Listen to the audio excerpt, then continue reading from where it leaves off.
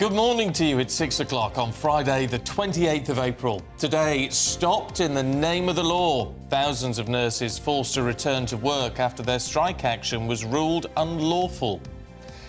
The ceasefire in Sudan has been extended, but with violations being reported across the country, can the peace truly last?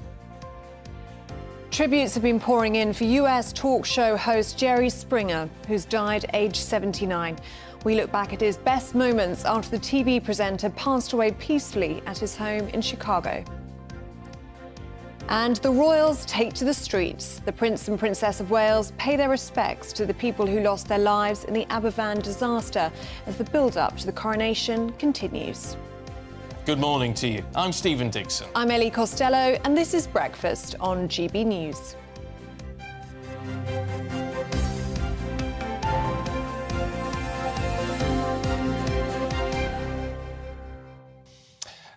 Got to say, there's loads on the papers this morning about the Princess of Wales. All very action shots, aren't they? Oh, she looks incredible. Abseiling. You like a bit of that, don't you? Well, I don't. You wouldn't catch me abseiling. No, but you like the pictures. I like her, and the pictures are incredible. I mean, you will catch them on the front of the newspapers this morning. Can I just say, she's the only person, I think, in the world that would look like that in a hat. Can we get this up on the screen?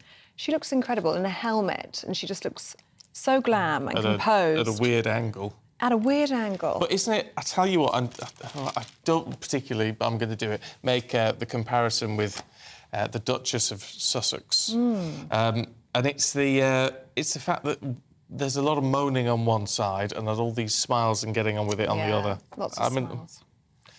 That's the difference. That cheers me up rather than depresses me. And Catherine just seems to want to get stuck in. I get that impression from her. She you know, if she's going to any sort of sporting event, she does get involved. You've seen her play netball and hockey before, and now she's abseiling. Yeah. I don't know if you'd see the Duchess of Sussex do the same sort of thing. No. In such good spirits. Not with the same smile. No. Put it that way. But wonderful pictures, and I think they've been so popular with the people of Wales. Really nice pictures and videos coming out yesterday from their visit. And Cameron Walker, our royal reporter, said that the Prince and Princess of Wales bought pizza for everybody that was there yesterday. Did they? Yeah, bought £160 worth of pizza, apparently. I think he tweeted some pictures. That was very generous of them. £160 in weight, I hope. So lovely. I thought that was a lovely gesture. Very nice. So it is a nice gesture. It's the build-up to the coronation, isn't it? So very, very, very busy. It's going to be great. It's going to be a great weekend. Great week next week, actually. I think the whole week will be a nice build-up. It will be. Are you looking forward to it? Yeah, I really am. Yeah. I really am. Might not be looking forward to next week so much if I'm a nurse. No. Because tens of thousands of nurses will have to head into work on Tuesday after a High Court judge ruled that their 48-hour strike was unlawful, limiting them to 24 hours on the picket line. Well, in response, the General Secretary of the Royal College of Nursing condemned the government on the darkest day in the long-running pay dispute. All this follows yet more allegations regarding ministers bullying staff, with the Health Secretary the latest to be accused of unprofessional conduct. Well, let's talk to the editor of the CapEx newspaper, John Ashmore, who joins us now. Good to see you this morning, John. Well, look, it was controversial for the government to take the RCN to court over this, but they've been proved right. Yeah, indeed. I mean, I've read the comments from Pat Cullen, the head of the Royal College of Nursing, and it strikes me that she is trying to slightly cover up for what probably from their end seems like a bit of a cock-up, because, I mean, the High Court has pretty plainly stated that their strike action does not fall within the legal term of the ballot, basically. So it means that rather than going to the end of Tuesday, they now have to stop on Monday. So it goes from a 48-hour strike to a 24-hour one.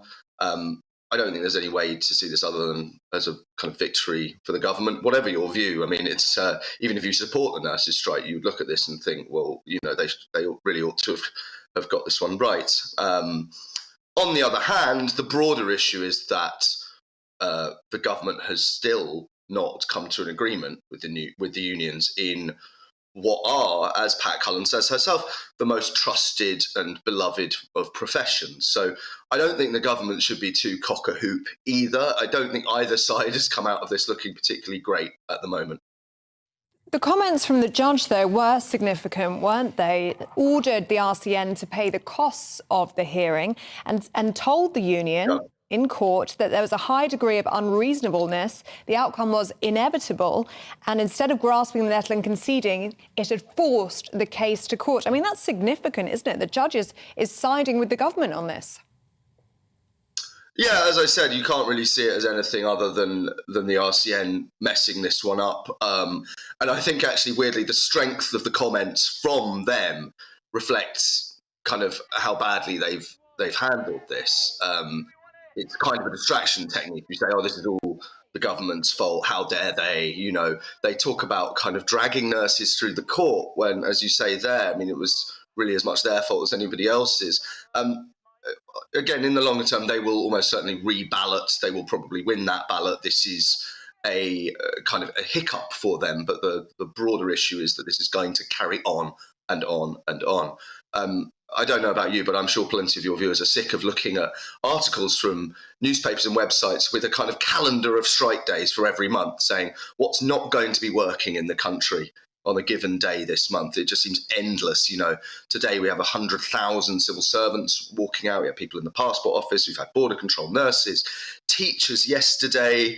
It just seems to be never ending. And the government can argue about it. And I think they're perfectly legitimate. It's perfectly legitimate to argue about the cost of wages to the taxpayer and all these things. But ultimately, voters are going to look at this and think, you're in government, it's up to you to resolve this one way or the other and just get things working again. There's a pervasive sense in the country that things just don't work. You can't see a doctor, you can't, get a passport in a timely fashion. And I think that's a really big problem for the government.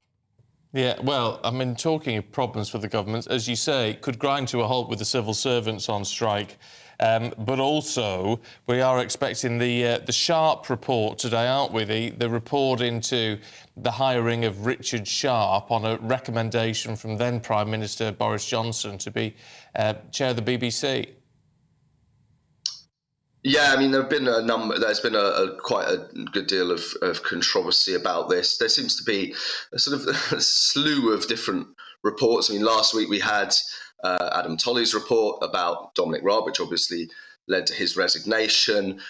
In terms of the Sharp report on the BBC, I think this is something that I don't see this as reflecting particularly badly on this government in the sense that it's headed by Rishi Sunak. No one is going to accuse him of any kind of impropriety. What it perhaps may do, I mean, we'll wait for that report to, offer its conclusions.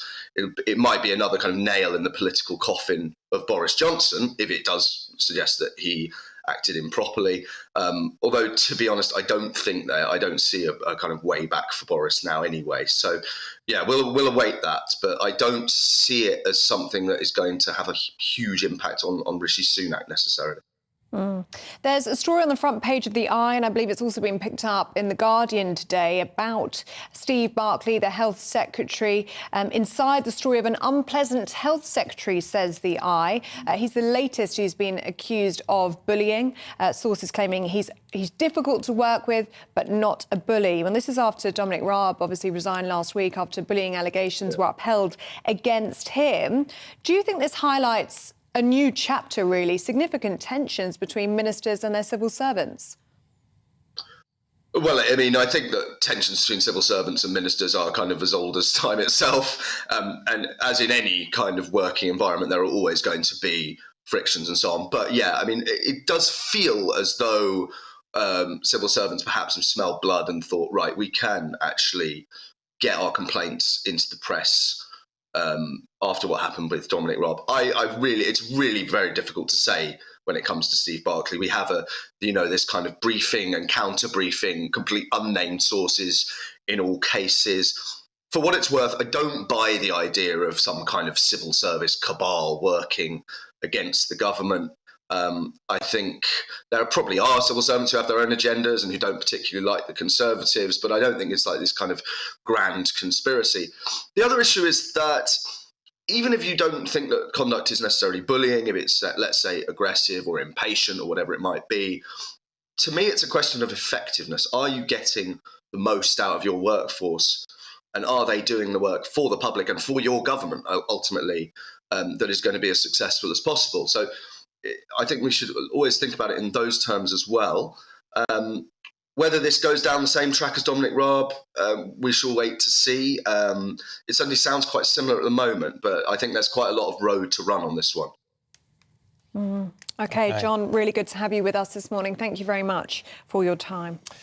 Oh, it's a difficult one, isn't it? I mean, I'd love your thoughts on the nurses this morning. I mean, yeah, it's interesting. As you say, you may well support the action, but they've got to carry out that action within the letter of the law, haven't they? And they weren't doing that. And as John touched upon there, we could be looking at strike action till Christmas. I mean, if they get a mandate for another 6 months, could be a whole year of this disruption. Could be. I wonder if they are regretful for not agreeing to that offer that was on the table that other NHS unions have agreed to, such as ambulance workers. Maybe they feel like they should have accepted that when they had it on the table.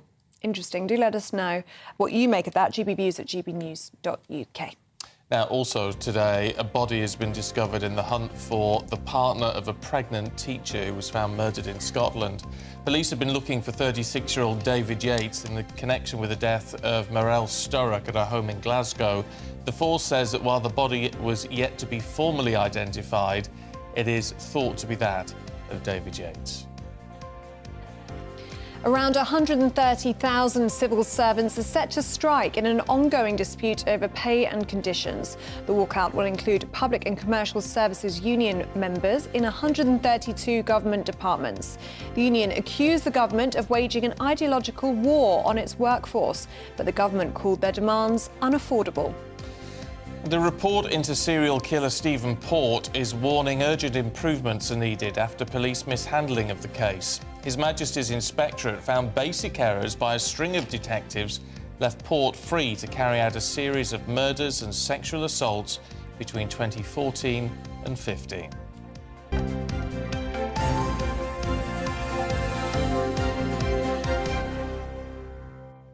Now, a ceasefire between fighting rival factions in Sudan has been extended for another 72 hours. Well, thousands have already fled the country, with the UK military aiming to evacuate 500 British citizens a day. Well, let's talk to Foreign Affairs analyst James Marlowe, who's in the studio. Good to see you this morning. Good morning, Steve. Look, what are we to make of this extension of the ceasefire, first and foremost? Because, I mean, it sounds good on the surface, but the original one, isn't it? That wasn't holding very well.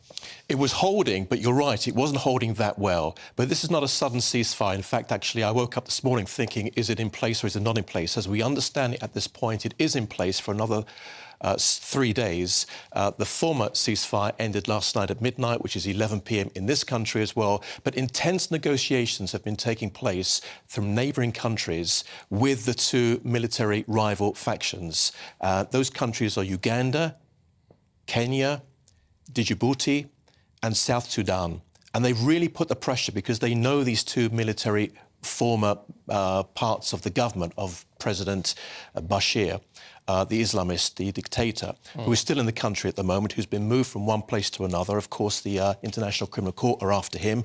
And what's happening right now is just to create more chaos on the streets. It's no coincidence that thousands of prisoners have been let out of jails. Those nationals who was escaping and heading north to an airfield, they're being met by bandits and robbers.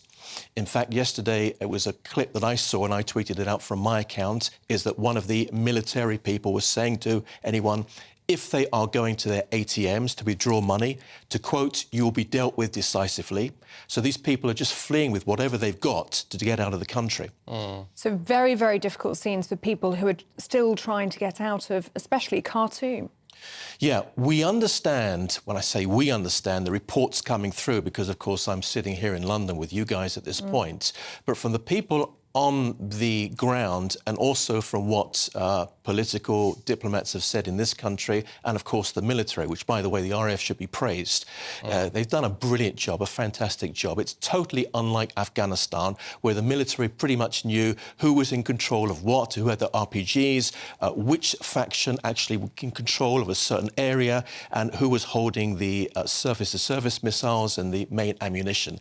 They don't know this today as well, and that's one of the difficulties countries that we have seen in the last few days. Britain have come under a tremendous amount of pressure because they worked to get their diplomats out, but they didn't work to get the nationals out.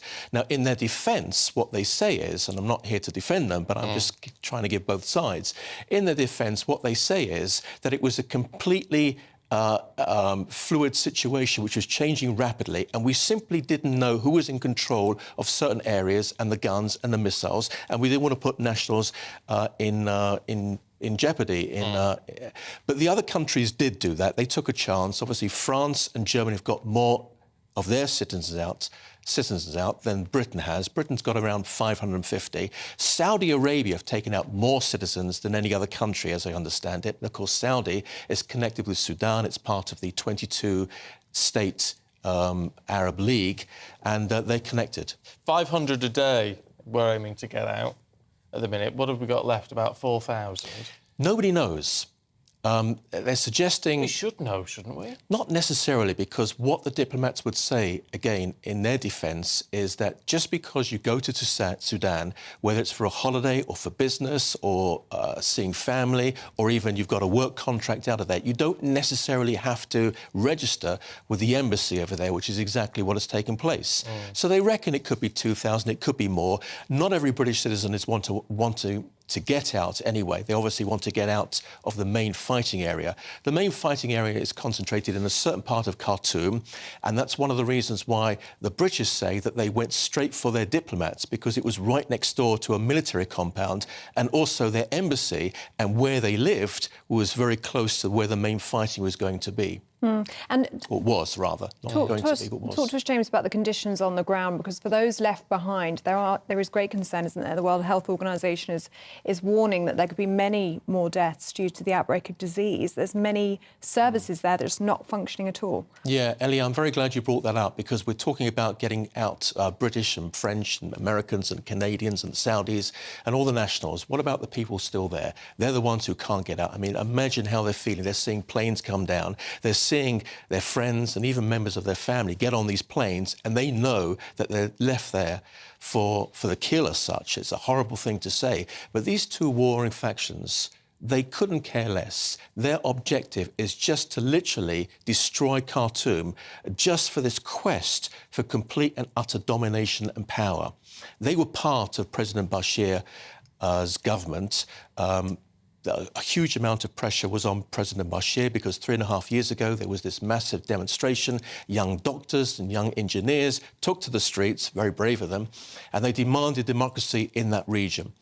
And eventually President Bashir stepped down, which was a surprise to me. He was responsible for the deaths of hundreds of thousands of people.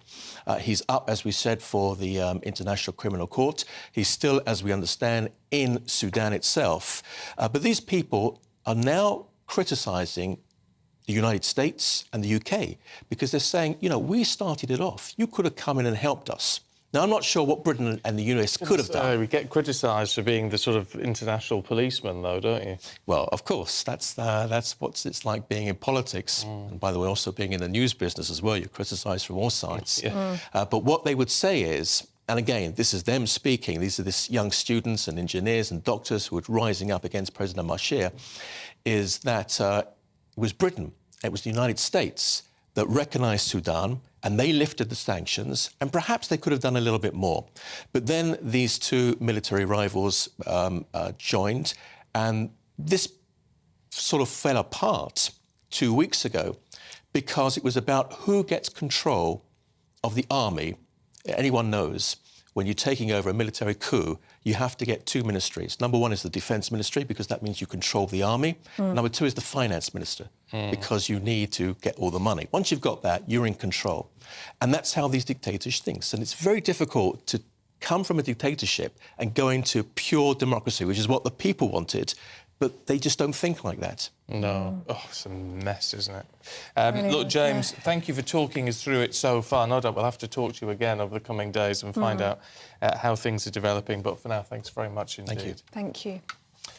Oh, I mean, it's very complex. It's a mess, isn't it? And I mean, we didn't even get to touch on this, but the front page of the Isles today talking about NHS doctors are stranded in Sudan.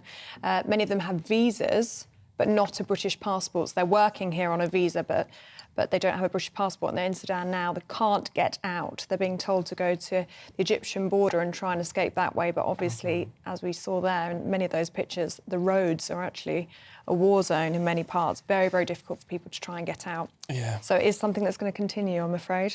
Up next, we celebrate the life and times of Jerry Springer, who's died at the age of 79. This is GB News.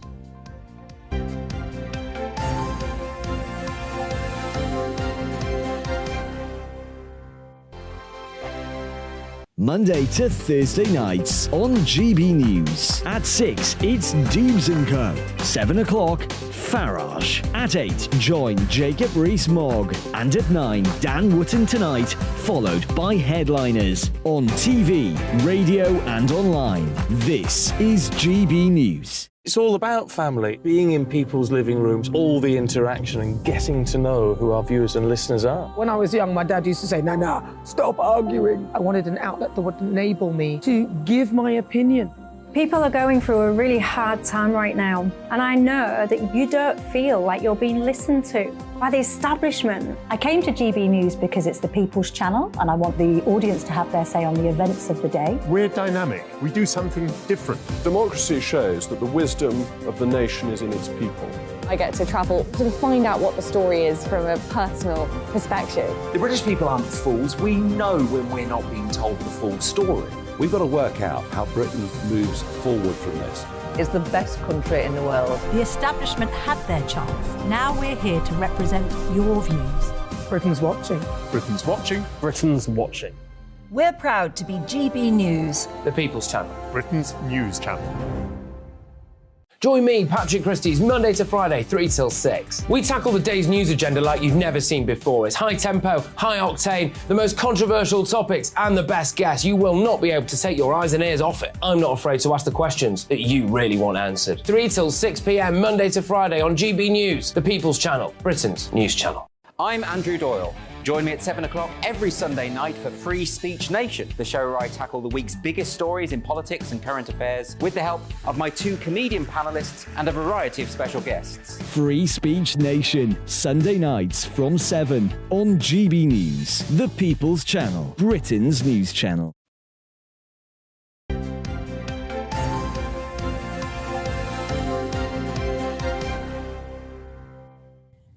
Welcome back. You are watching and listening to Breakfast with Stephen and Ellie. Now, the legendary talk show host Jerry Springer has died aged 79. Yes, the Jerry Springer Show was famous for its outrageous content and was proudly ranked as one of the worst TV shows in history, according to the host himself. Yeah, so let's have a look at some of its best or worst moments.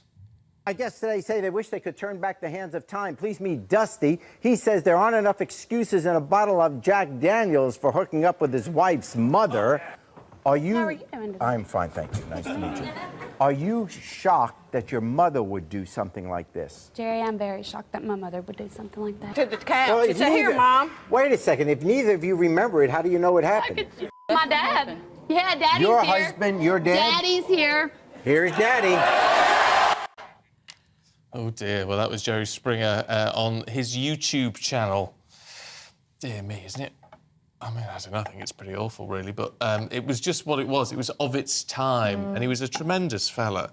Actually, really nice fella. Anyway, let's head to Los Angeles, speak to showbiz reporter Kinsey Schofield. I mean, look, it was a trashy show, Kinsey, but it was legendary. That's right. And he described the show as escapism. He got the joke. And he said, you know what? That's why God made a remote control. That was one of his favorite quotes. If you don't want to watch it, turn the channel. You don't have to sit through it.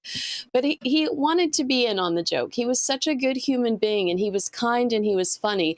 And I think you're right. It could be described as it should be described as trashy TV. And I think because of the content, you really didn't recognize how truly brilliant this man was. Jerry was incredibly intelligent. I believe you already said it, but, he was the mayor of Cincinnati. He ran for governor. I do think he had even bigger political aspirations. And unfortunately, but fortunately, 4,000 episodes later, 27 years later, the Jerry Springer Show made him such a star on this level that he wasn't able to pursue those. Such a legend, Kinsey, and you've actually met him before, haven't you? What were your impressions of Jerry Springer?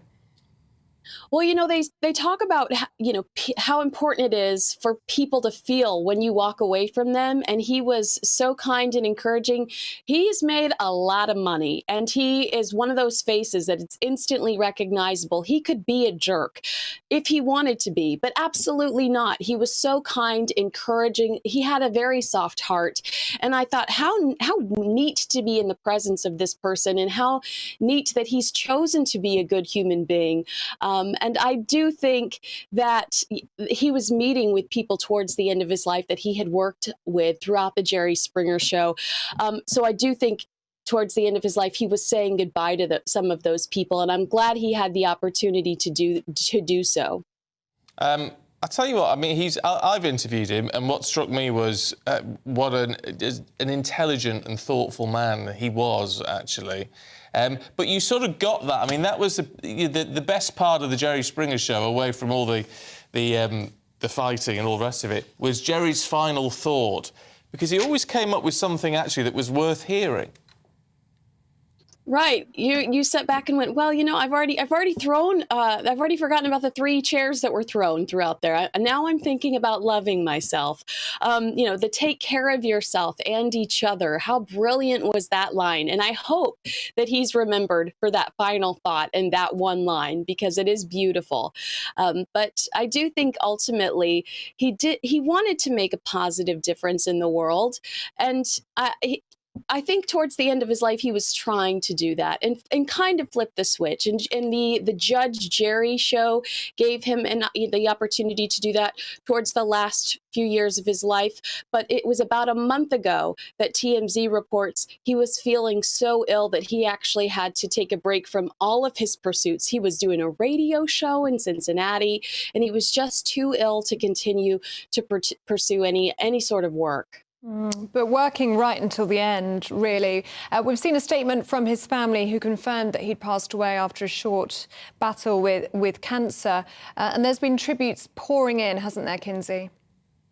Oh, yeah. I mean, Sally Jesse Raphael, Marlon Wayans. It's so interesting, the different people who Jerry touched. And I think he's right. It was escapism. And a lot of people, I think you're similar to my age, Ellie. I think a lot of people kind of grew up watching him, you know, in the afternoons. It was on and it was crazy and you just couldn't look away from it. So he became a personality in your household. And I do think that a lot of people will miss him. And a lot of people are now thinking about how kind of important he was to their youth. It's interesting, isn't it? Because a lot of people tried to copy him, but no one ever did it as well. I mean, I think of Ricky Lake or someone like that. And it's not that it wasn't, you know, it was a good show, but it wasn't Jerry Springer.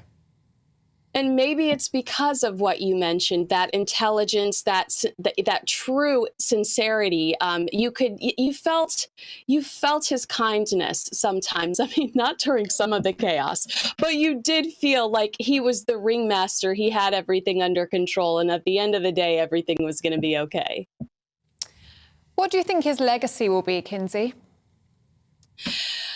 You know, that's a great question, because I am seeing the trash TV conversation here in the States, and how it was a decline in not only television here in the country, but kind of morals and values, because it normalized some of that behavior. It normalized the cheating, the who is my baby's child, you know? So I don't know. I know he would rather it be the take care of yourself and each other. I know he would rather it be the final thought. But I do see the conversation of how it started a decline in pop culture and culture here in the States. OK, Kinsey, really, really good to have you with us and to remember Jerry Springer here this morning. Thank you so much. Thank you. Got a fun fact for you. Oh, go on. Jerry Springer was born in Highgate Tube Station. Was he really? He was. To refugees who were fleeing the Holocaust. Ah, well, that's... And there were bombs dropping down, and his mother gave birth in Highgate Tube Station. Oh, well, interesting you mentioned the Holocaust, because I remember him talking about his father, when his father was at a grand old age and living in the States, but then he always had an old truck in the garage that was always fueled up and always checked it would work, because he's even in the sort of 90s was saying, you never know when, as Jews, we may have to just pack up and go. Yeah. So that whole Holocaust experience never left his father. He was always ready. I remember talking about that quite poignantly once, and that really struck me. He was a very intelligent man, always came across as a very nice man. Whether the TV show was, as Kinsey was saying, maybe a decline in sort of standards, if you like, I don't know, but interesting man. And 79 is no age these days as well. No. And as I was just saying to you in the break, it does feel like 2016 all over again, when we're losing so many wonderful celebrities in very, very quick succession. The past few weeks we have had a number of deaths, haven't we, that we've had to cover. One a week. Felt like. Yeah. Who next? Yeah, it does feel a little bit like that. Just you want to protect all your favourite ones, don't you? I mean, we're talking about 2016. That was the year that Alan Rickman, David Bowie, Carrie Fisher. I mean, Fisher, that's a long time. 7 years ago. So Terry Wogan. Yeah, that was a year that we lost so many greats. And I really hope we don't have a repeat, but it does feel like we're losing. No. Many legends. It does. It's one of those years, sadly. Yeah. Yeah. Now, up next, the Home Secretary has announced a new law making it easier for the police to arrest Just Stop Oil protesters. This is Breakfast on GB News.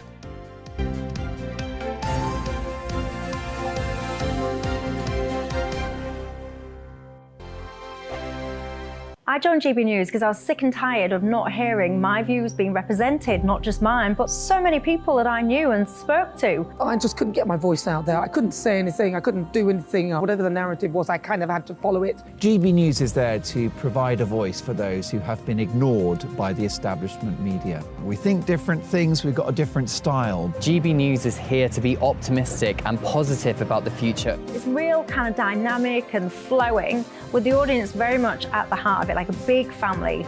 Here at GB News, we talk about the things that matter to you. Hearing the voices from right across our towns and cities, especially our towns. All sides of the argument represented with a heavy dose of opinion. We're on a mission here to make a difference. And the GB News family really is here for you, and whatever time of day you can watch or listen. Britain's watching. Britain's watching. We're proud to be GB News, The People's Channel. Britain's news channel. So Jubes & Co, we tackle the issues of the day with real, robust debate, both sides of the fence, battling it out with me in the middle with my forthright opinions and views. And often really interesting things happen because you start with a position and then by the end of the debate you find actually, I might not have thought about that one. What we need in this country is 2 new political parties. You should maybe think about doing a 2024 calendar. I'm Michelle Dewberry and I'm keeping you company right through until 7 o'clock this evening. GB News, The People's Channel, Britain's watching.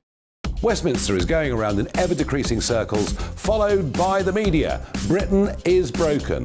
How on earth did we get into this mess? But more importantly, how do we get out of it? Join me at 7 p.m, Mondays to Thursdays on Farage, here on GB News. We will have open, rational debate. We've got to work out how Britain moves forward from this. Join us here on GB News, the People's Channel. Britain is watching.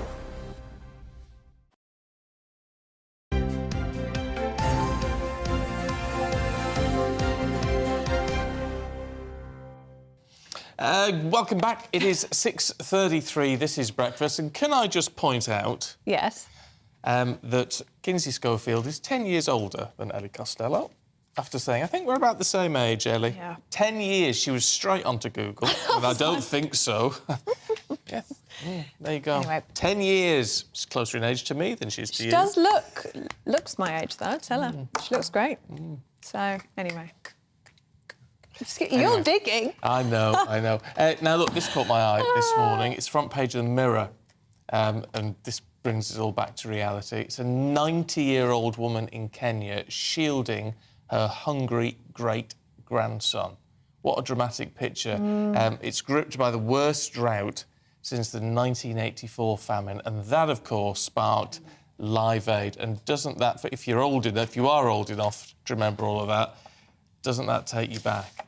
Absolutely horrific, yeah, actually. It's a harrowing picture, isn't it? And images we don't want to ever see again. And it does The headline there, the forgotten famine. Please help us. And there's a baby on a set of scales down there. 14 months old, weighing 11 pounds. That baby, awful. On page 3 of the Daily Mail, there's another picture story, a nicer, happier one, it must be said. The Princess of Wales showing off her abseiling skills. Prince William and Kate joined a Welsh mountain rescue team yesterday, celebrating their 60th anniversary. And doesn't she look great? Yeah, she does. Getting stuck in, which is good. It's scary abseiling. Yeah, she's got a smile on her face, as always. Yeah. Looks absolutely beautiful. Now, let's... I mean, this is the weirdest story, I think, ever. It's on The Guardian, actually, and it's Black Sabbath, the ballet. There's one of the stars of the ballet, Sofia Linares. It opens in the Birmingham Hippodrome. If you're going to open the Black Sabbath, the ballet, anywhere, it's got to be in Brum, let's be honest. It's in September. It's tipped to be the world's first heavy metal dance experience. I bet it's... Would you fancy that? I don't know, but I was never a huge Black Sabbath fan, I've got to be honest. But nevertheless, I bet it's quite an experience. Talk about mixing genres, though. Yeah, I don't know if heavy metal and ballet really go hand in hand. Well, maybe. Yeah, it remains to be seen. At least the dresses are black. Yeah, it looks good. It looks good, on the radio. to be fair. And The Times showcases pictures on page 5 of key people with historic and important roles in the King's coronation. Baroness Benjamin is one of them. Yes, Floella Benjamin. Oh, yeah. Now, you see, again, you're too young for this. Floella Benjamin, who used to present children's programmes on the BBC back in the day, Play School. And I met up with her a few years ago. In the House of Lords, and she held my hand. I turned into a 3-year-old. She held my hand, and I just said, "Could you say it, please?" And she just went, "Let's have a look through the round window." Aww. And she calls me one of her Play School babies. Oh, well, that's nice. She does. I mean, it's amazing. It's just when you meet her, you just turn into a child again. Ah. I was with my old colleague Gillian, and we both, and Gillian's a little bit older than me, and we just both turned into preschool children. Oh, she sounds lovely. She's amazing. You'll have to see if you can catch up with her at the coronation. You'll both be there. Love to. She's just one of the nicest. She was so lovely. I'll get her on the show. Oh, I love her. I love her. We'll work on that. That'll be nice. Yeah. Anyway, with us this morning, senior reporter at the newspaper, Benjamin Butterworth, and broadcaster Liz Kershaw. Good morning to both of you. Good morning. Morning. Liz, let's have a look at the eye, should we? Yeah, let's not forget that in Yemen there's been a famine some years now. Never gets reported at all. Yeah. Why is that? How did they select? It's quite difficult to get into Yemen, isn't it, in order to report? People used to be, heroic and foreign correspondents used to be brave, but now I'm not blaming them, but now, health and safety, the risk assessment forms you have to fill in. People just start going and so it doesn't get covered, the public is... Anyway, yes, we're talking... First of all, this morning about NHS doctors who were caught up in Sudan. They're apparently not eligible for the flights. They haven't got British passports, have they? No, I can't understand. The angle is they're NHS doctors, and so they've got residency rights in the UK. They're not British passport holders, and so they're being barred from getting on the evacuation flights. And I was reading this, and there's some heartbreaking stories about a medical student who is in Khartoum with his sister, and they each spent $600 to get to the Egyptian border. And since then, they've been unable to cross, so they're still stuck there. And then there's a story... Benjamin should be doing this. It's his paper. He edited it last night. There's another family, a newly married NHS doctor whose husband was in Sudan and can't get out now. He's coming over here later in the year. They're married in Sudan and he's coming over here later in the year to get married, but he's there. But then... in an adjacent article, it reveals that there are 60 NHS doctors in Sudan, not British citizens, passport holders. So, they've been working in the NHS and helping us out and, presumably getting training as well. but part of the huge influx of doctors from other countries, less well-off countries, that we bring over because it's cheaper than training our own, and we pinch them from developing countries. But what I'm wondering is, if they're NHS doctors, and this is a genuine question, I don't understand it, why are they over in Sudan? They're not on holiday, they're working. So are they NHS doctors, or are they Sudanese doctors? The Sudanese Junior Doctors Association, UK, is championing them. I don't understand this. Now, in an ideal world, everybody who wants to get out and has got some right to be in the UK should be able to, but the transportation is very limited at the moment. So obviously they're prioritising people, and each individual story is heartbreaking, but I really don't know what we can do about it. Benjamin? Let's talk to the editor. Not the editor. He'd be a bit annoyed about that. But I think, lots of doctors, especially ones who are medical students, like the example you referenced, go and do work experience, for want of a better word, or training in other countries. So that might be why they're there. But I think that, the principal question is, if they work in the NHS, then we should treat them like we would someone with a UK passport. Why? Because they clearly are a part of this country, they work here, they are massively useful to us if they're an NHS doctor. Yeah, but if I worked in France... Yeah. Then I wouldn't expect France to ship me out on a British passport. But, I mean, you assume that they, it's not probably that they don't want a passport, but you have to have lived here for about 10 years to be eligible for that. I think that it is a mistake. I think it is ethically and morally wrong to not bring these people back that work in our NHS that are in such danger. It gives me flashbacks to when you had when the Taliban took Afghanistan again, and you had Afghans who had put their lives on the lines as interpreters. I think that's different. To help soldiers, and we did bring them back, but we were slow to help them. I think these people, if they work here, if they're doctors in our NHS... Well, they're not working here, though. They're working over there. But clearly they do at some point, because that's how they're NHS doctors. But that means they've saved British people's lives, but they're and I think Britain owes them. But they're citizens of some country over there, Sudan. Are they all Sudanese? Yeah. Though? But if this is where they live, if this is their normal home, if they're just there on a placement, for example, or doing some charity work, I would say that we have a moral responsibility. I think I just question whether we'd be as sympathetic and willing to highlight their plight if we weren't romanticising the NHS again. If these guys were poor Liverpudlians, I remember Ev Weeder's MP, if they were poor manual workers who were trying to get out of Sudan and had some kind of status in Britain, would we all be... No, is the answer to that. No, thank you. No. Well, the government has said basically that the window is very, very limited. I mean, we're talking about a 72-hour ceasefire. So their priority is obviously going to be citizens, and then it's going to be, embassy staff and citizens, isn't it? So that's their reasoning. Yeah. Well, it's an interesting one. Let us know what you think. It's definitely a blurred line. What's not a blurred line is in the mail, Benjamin. Hooray! Scrap tax. It's good for the economy. Well, you say hooray. I don't think it's going to happen, or not yet. But the Daily Mail, it's scrapping taxes and Eurovision, so two things that I suspect excite you. So there is this... Oh, no, he likes Eurovision. I took a random guess at that news. So the Daily Mail has this campaign to get rid of what they call the tourist tax. So in 2019, Rishi Sunak put 20% VAT that other people old tax, then. It's what, sorry? Not all tax they want to scrap. No, not all tax. Oh, no, I'm disappointed with that headline, then. Now I understand the excitement, actually. I don't care about tourist tax. It's going to be downhill from here. But so Rishi Sunak brought this in so that tourists have to pay that VAT.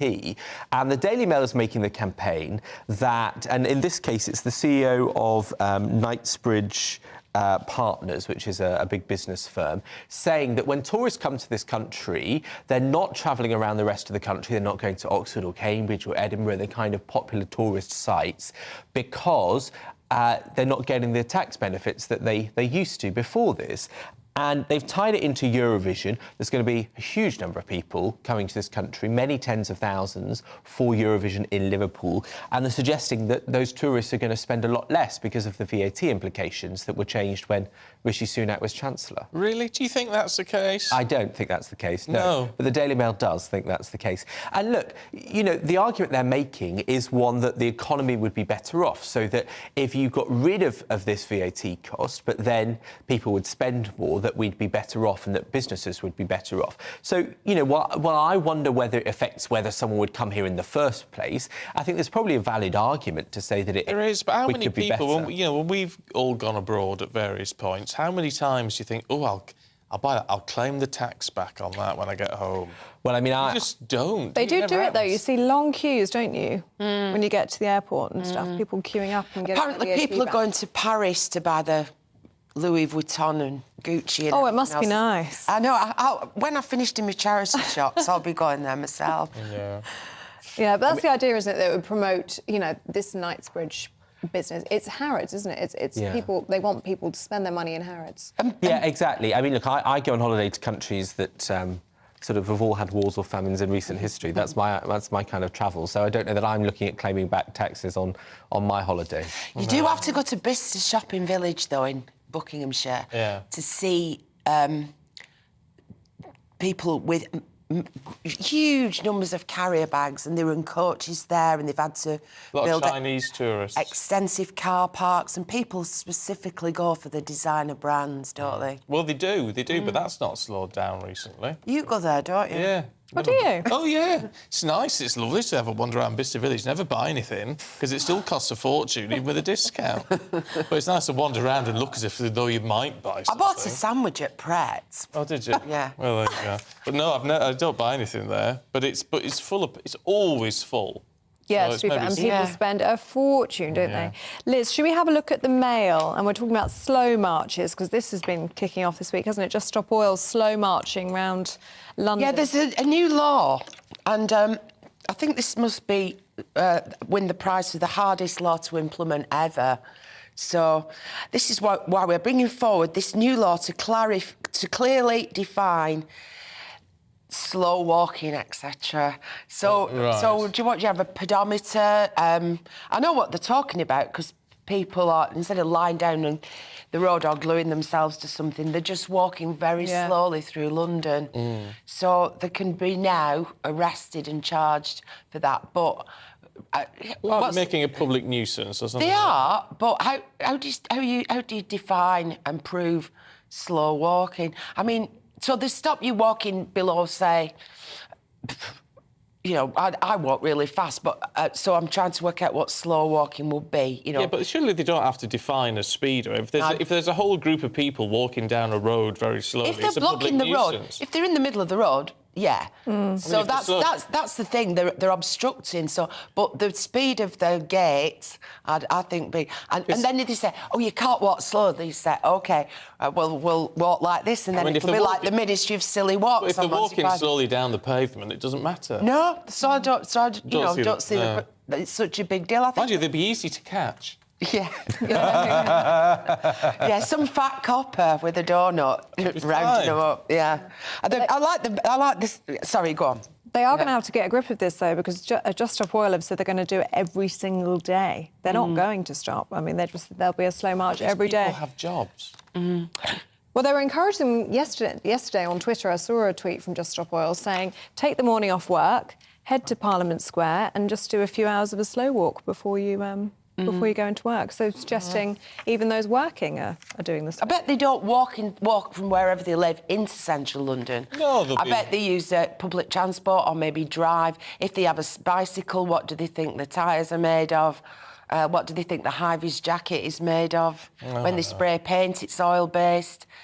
Yeah, but I don't think people that think that fundamentally and institutionally that the way the world works is built in the wrong way and that it's unsustainable. The fact that they live in the system that it is doesn't mean that they are hypocrites for that situation when they're advocating to change it, right? So if they use things that are bad for the environment because that's the only way we can do things, well, that's why they're advocating to change it. Well, you make a point there. Not necessarily a good I don't think many people would agree with you, but it's a point. Let's move on. Isn't it like saying I'm a vegan, but I'm wearing leather shoes? Anyway. Yeah. Well, it's like being the king who says he's an environmentalist, but will wear real fur at the I thought I was coronation. going to swap it for something Yes, nylon. it's gone. I thought it was a 600-year-old ermine. I thought he'd gone nylon or something like that. But anyway, I may be wrong. Benjamin, tell us about Bamborough. Oh, OK, that wasn't the one I was expecting. No, it's not. So, this is... I want cheering up after all that misery. So they've done the poll of the most popular seaside destination in the country, and it is the place that you've just mentioned. Bamborough. In Northumbria. Have you been? No. No. I have. It's cold most of the time. Is it? Well... I think it's beautiful, but is anybody actually going to go there and set the flask? Well, so I wondered, because, look, I'm not familiar with this place. I haven't had the pleasure of visiting it. Now, one of the criteria for whether people liked an area was how busy it is. So I'm guessing that it probably doesn't get too busy, and so people are actually able to enjoy it. Now, are you from Essex, Ellie? I am, You are? darling. Well, bad news. Oh. The least popular seaside destination is Clacton-on-Sea in Essex, which just a 48% positive rating. Yeah. That's Clacton, actually, it makes me feel very sad, because I spent a lot of my childhood in Clacton. Used to go there a lot.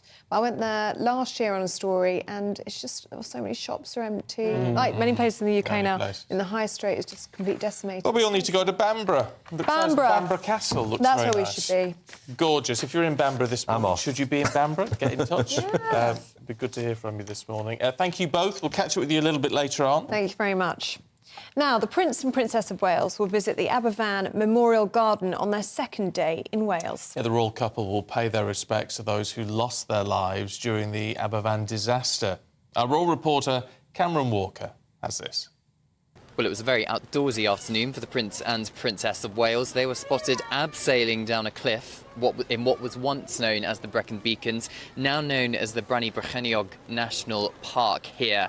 They've been spending time with the Central Beacons mountain rescue teams, who are celebrating their 60th anniversary. The Prince and Princess were meeting rescue workers, abseiling, as I've mentioned. They were also taking part in medical support training and saw a demonstration of dog rescue as well, dog search and rescues. And it's training that's going to be familiar with the Prince of Wales, because he, of course, is a former RAF search and rescue helicopter pilot himself. And the whole point of coming to Wales here is to deepen the trust and respect of the Welsh people, as it's understood. And it's understood the Prince and Princess are really keen to find out exactly what issues matter to people here in Wales. And on that theme, following their training in the mountains and in the cliffs, they came here to a local community centre rugby club, where they bought pizzas, lots of pizzas, £120 worth of pizzas from a Little Dragon pizza van, and took them inside the community centre to thank the rescue workers, as well as meet their families as well. And they then did a bit of a walkabout with the crowds who had gathered outside, greeting members of the local community as well.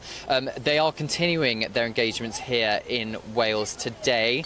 You'll have to wait and find out exactly what they are, but of course this is just happening 7-8 days before the coronation of King Charles III, and the Prince of Wales is expected to pay homage to his father, the King. Oh. I mean, I just think wherever they go, I mean, it might have been chucking it down there, but just they still make it feel like the sun's come out. I just think they're a delight. I really do. I think we're so lucky to have them. Why is that? I've never met either of them, I've got to be honest, and yet, even so, I feel very warm towards them. Yeah, me too. We do, don't we? We do. First thing we said when we came in, actually, in the newsroom, we said, what lovely pictures of Catherine. She said that. Well, I said that. I didn't notice, really. I was more obsessed with the Daily Star, which is reporting on a goblin being found in a warehouse in Mexico, according to a top Mexican politician. Earlier this year, they also found an elf. Oh, right. Well, there you go. You can always rely on them for something different, can't you, the Daily Star? Yeah. Now, this one here is too humble to do it himself, and I think he deserves a moment. Oh, no. He has been nominated for Best News Presenter at the Trick Awards this year. Our very own Stephen Dixon. He's on a list with lots of other fabulous names, but we think he's the best one on there. So, If you agree with me, here is the website, trick.org.uk. Did you organise this before I came in? I've had a little chat. Oh. And if you'd like to go on there and vote for Mr. Stephen Dixon, he's very well deserving. And as we all know, he's brilliant at his job and he's a lovely person as well. But more importantly, you can also vote for GB News Breakfast as the best And you can do that as well. multi-channel news show or something is the category. But anyway. And you can do that as well. But he's too humble and he'd never, ever do it himself. So... To be fair, I did put a tweet out earlier on to say if you want to vote, vote here. But that was a few days ago. Yeah, so but you would be very, very deserving. And I think it's great that you're on that short list. Well, it's very nice to be on the fabulous names. It's yes. very nice to be on the list. Put it that way. It's nice to be on the list. Yes, and I'm sure many of you agree as well. So there's the website there, trick.org.uk, and it is in June, isn't it, the awards June night? the 27th, apparently. Yes, and I'm already saying, can you take me along? Please. No, not a chance. I don't know if I'm going yet. Yes, you will. I'm sure we'll be booking. And the how table. fabulous if you win, and we can bring the award in. It would be lovely. I've never won anything like that, so it would be nice. Well, you deserve it, darling. So if you're watching and listening, vote for Stephen. Trick Awards. It's going to be fantastic. I think it's brilliant. And well done on your nom. Congratulations. Nom. Oh, yes, thanks. There you go. Anyway, after that, lots still to come, including all the latest updates on the civil servant strikes and the nurses' strike, which has been cut in half. We'll tell you more after the weather. Good morning. Alex Deacon here with your latest weather update from the Met Office for GB News. Bit of a drab start out there for most, but it should cheer up, get a bit brighter, and it will start, for many of us, to feel a little bit warmer. That trend will continue into the weekend. Big area of low pressure out west. We've had these weather fronts crossing the country overnight, bringing many of us pretty soggy nights, and still fairly dull and damp for many this morning. Not much rain across the south at the moment, and the rain is edging out to the east, so in the west we should start to see skies brightening in the next few hours, and even a bit of sunshine likely here and there, parts of South Wales and southern England, certainly this afternoon. West coast of Scotland also. The eastern side likely to stay fairly glum. Northern Ireland seeing a mixture of brighter spells, but also perhaps some heavy showers later. Northerly winds bring a chill back to northern parts, but generally in the south, quite a bit warmer than it has been. 17, 18, with some sunshine, we could reach 20 Celsius today. And for many, it'll be a fine, dry evening. Still some outbreaks of rain over northeast Scotland, and a northerly breeze continuing here, bringing the chill back, and maybe even a touch of frost returning to northern Scotland overnight. For many, though, elsewhere, temperatures likely to stay up at 6 or 7 Celsius and double digits in parts of the southwest. All that leads into a messy picture through this long weekend. Still plenty of dry and bright weather to be had through the weekend, but we'll probably start with some outbreaks of rain tomorrow over Northern Ireland, southwest Scotland, and then we'll watch some heavy showers breaking out for Northern Ireland, Wales, and some parts of central and northern England. But much of southern and eastern England and northern Scotland likely to stay dry. Still chilly here, single figures, but again elsewhere with a bit of sunshine, high teens, maybe into the low 20s. That'll feel quite a bit warmer than it has done. And that trend continues as well. There will be dry and bright weather this weekend, but there will also be some heavy showers to dodge. We've got a brand new lineup every Saturday night on GB News. From 6 p.m, I'll give you my unique take on the world today. Then at 7, it's me, Calvin Robinson, with my Common Sense Crusade. New to GB News is the Saturday 5. 5 times the opinion. Join us every Saturday from 8 p.m. as we debate the week's stories. With us 4, plus a special guest. And at 9, of course, it's Mark Dolan Tonight. Brand new Saturday nights on GB News, Britain's news channel.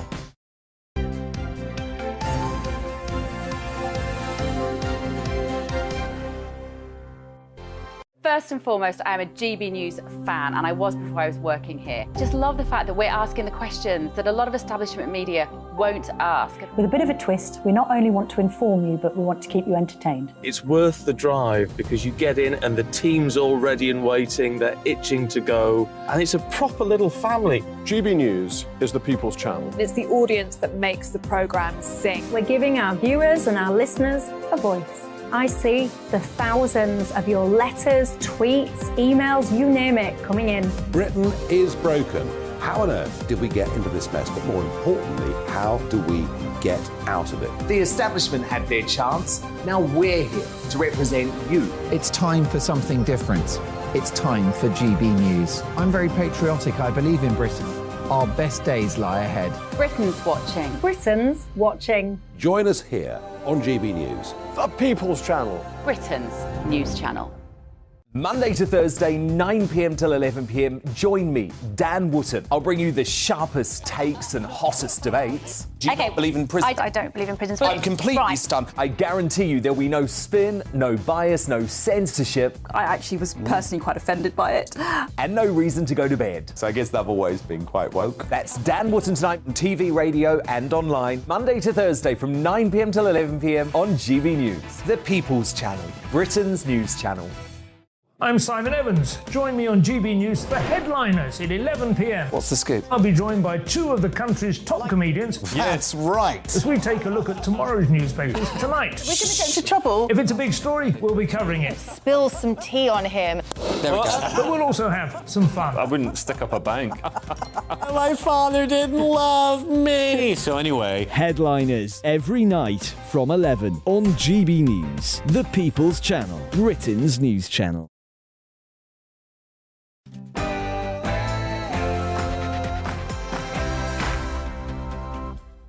Good morning. It's 7 o'clock. It's Friday, the 28th of April. Today, stopped in the name of the law. Thousands of nurses forced to return to work after their strike action was ruled unlawful. The ceasefire in Sudan has been extended, but with violations being reported across the country, can the peace truly last?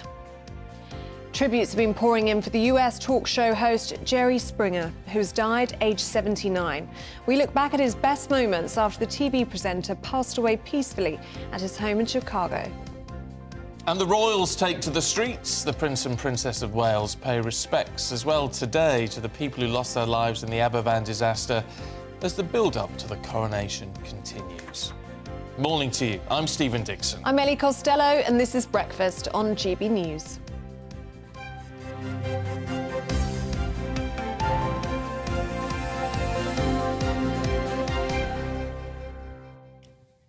Lots of you getting in touch on the nurses' strike, which has been cut in half now. A court ruled yesterday that basically it's not lawful for them to continue into the 2nd of May. That's when their 6-month mandate runs out. They voted for it on the 2nd of November. So they can strike on the 1st of May, but not the 2nd. So that happened yesterday. We're getting some reaction to that from you. Sean says, what a waste of time. The union will this time make sure they are compliant, and the vote to strike will now be overwhelmingly in favour.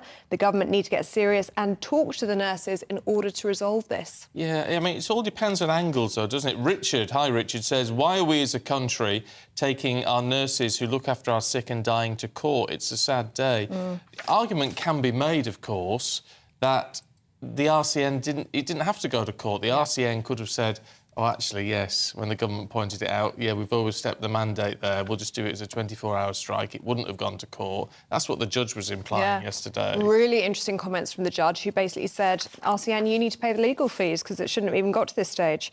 Ralph says the RCN, opening with the strongest of hands, have played their cards very badly. They are betraying the very people that they represent. A cynical government has exploited this. Nurses are now the losers. Steve says a judge telling honest, hard-working public servants they can't strike. The government has made the wrong call here for the future of the NHS. If you're not part of the solution, you're part of the problem. Interesting. You are really split on this one. Keep your thoughts coming through. And, of course, what it does mean is that tens of thousands of nurses will now have to go into work on Tuesday. They weren't expecting to, but that High Court judge, totally independent, did rule that the 48-hour strike was unlawful, so they'll just now get their 24 hours on the picket line. Well, in response, the General Secretary of the Royal College of Nursing condemned the government on the darkest day in the long-running pay dispute. All this follows yet more allegations regarding ministers bullying staff, with the Health Secretary now the latest to be accused of unprofessional conduct. Well, let's talk to our senior political commentator, Nigel Nelson, who joins us now. Morning, Nigel. What do you make of all of this? Who's in the right and who's in the wrong here? Well, I mean, the answer is that they really need to get down and talk to each other, both the unions and the government. And it's the government that kind of resists this. I mean, what happened with the nurses was really, their strike was ruled illegal based effectively on a technicality. What they should have done is got the ballot mandate for strike action right. And of course, they missed it by a day, which is why the nurses have had to cut short their strike. I mean, at the moment, we're actually facing all sorts of problems. We've got the rail unions who are talking about striking on really major events like the FA Cup, the Derby and Eurovision. We're waiting for the teachers to come back. There is a Unite Health Workers ballot result due at midday. So we're really in a mess when it comes down to industrial relations. And the only way it can be solved is if both sides get round the table and talk about it properly with meaningful negotiations.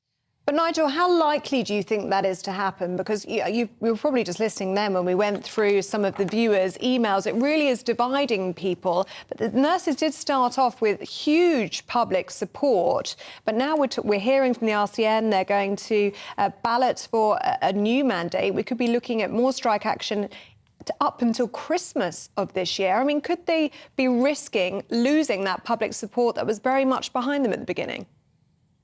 Well, I mean, I would rather hope not. And I think that the whole point is the government must really come up with a realistic offer. So what the nurses have been offered is 5%. They're pretty angry about this on the basis that nurses in Scotland got 6.5%. So it doesn't help when a different devolved administration comes up with a new figure. Also, the whole thing is a bit messy because, of course, Unison have accepted the offer. So have midwives and physiotherapists, and nurses haven't, albeit by quite a small majority. So the next stage really is the NHS Council, which is all the unions getting together, and that's a vote on whether or not that the overall they can continue with strike action. So it has become very messy. But the point basically is this has all been done democratically. The nurses at the RCN have said that they don't accept the pay offer. They have every right to do that. The question now is what the government can do to get them to sit down to try and resolve this. Yeah, but there's a problem with that, Nigel, isn't there? In the sense that, I mean, you said before, well, you know, the government needs to sit down and have some sensible negotiations. Well, they did that. And in fact, the RCN said, we think our members should accept this offer. So they're in a much weaker position now, aren't they, the negotiators? Because they can turn up, you know, they thought it was a decent offer. And now they've got to go back to the table and say, oh, actually, no, we want a bit more. Well, I mean, that's sort of democracy for you. I mean, it was the membership who rejected that by 54% to 46%, as the members have every right to do. Yes, you're right, that nursing leaders said, OK, we'll take the offer, in the same way that Unison accepted it. And as I've just said, the midwives and physios have accepted it. So it has become fairly messy. But it's down to the nurses themselves to make their own decision about their future. And they've decided it's worth continuing strike action to try and get a better deal. Nigel, whilst we've got you, I wanted to ask you about a different story on the front page of the Eye today. Steve Barclay, as we talk about him in terms of the nurses' strike, he's the latest to be accused of bullying. And we saw Dominic Raab resign after bullying allegations were upheld last week. Do you think this marks new tensions, really, between civil servants and ministers? Well, clearly there's a problem. What we don't know really is actually what Steve Barclay is being accused of. I mean, there have been no, unlike the Dominic Raab case, there have been no formal complaints against the health secretary. And until there are formal complaints, they can't be investigated. Now, what the civil servants say is that it becomes very difficult to make a complaint about a cabinet minister when someone like Dominic Raab comes comes out fighting after he's found to have bullied in 2 cases and starts talking about activists, civil servants, and having a go at the civil service as a whole. But until there's actually a formal complaint, there is nothing to investigate. And so in the absence of that, we have to presume Steve Barclay's innocence, even though he's clearly been upsetting his staff. The question is, to what degree? Yeah, but how do we balance this out? Because, you know, I mean, you've been around the corridors of power, Nigel, for a very long time. These politicians of whatever party, whoever's in government, they are tough. And presumably they've got to be fairly tough. They might not be very good managers, they might not be very good bosses, but they are very robust. That's just the nature of the beast, isn't it? Well, I mean, I think you've actually hit the nail on the head there, Stephen. It's a question of actually being a good boss. And what we learned from Dominic Raab, at the very least, that he wasn't a good boss. I mean, these people should actually know something about managing their staff. And ministers are coming in, they're demanding this, demanding that. And what the civil service is saying is that some of it is actually unreasonable. Now, you're right. I've been doing this, been around the House of Commons now for several decades. And I've often heard civil servants moan about their bosses, but a lot of people moan about their bosses. I think this is actually to a different degree. The Dominic Raab case shows that when it turns into actual bullying, that is just not acceptable. So the civil service is there to serve whatever the government is of the day. I don't believe that they are motivated ideologically. I don't believe that they are activists. And civil servants have a right to be treated properly, just as everybody does in the workplace. OK. Nigel, for now, thanks very much indeed. Good to see you this morning. Very interesting. It is interesting. Are we being a bit... Because we do keep saying, don't we, well, what do you expect? You know, they're going to be robust, these ministers, and all the rest of it. But actually, we have all also worked for bosses who were quite unpleasant, and it's not nice, is it? No, it's not. But there's a line between that and bullying. Yeah, there is. I mean, Steve Barclay says, well, sources close to him say he's not a bully. He is a difficult personality. But as you say, in these sorts of jobs, you are going to find people who are difficult. In inverted commas. Yeah. Where's that line? And does this set a dangerous precedent now that Dominic Raab has resigned, that if a civil servant doesn't like the way in which someone works, they can just accuse them of being a bully? Is that what we're going to see? Are we going to see lots of ministers accused of being a bully? Very interesting. It is interesting, isn't it? Got a thought on that? Let us know. gbviews@gbnews.uk. Now, a body has been discovered in the hunt for a partner of a pregnant teacher who was found murdered in Scotland. Police have been looking for 36-year-old David Yates in connection with the death of Morel Sturrock at her home in Glasgow.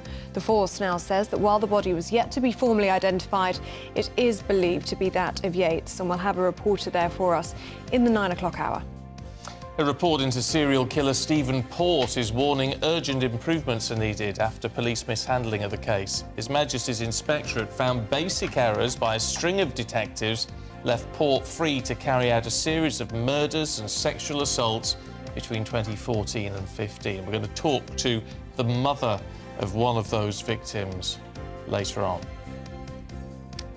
A full recording of the King's coronation ceremony will be released globally on the day of the event. It will feature both the music and spoken word, with people being able to stream and download it. The King has personally selected the musical programme for the service.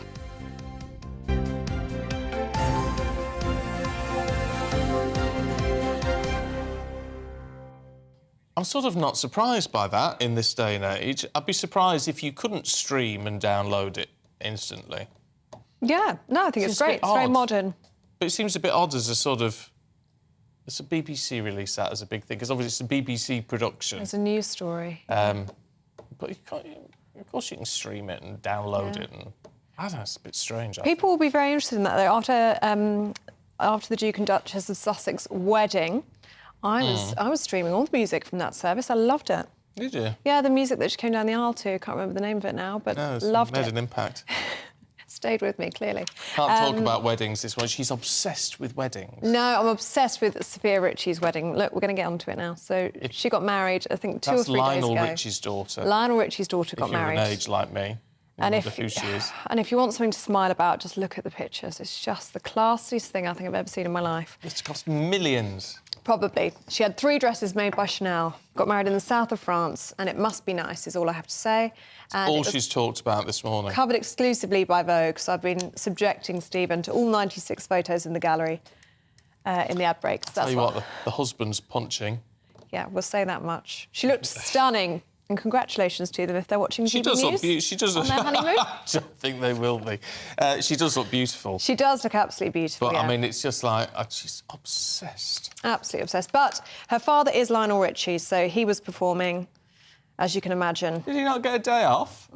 No, he walked down the aisle and then he did the entertainment, so he was very There you busy as go. well. But anyway, yes, if you want to see some Okay. beautiful pictures, Sophia Richie's wedding, absolutely beautiful. Well, they had to save some money somewhere, didn't they? So that'd be it. It's free, because it costs a fortune for entertainers at a wedding, so at least he probably did it for free. Oh, That's all right. So what was the song they danced to? You need to remember now. One of them was Hello, obviously. Dancing on the Ceiling. Dancing on the Ceiling. He did All Night Long. That was part of the set. But he did the Night first... Long. That's my favourite song.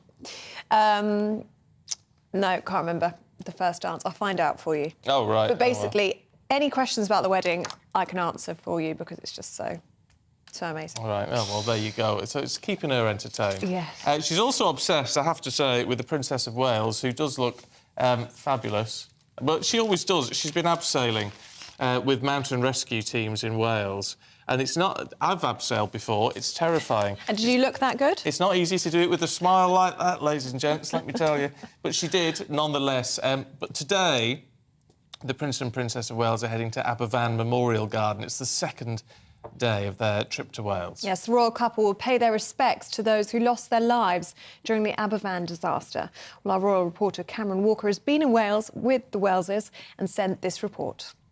Well, it was a very outdoorsy afternoon for the Prince and Princess of Wales. They were spotted abseiling down a cliff in what was once known as the Brecon Beacons, now known as the Brani Brycheiniog National Park here.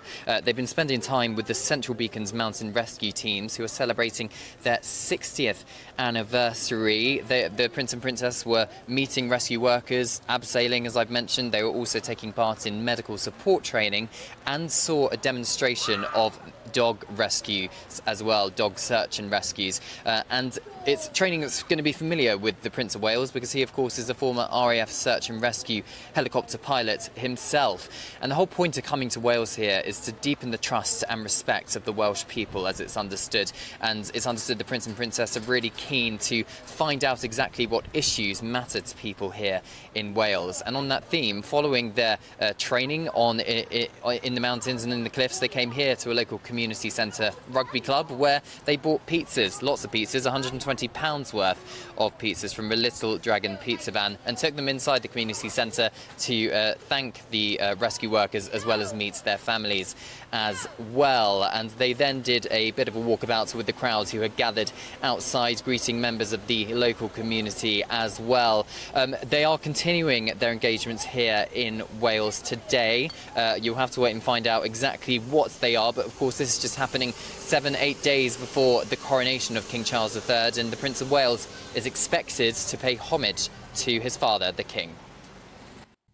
Cameron Walker there. I told you they got pizza for everybody. That's what you just said. Very nice, isn't it? Very nice, very generous. It is very generous. Do you think Cameron got a slice? He did. Did he? Yes, he tweeted saying it was his journalistic instinct. He had to taste test, so he did. Yes, there's a picture on his Twitter. Looks lovely. Probably stole a slice from someone who was very well deserved. Yeah. Anyway, look, up next, we're going to be talking about house prices, rental prices, but also should nurses and teachers be allowed to strike when the police can't? Have your say. This is GB News.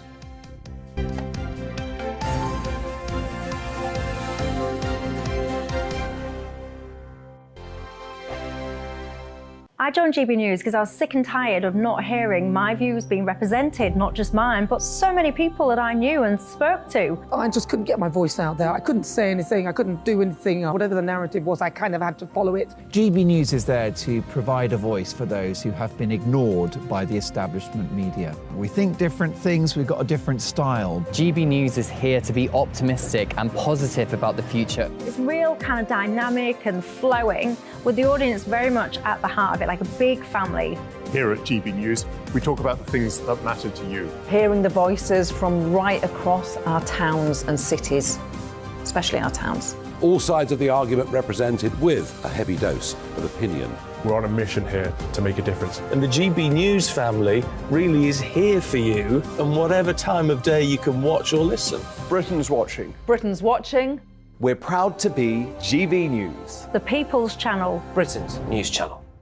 Monday to Thursday, 9 p.m. till 11 p.m. Join me, Dan Wootton. I'll bring you the sharpest takes and hottest debates. Do you not believe in prison? I don't believe in prisons. I'm completely Right. stunned. I guarantee you there'll be no spin, no bias, no censorship. I actually was personally quite offended by it. And no reason to go to bed. So I guess they've always been quite woke. That's Dan Wootton tonight on TV, radio and online. Monday to Thursday from 9 p.m. till 11 p.m. on GB News. The People's Channel, Britain's news channel. Start the day with GB News. We catch up on all the big stories you didn't hear the night before. And take a look at what the world's talking about this morning. That's right, Monday to Thursdays from 6 o'clock. It's Breakfast with Eamon and Isabel. Straight after breakfast, join us, Bev Turner and Andrew Pearce. We're going to take you through till noon. We'll be tackling the big topics of the day, including the things that the other channels just won't talk about. If it's happening here. Wake up to mornings on GB News. The People's Channel. Britain's news channel. New to GB News is the Saturday 5. Join us every Saturday from 8 p.m. as we debate the week's stories. Right, folks, that was a spicy one, wasn't it? With us four, plus a special guest. Sometimes she has to stick her foot in it. Sometimes she has to say things as they are. Sometimes I think we should keep the refugees and send the pensioners to Rwanda. Then we'd be in a much better state. Well, Benjamin, that is... The Saturday 5. Saturday nights from 8. Only on GB News, the People's Channel. Britain's news channel. Join us every night on GB News at 11 p.m. for Headliners, which is 3 top comedians going through the next day's news stories, which is exactly what you need, because when the establishment has gone crazy, you need some craziness to make sense of it. So join us 11 p.m. every night on GB News, the People's Channel, Britain's news channel. Join me, Patrick Christie's, Monday to Friday, 3 till 6. We tackle the day's news agenda like you've never seen before. It's high tempo, high octane, the most controversial topics, and the best guests. You will not be able to take your eyes and ears off it. I'm not afraid to ask the questions that you really want answered. 3 till 6 p.m, Monday to Friday on GB News, the People's Channel, Britain's news channel. Every Sunday from 11, join Michael Portillo. There'll be topical discussion, looking at the week before and the week to come. So kick back and relax at 11 a.m. on Sundays on GB News with me, Michael Portillo. GB News, the People's Channel, Britain's news channel.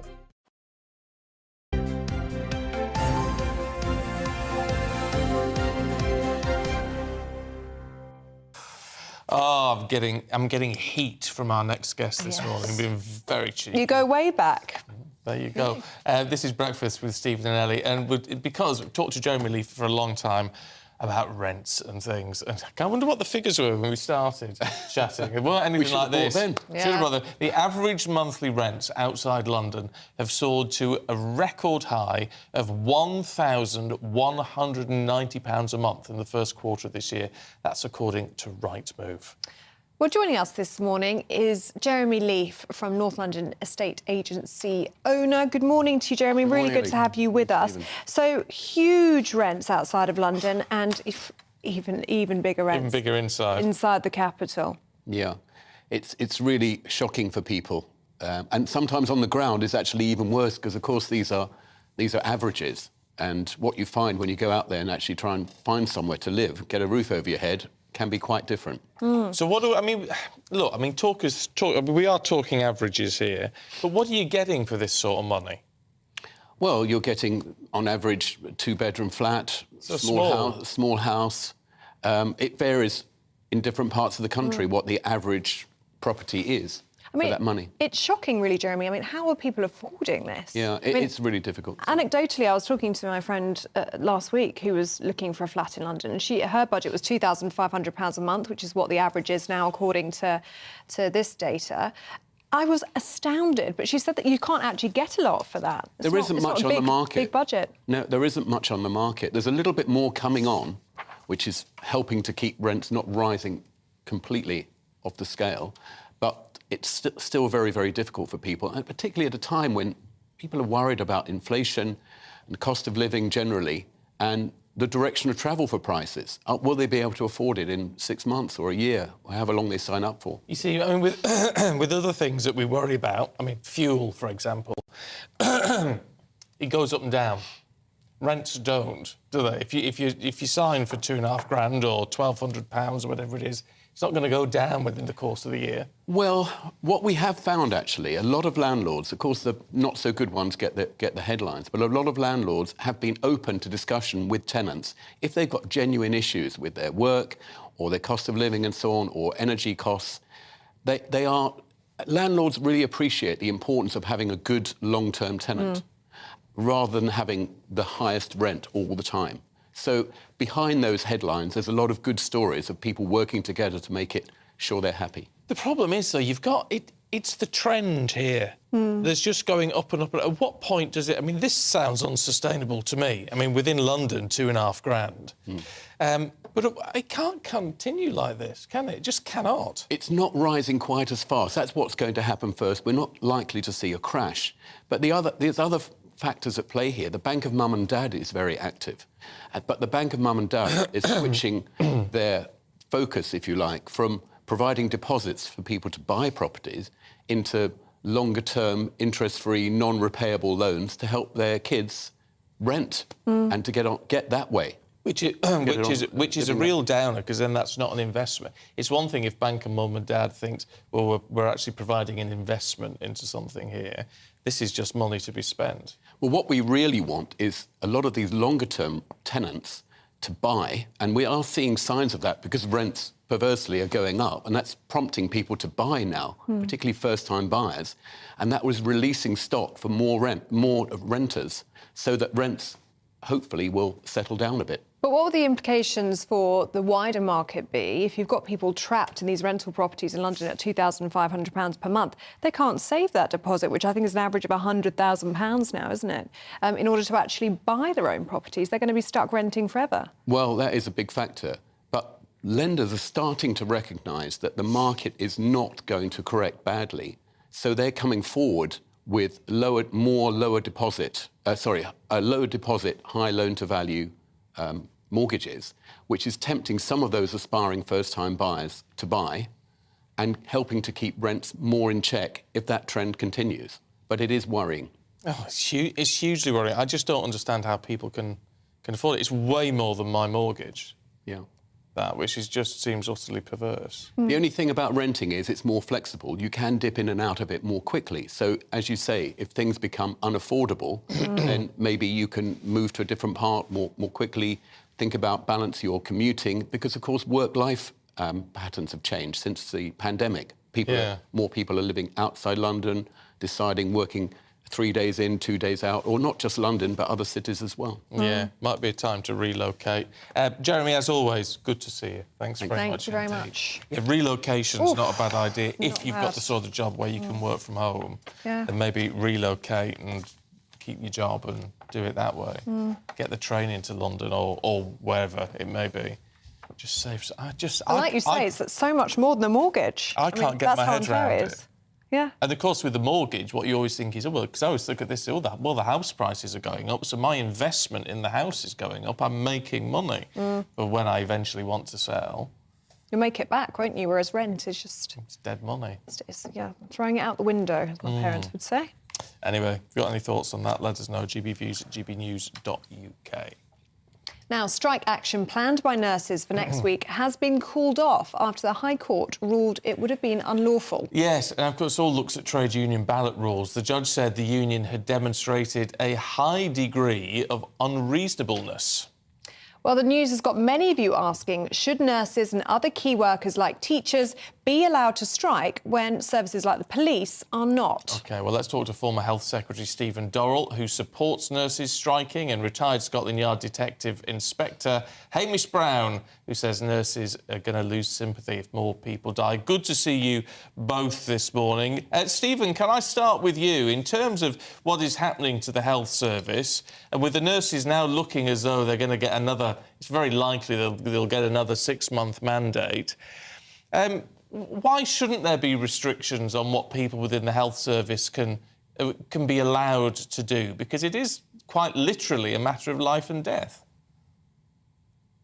Well, first of all, you introduced me as somebody who supports the nurses' strike, which is not strictly true. I support their right to strike because I actually do think it's fundamental in a free society that people are able to withdraw their labour if they're unable to reach agreement with their employer. I think that a free bargain actually is a much better basis for employment than the sense that somehow a quasi-military discipline is being imposed. And the parallel with the police and the armed forces, I think, is one that needs to be very narrowly defined. If you're going to apply the same principle to nurses that they couldn't strike, why wouldn't you apply the same principle to hospital porters? You can't operate a hospital without porters. Where does that stop? I think it's a restriction on civil liberties that should be very narrowly defined. Hamish, what do you make of that? Hamish, have we still got you? Good to see you. No, we seem to have lost Hamish. So, Stephen, if we stick with you, I mean, I saw so narrowly it trailed, so I watched Nigel. Oh well, we seem to have lost everybody. We lost both people. Oh, Stephen or Hamish, can either of you hear us?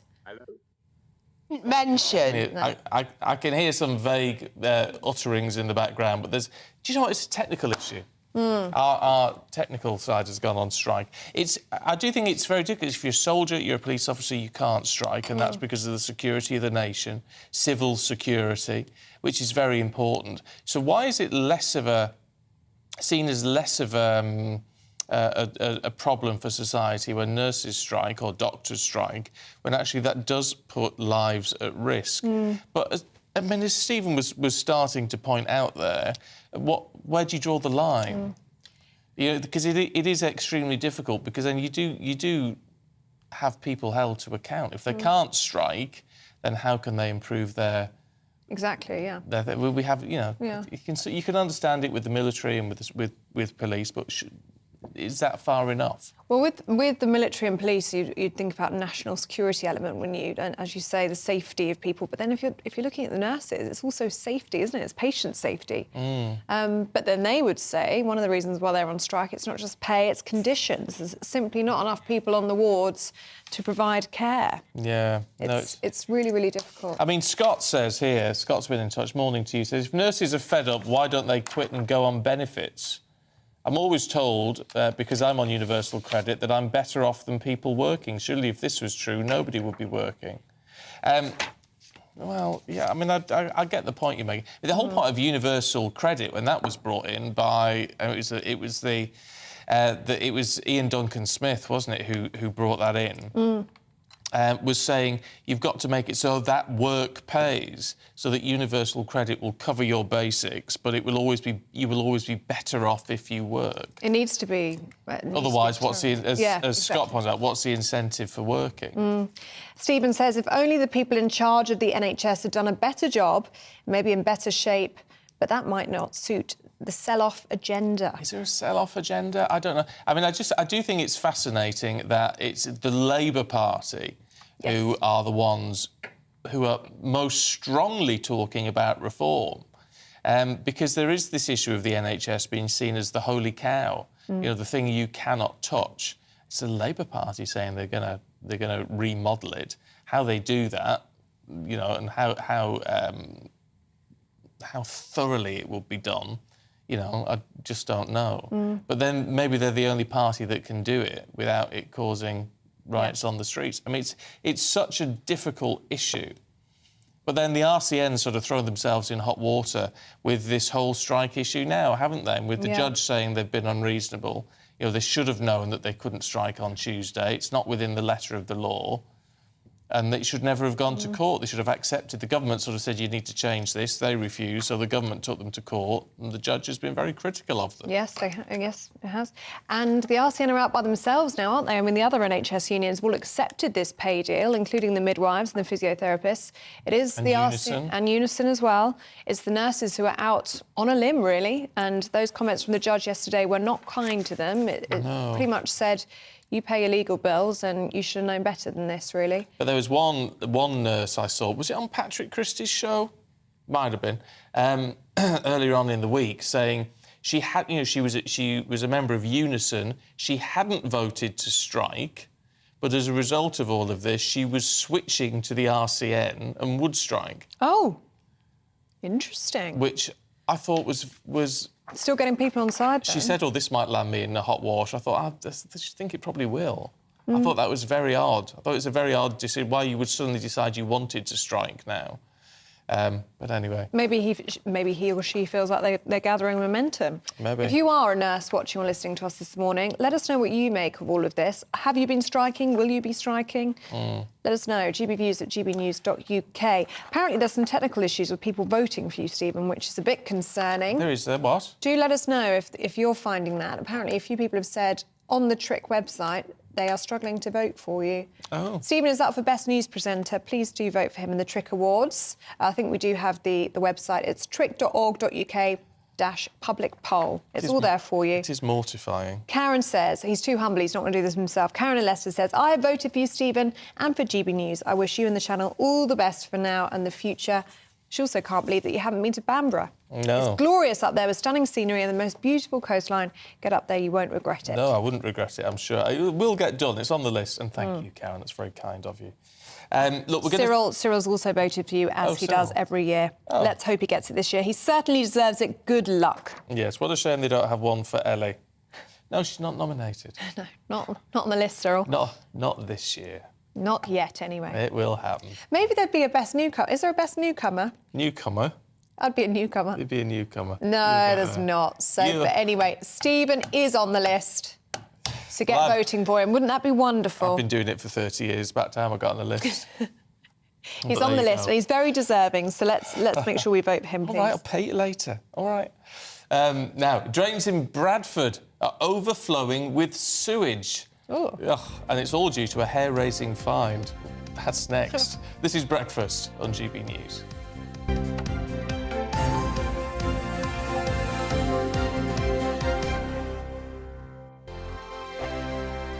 Monday to Thursday nights on GB News. At 6, it's Dubes & Co. 7 o'clock, Farage. At 8, join Jacob Rees-Mogg. And at 9, Dan Wootton Tonight, followed by Headliners. On TV, radio and online. This is GB News. It's all about family, being in people's living rooms, all the interaction and getting to know who our viewers and listeners are. When I was young, my dad used to say, Nana, stop arguing. I wanted an outlet that would enable me to give my opinion.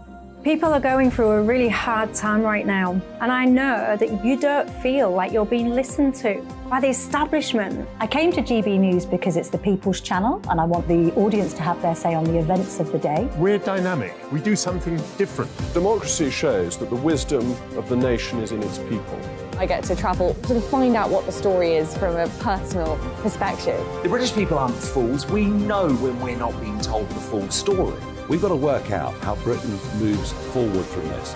It's the best country in the world. The establishment had their chance. Now we're here to represent your views. Britain's watching. Britain's watching. Britain's watching. We're proud to be GB News. The People's Channel. Britain's news channel. Westminster is going around in ever-decreasing circles, followed by the media. Britain is broken. How on earth did we get into this mess? But more importantly, how do we get out of it? Join me at 7 p.m, Mondays to Thursdays on Farage. Here on GB News, we will have open, rational debate. We've got to work out how Britain moves forward from this. Join us here on GB News, the People's Channel. Britain is watching.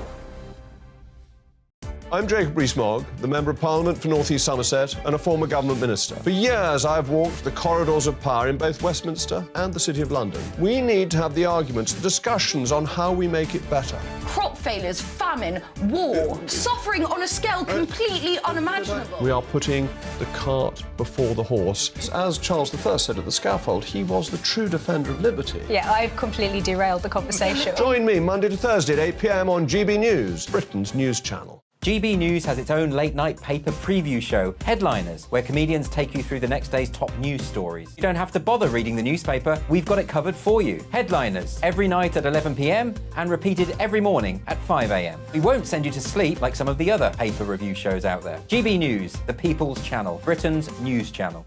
Join me, Camilla Tominey, on Sunday mornings from 9:30, taking the politicians to task and breaking out of SW1 to see how their decisions are affecting you across the UK. Bursting the Westminster bubble every Sunday morning, only on GB News, the People's Channel.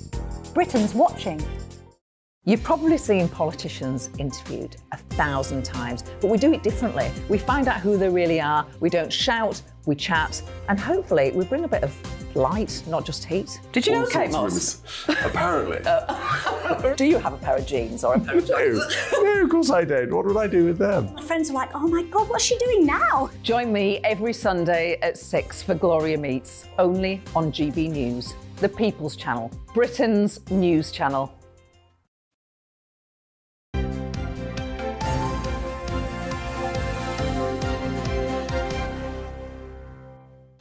It's 7:39. You're watching and listening to Breakfast with Stephen and Ellie now. Have a look at this, because this is quite a picture. Yeah. It may take you back 30-odd years. It shows a 90-year-old woman in Kenya shielding her hungry great-grandson. It's gripped by the worst drought since the 1984 famine that sparked Live Aid. It is just horrific.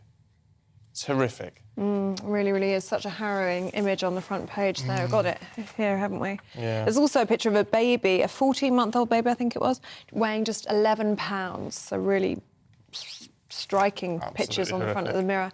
Something totally different now. Another picture story, though, is page 3 of the Daily Mail. We can see the Princess of Wales showing off her abseiling skills. Prince William and Kate joined a Welsh mountain rescue team yesterday, celebrating their 60th anniversary. And as our royal Wills and reporter... Kate. Wills and Kate. They're looking good for 60 years together, aren't they? I think it's the Welsh Oh, I see. service, whatever it was, celebrating 60 years. But they did look great, Wills and Kate. Lots of smiles, wonderful pictures. Here's someone you've probably never, ever heard of. Well, I haven't. Maybe it's just me. Sofia Linares. It's a great picture, though. This is in The Guardian, actually. She is one of the stars of Black Sabbath The Ballet, which opens at the Birmingham Hippodrome in September. The world's first heavy metal dance experience. There you go. Yeah, there you go. Heard it here first. And The Times. The Times has got another great picture story. This is on page 5. It's the key people with historic and important roles in the King's coronation. Your friend, Baroness Benjamin, is one of them. Yes. Yes. And the papers say that the coronation will be a beacon of inclusion, of diversity. Yeah, well, she's not... I wish I could say she was my friend. She's very nice. I'm sure she loved you just as much as you loved her when you met. It's just the connection with... It's that childhood connection. I love the fact remarkable. that she made you all shy and nervous. Oh, yeah, she's a... Childlike. I was the same when I met Michael Flatley, you know. Yeah. Yeah. Bumped into him in a hotel in West London and I just turned into a fumbling mess. Yeah. It's funny, isn't it, how people do things. Often happens when I see Benjamin Butterworth, you know, from the I newspaper. Fumbling mess. And also broadcaster Liz Kershaw, who are both here. Morning to you. When you said you've probably never heard of this person, I thought that was my introduction. Oh, no, that's she true. would never. True. What are we starting with? I haven't got a list. Right, here it is. So we're talking about the King's coronation, Liz. This is in the Telegraph. It's going to be brimmed with diversity. Yeah, that's great.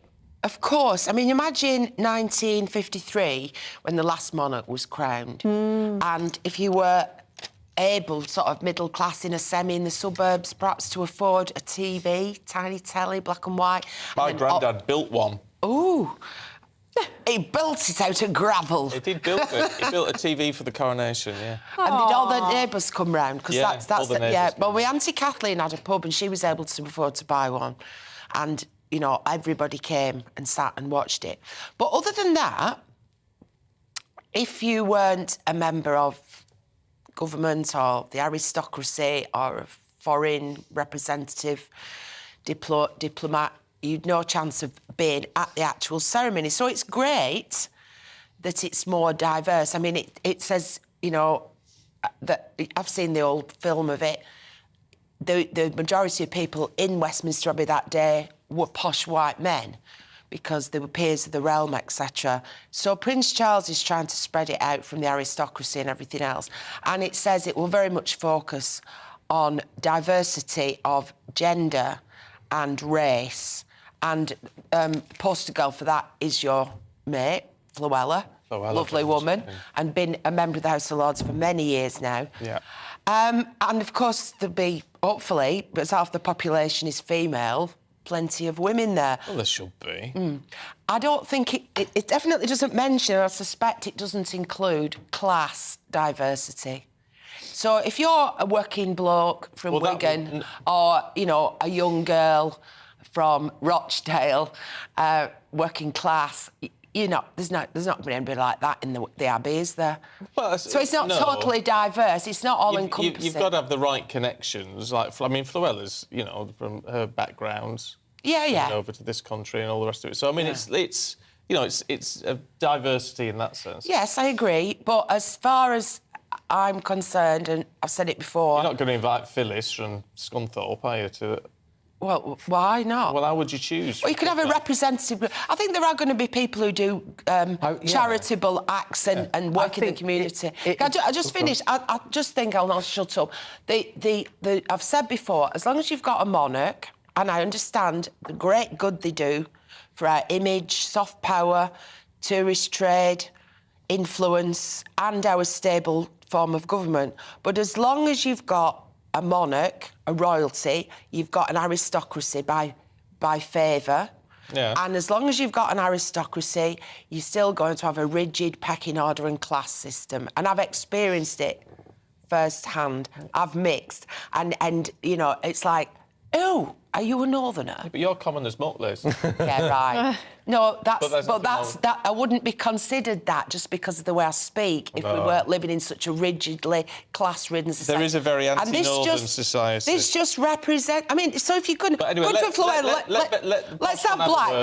Let's have black people. Let's have other ethnicities. Fine, great, represent this country. But, yeah, let's have a few token northerners as well including Benjamin. I am actually from Manchester and Cheshire, so I am a northerner, but I think the accent escaped me. But what I was going to say is I'm pretty certain there are 2,000 people will be in the Abbey for this, which is a quarter of the last coronation, and 1,200 of them will be from organisations and charities rather than, you know, the upper echelons of society, the specific post holders of governments and, you know, aristocratic families. And so you would imagine a lot of those 1,200 are going to be pretty ordinary folk who've done good things around the country. Well, let's hope so. And that's a massive proportion of the number of people who'll be at the coronation. And so, to me, that says that they're quite aware that they need to feel like the country. You know, that word diversity on the front of the Telegraph, I think a lot of people hear that word and are a bit turned off by it these days. But what it really means is trying to make it look like the country. Well, let's rattle on with We've only got about 30 seconds left. One story. You can talk, Liz. Let's have a look at the Eye and Richard Sharp. So Richard Sharp, chairman of the BBC, it was claimed, and he admitted to part of it, that he helped facilitate an £800,000 loan for Boris Johnson just before he was appointed chairman. Well, the report on what happened really comes out today, and so there's already a brief of this in the Daily Telegraph that apparently it's damning. It doesn't look good. It finds that he breached the protocol, and so I think we may see today that the chairman of the BBC, Richard Sharp, has to resign. I applied. You see, there I am. I've no chance, even though I've got 35 years' experience. No chance of ever being in a position like that. No, well, you can't, because even Alexa doesn't understand you. Well, are we doing that now? Yeah. Right. Well, Alexa's too posh. It's official, and there are you know, moves to make it more tolerant of different accents. Right. And we've had first-hand experience of this, haven't we? Because you got your new car and you were requesting... I said, let's put some music on, Stephen, and you never listen to music. No. OK, so you said something like, Alexa, play Simply Red, or something like that. And then I said, can I have a go after a few? Yeah, go on. Then I said, Alexa, please play. And it refused, didn't it? It just didn't recognise. Yeah. Well, it's happened to me at... so I put a posh voice on and then she did my request. Yeah. But also Westminster parking meters, I stood there and I'd been lent this posh Range Rover and it had all vowels in it, and it said registration number, and I was trying to voice it, and it just wouldn't take me on. So in the end, I thought, I'm going to have to use my elocution lessons from Rochdale Convent. So I said, registration number AEIOU, or whatever it was. And it let me go. What I love is that there's just been a national test of whether Alexa recognises your accent, because you've just said it out loud on the telly. So everyone's Alexas in the living room should be going off. Yeah. Oh, yeah. That's true. Yes, apologies Sorry for about that. that. Yes, sorry. Yeah, it does happen. No, it won't, because it won't. Listen to me. No, that's true. Just very quickly, what's this in the eye about wigs and gardens? So, I mean, this is brilliant. So in Allerton in West Yorkshire, it's been flooded, basically, because, I was going to say 2 women, who knows? 2 people put their wigs down. They tried to flush their wigs away, and it blocked the drainage for the area, and gardens have been completely flooded, covered in sewage. So don't put your wigs down How the would loo. anyone flush a wig? Well, that is what the local water authorities said. It's a valid question. And so they said they've had lots of things over the years blocking, but never a wig managing it. And I don't know whether it was you, Stephen, but they haven't claimed the wigs back yet. No, So, it's not me. No, mine's all genuine. If you want it back. I might have had it rearranged, but it's all genuine. Honestly, the things they must see. Now, our next guest has dropped out. OK. So we're having technical issues. Well, the worst... So we'll keep you lot talking. So The worst we're all right. offender for drains is wet wipes, and they're now trying to ban them. Wet wipes. And my drains, it all came up. It was soapy water, and it all poured out of the toilet. So I knew that I just had a shower upstairs, and they couldn't go down the drain, so it came up the downstairs toilet. And the man came round, and he said he took 2 full bin liners, big black bin liners of wet wipes out of the... Why would you do that? Why would you... I don't know. I don't know. Those supposedly flushable wipes aren't really flushable. No. When I moved into that house, there was a blockage not long after, and all the sewage people came out, and it was nappies. You just wouldn't do... Nappies? Why are you flushing nappies? And the other one, you know, I live up a dead-end lane. Yeah. Well, that got blocked, and the main pipe, they took it out. They said it was a mesh of plastic earbuds. Oh. It just formed like a fence across the drain. Someone's been... Do you want any more stories about plumbing? No, I tell you what annoys me with that. If it's the main sewer in the street, they will come out and sort it. But if it's one where it crosses into your property, then it's up to you. You've got to pay for it. And if your neighbours have blocked it up the road, but if it blocks in, under your house or, front of your front door or whatever, you've got to get them out. It costs you money. And I mean, these 2 weeks, they blocked people. They didn't just block the drains. They covered 2 people's gardens in sewage. I mean, for the sake of just sticking it in the bin, it really shouldn't be that hard. People should be able to do that. You wouldn't think it'd be rocket science, would you? No. But the water authorities have said to people, if it's not the natural, the obvious things to use the loo for, don't put it down the loo. Well, I've got a sign up now saying... No wigs. Paper. 3 Ps, I won't say them, but the first one's paper. Yeah. And that's what I was avoiding, yeah. Oh, yeah. Lovely. Can we have a look at cars? You mentioned cars. Yeah, I love a car. Oh, yes. This is great news.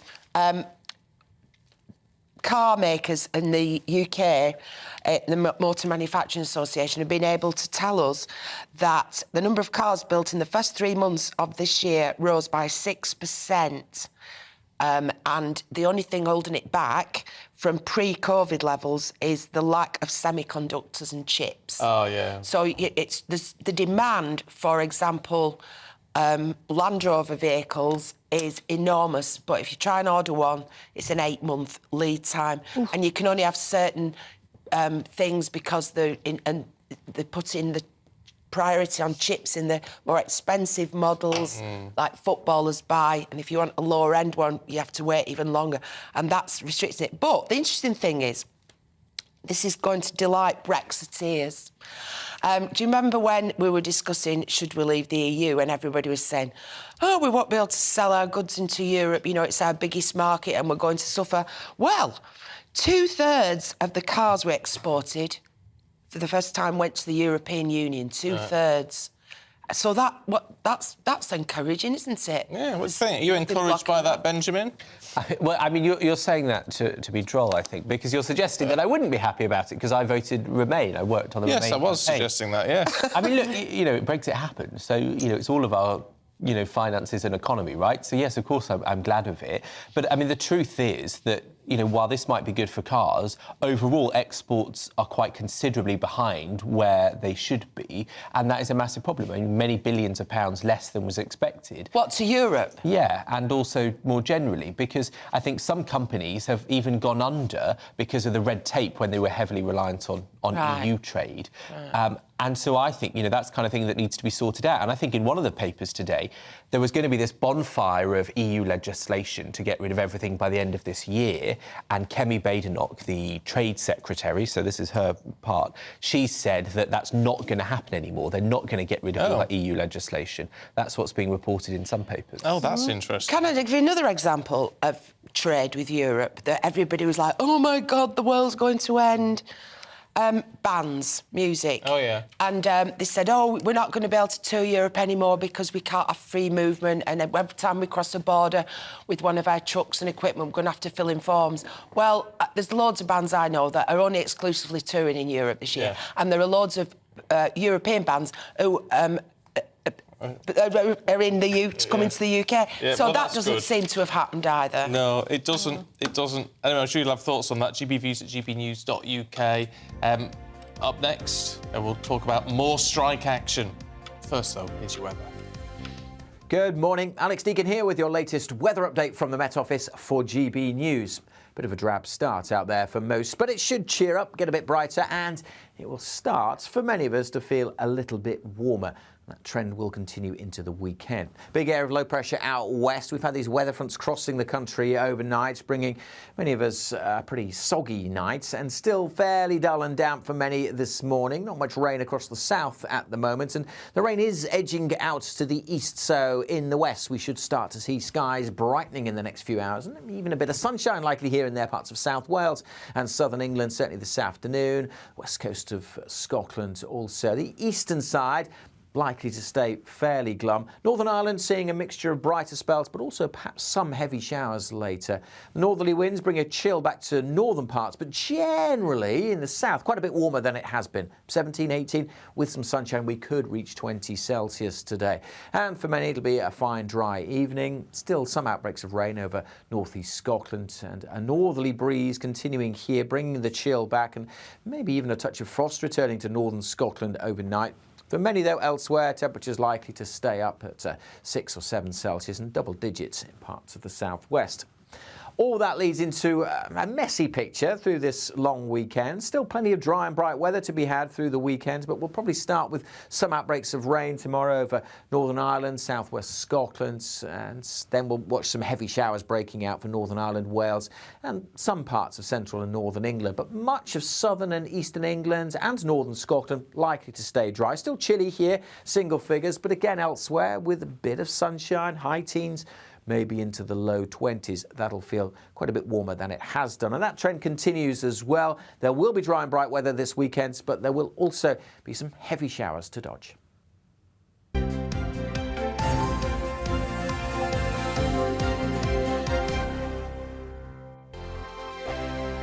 First and foremost, I am a GB News fan, and I was before I was working here. Just love the fact that we're asking the questions that a lot of establishment media won't ask. With a bit of a twist, we not only want to inform you, but we want to keep you entertained. It's worth the drive because you get in and the team's all ready and waiting, they're itching to go, and it's a proper little family. GB News is the People's Channel. It's the audience that makes the programme sing. We're giving our viewers and our listeners a voice. I see the thousands of your letters, tweets, emails, you name it, coming in. Britain is broken. How on earth did we get into this mess? But more importantly, how do we get out of it? The establishment had their chance. Now we're here to represent you. It's time for something different. It's time for GB News. I'm very patriotic. I believe in Britain. Our best days lie ahead. Britain's watching. Britain's watching. Join us here on GB News. The People's Channel. Britain's news channel. I'm Andrew Doyle. Join me at 7 o'clock every Sunday night for Free Speech Nation, the show where I tackle the week's biggest stories in politics and current affairs with the help of my 2 comedian panellists and a variety of special guests. Free Speech Nation, Sunday nights from 7 on GB News, the People's Channel, Britain's news channel. Here on GB News Live, we'll be keeping you in the picture, finding out what's happening across the country and finding out why it matters to you. We'll have the facts fast with our team of reporters and specialist correspondents. Wherever it's happening, we'll be there from 12 noon on TV, radio and online. GB News, the People's Channel, Britain's news channel. Here on GB News, we're starting the conversation and having the debate that the establishment won't have. No one will be cancelled. Join me at 4 p.m. every Saturday and Sunday. We'll be discussing all the big topics of the weekend. Oh, get cracking! Always honest, always fun. Only on GB News, Britain's news channel. So Jubes and Kerr, we tackle the issues of the day with real, robust debate, both sides of the fence, battling it out with me in the middle with my forthright opinions and views. And often really interesting things happen because you start with a position and then by the end of the debate you find actually, I might not have thought about that one. What we need in this country is 2 new political parties. You should maybe think about doing a 2024 calendar. I'm Michelle Dewberry and I'm keeping you company right through until 7 o'clock this evening. GB News, the People's Channel, Britain's watching. I'm Simon Evans. Join me on GB News for Headliners at 11 p.m. What's the scoop? I'll be joined by 2 of the country's top comedians. That's right. As we take a look at tomorrow's newspapers tonight. We're going to get into trouble. If it's a big story, we'll be covering it. Spill some tea on him. There we go. But we'll also have some fun. I wouldn't stick up a bank. My father didn't love me. So anyway. Headliners every night from 11 on GB News, the People's Channel, Britain's news channel. Saturday nights on GB News. From 6 p.m, I'll give you my unique take on the world today. Then at 7, it's me, Calvin Robinson, with my Common Sense Crusade. New to GB News is the Saturday 5. 5 times the opinion. Join us every Saturday from 8 p.m. as we debate the week's stories. With us 4, plus a special guest. And at 9, of course, it's Mark Dolan Tonight. Saturday nights on GB News, the People's Channel, Britain's news channel.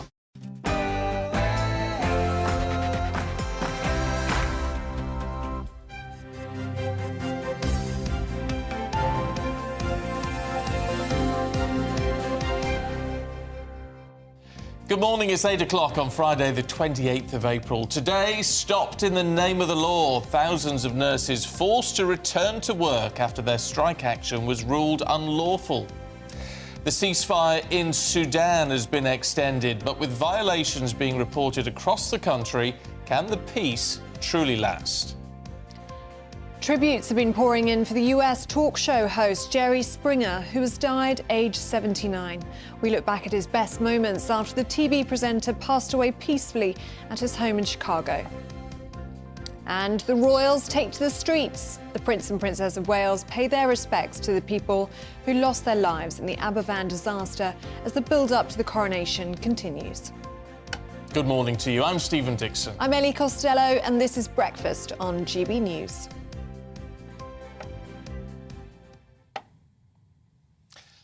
Oh, well, we're not going to have that sting there. But there you go. We'll get it sorted out for the next hour. At 1 minute past 8, the tens of thousands of nurses will have to head into work on Tuesday. Now, that's because a High Court judge ruled that their 48-hour strike, happening next week, was actually unlawful. So now they can just have 24 hours on the picket line. Well, in response, the RCN has condemned the government on the darkest day in the long-running dispute over pay and work conditions. Meanwhile, there's more allegations regarding ministers bullying staff, with the Health Secretary the latest to be accused of unprofessional conduct. Well, let's talk to former Chief Secretary to the Treasury, David Mellor. David, good morning to you. Let's talk... There's lots of striking people to talk about this morning. Let's start with the nurses. The most striking person is you, and indeed Ellie. Oh, well, there you go, you charmer. You're charmer. What do we make of the nurses? Yeah. We're getting real mixed views on that this morning from our viewers and listeners. Well, yeah, I also had a spell as Minister of Health, one of the most thankless jobs I've ever tried to do, because when you're a politician trying to deal with health, everyone wants to blame you, and they don't want to blame angels. Yeah. I think the angels, though, are in danger of losing some of their angelic look. They're becoming like any other people led by a trades union that seems to be looking for trouble. I mean, what are they objecting to? The law is the law. Even angels have to obey the law. So says the good book somewhere, I feel sure. The reality of the matter is that they are not entitled to strike.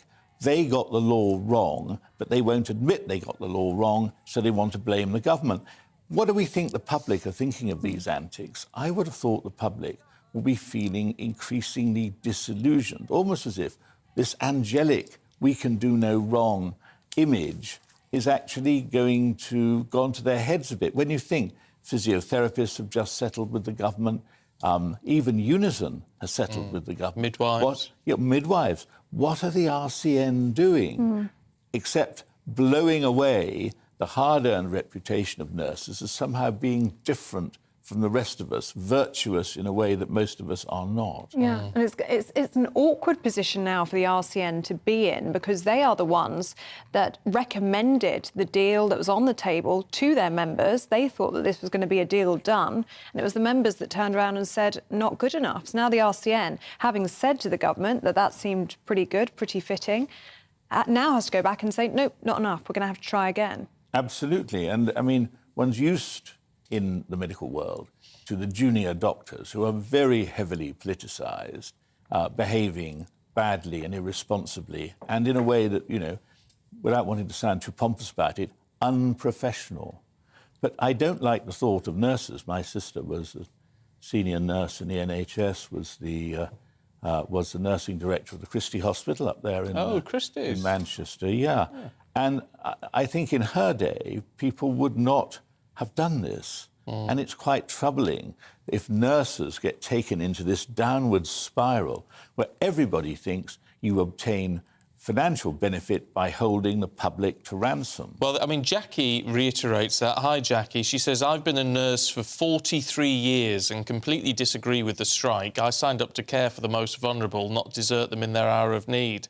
Striking nurses are compromising patient safety further by their actions. I absolutely have no sympathy for them. But there is an argument against what Jackie's saying there, to say, well, look, what are they meant to do if they feel that pay and conditions are so bad at the moment? Yes, except we must remember the pay is not set by the government, it's set by an independent process. And, you know, I think it's time we once again reiterated the fact that if we are to get on top of inflation, and our inflation is bad by our own historic standards, unless you go back to the 60s and 70s, particularly bad compared to some of our fellow European governments. So it's not good. And in order to get it back into some sort of balance, you've got to stop the pressure on expenditure. And you do not stop the pressure on expenditure by giving into, 35% pay rise claims by junior doctors, and what would be a hugely expensive claim by the nurses. The best way for all of us to get stability in this country and stability in our own family lives is to cut inflation back. And, the government are not to be blamed for doing that. I also do think, in the old days, we football fans, my lord, we football fans, we say you play the ball but not the man. But a lot of people, as they've always done in football, play the man and not the ball. I mean, look, I bought into the Raab business, that Raab was a bully, and he really only had himself to blame for having, got slung out. I don't see the Health Secretary as in anything like that frame. And I think to try and pitch into him as somebody who, in trying to keep his head above water in a very difficult department, I mean, I did 6 different departments as a minister.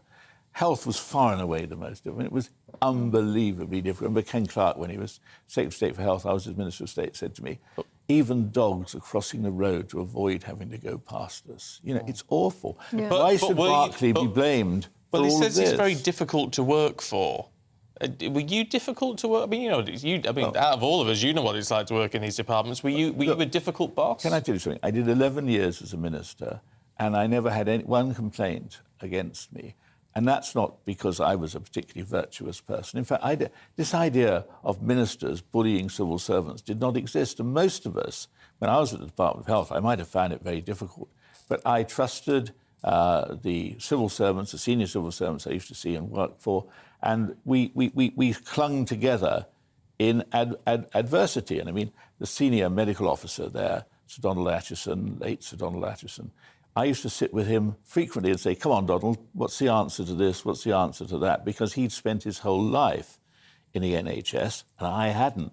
But I just think I now get really quite bothered at the suggestion that a minister can be accused of bullying merely for doing their job. I've seen no evidence that Barclay is a bully, but I think they feel that if they put pressure on him personally, they will undermine his confidence. That's not in the public interest. But what's changed then? You say in your day there was never this bullying conversation. I mean, we saw Dominic Raab resign last week after some bullying allegations were upheld against him. 2 of them were, at least. And now Steve Barclay's management style is being called into question. So what's changed? Have the civil servants changed, or is the way of working changed? No, I think that what has changed is the kind of way in which ministers can be attacked. Look, it's a Raab legacy. I mean, Raab, I had no time for Raab at all. I thought he was over-promoted. You know, we've got this unfortunate situation going on in Khartoum. You remember when it was Afghanistan, Raab he was Foreign Secretary, wouldn't come back from his holiday in the Eastern Mediterranean because obviously he was enjoying his bucket and spade far more than dealing with the problems of Afghanistan. At least we can say, well, thank you, God, you've given Mr. Raab plenty of time to spend with his bucket and spade this summer. But the answer absolutely is there's a cynical attempt now to undermine the confidence of Barclay in what he's trying to do. So it's you not see in this the as public purely interest. political? I see it as totally political. Because, you know, what is Barclay supposed to have done? He stands up for what he believes in. But you look at Barclay on the television, if anything, I think Barclay's a bit too much of a grey man. You know, where's the colour? The sort of colour that used to get Kenneth Clarke so abused by the BMA, they almost had to sort of censor what was being said. But Barclay's not that kind of guy. Amidst all of this, and this is where everything blurs into one, the civil service is going on strike. 133,000 civil servants going on strike today, affecting loads and loads of government departments. Is government going to grind to a halt? Well, you know, there's always an issue in some people's minds about how much value we get out of the civil service. It would be good for them to prove that we can't do without them. But essentially, this is a terrible time we're living through. I've never known a situation... We used to think we got on top of industrial relations problems, and we obviously haven't. But what is absolutely clear, the government cannot afford to give way because the government has set out its stall, whether rightly or wrongly, I think rightly, some people will disagree, but you cannot have the government destroyed and brought down by unions having a de facto and, in effect, a general strike. Everyone who believes in democracy and everyone who believes in this country being successful has got to hope that at least on this the government wins. If an inexperienced government led by people who have not had much have not done much of this. I mean, it astonishes me that people can, Rishi Sunak, I've got time for him. But, you can become Prime Minister in less time than it used to take people of my generation to be even made junior ministers, lowest form of life, parliamentary under-secretaries of state. I was that for a few years. But at least by the time I moved up, I knew what I was doing. But this won't do much for relations, will it, between civil servants and ministers? No, it won't. But that is not... But ministers, at the end of the day, have to try and govern. They cannot say, well, we'd like to, to be a bit more friendly. I just think there is the use of unions using their members as a battering ram to try to destroy a government. I don't think that's in the public interest. And I would say that if I was a far more left-wing person than I am, because let's be quite clear about this. The Labour Party, once they get in, if they do, they're going to run into exactly the same trouble. And some of the worst rows in my political career were between Labour ministers and civil servants and trade unions. It wasn't as though once the Labour got in, the trade unions were all very nice and very easy to deal with. They were not. Yeah. No, it's interesting, isn't it? It'd be, as you say, it's not limited to one party's stripes. What do you make of this from Linda, who says, with the civil servants apparently being able to force ministers out of office, the government should get their own back and say no more working from home? Well, of course they should. I think this working from home... See, I suppose I can work from home. I've got a decent-sized house. But there are moments when various people with whom I live and whatever will come in and start interrupting my concentration on things that don't matter very much. I just think of people, you know, when I was a Member of Parliament for nearly 20 years in Putney in London, the Roehampton estate, over 70 tower blocks. How does somebody work from home in that context? It's very difficult to do so. And I think working from home is actually a myth a lot of the time. Interesting. David, as always, really good to see you. Thanks very much Thank you indeed. very much. Alan's been in touch on email, who says, I've worked in the building industry 55 years. Those civil servants would not last 5 minutes on a building site. Yeah. Well, mind you, would any of us? Would any of us? That's true. That's very true. I wouldn't last 5 minutes on a building site. I used to work in a shoe factory, though. Did you? Yeah. Ah. That was, and that was hard work. I mean, mundane, but hard work. Hard work, nonetheless. yeah. Right. Well, do keep those views coming in. We do love to hear from you. gbviews@gbnews.uk. And I must say, I've just voted for Stephen successfully for the Trick Awards. So the website is working. I know there was some panic about that. Are you sure you voted for me? Yeah, and GB News Breakfast. Yeah, let's vote for the show. Vote for the show as well, please, whilst you're there. But the website is working, because I know a few people emailed in saying they were having issues. It is working. Now, also today, a body has been discovered in the hunt for the partner of a pregnant teacher who was murdered in Scotland. Police were looking for 36-year-old David Yates in connection with the death of Morel Sturrock in Glasgow. The force says that while the body is yet to be formally identified, they do think it is Mr. Yates. A report into serial killer Stephen Port is warning urgent improvements are needed after police mishandling of the original case. His Majesty's Inspectorate found basic errors by a string of detectives left Port free to carry out a series of murders and sexual assaults between 2014 and 2015. A full recording of the coronation will be released globally on the day of the event. It'll have the music and spoken word. You can stream and download it. The King has personally selected the musical programme for the service.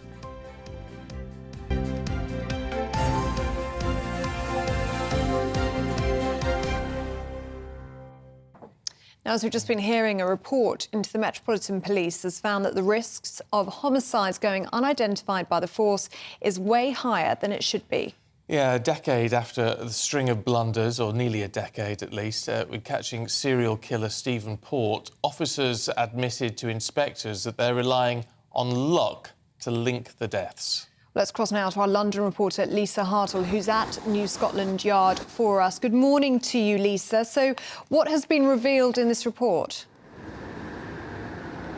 So the report looked into how the Met investigates deaths since the serial killer Stephen Port murdered 4 men between 2014 and 2015.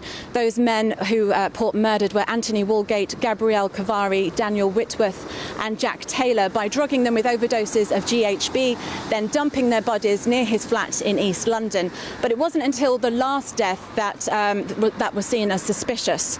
The report was commissioned by the Mayor of London after an inquest into their deaths found that fundamental failures by police were likely to have contributed to the deaths of 3 of the men.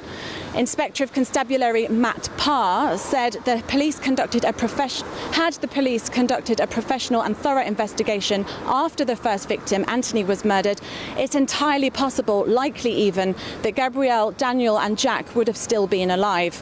He added that the Met has not learned enough from their failings 8 years ago, and starkly, what went wrong there could happen again. The report found the risk of murders not being identified by Met Police is way higher than it should be, with some officers saying they are relying on luck to identify links between deaths. The inspection reviewed investigations into 100 deaths and found evidence of poor training, supervision, handling of property and evidence, dreadful record keeping, a deluge of confusing guidance and policies for officers, as well as inadequate intelligence and crime analysis. There are also examples of vital evidence being found in mortuaries after officers had failed to check the pockets of people found dead. Mr. Parr said the force's resources are stretched and there is a young inexperienced workforce, but that doesn't absolve the Met of its responsibility to meet, frankly, basic standards of investigation. The report made 20 recommendations, including calling on Met officers to use more intelligence information when investigating deaths. Solicitor Neil Hudgell, who represented Port's victims' families at the inquest, renewed calls for a public inquiry into the case. As he said, the report reveals the same shortcomings still exist today and similar mistakes could be made. Well, in response to this, the Met Assistant Commissioner Louisa Rolfe said the force is sincere in our desire to make real change, to minimise the chance of a case like this ever happening again. She added, "We know we fell short in this case and the families did not get the service they needed or deserved. It is important we look again at this area and see what more we need to do to support families through such difficult times. We will fully consider the recommendations made and ensure these are not just fully addressed but embedded into our working practices." OK, Lisa, thank you. Well, we're very pleased this morning to be joined by Sarah Sack, the mother of Anthony Walgate, who was murdered, the first person that we know of to be murdered by Stephen Port. We really appreciate your time this morning. Sarah, what do you make of this report? As someone who has worked very hard to bring all this to light, what do you make of what has now come out? I'm pleased it's quite thorough because it's gone and shown now everything we've said for the last 9 years. And it's OK doing all these reports, but it has to be put in practice straight away. People are dying and they're just not accepting their role.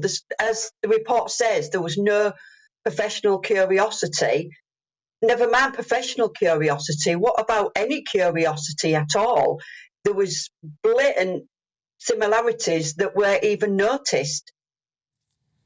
I mean, for you, how are you feeling after reading this report? I know that you have read it. Do you feel as though this is a level of justice for you, or do you feel frustrated that this is something that you've been saying and you've known for a very, very long time that's only finally being revealed to the public?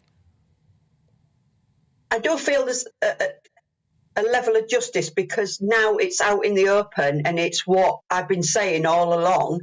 And now it's out in the public domain. It can't be ignored anymore.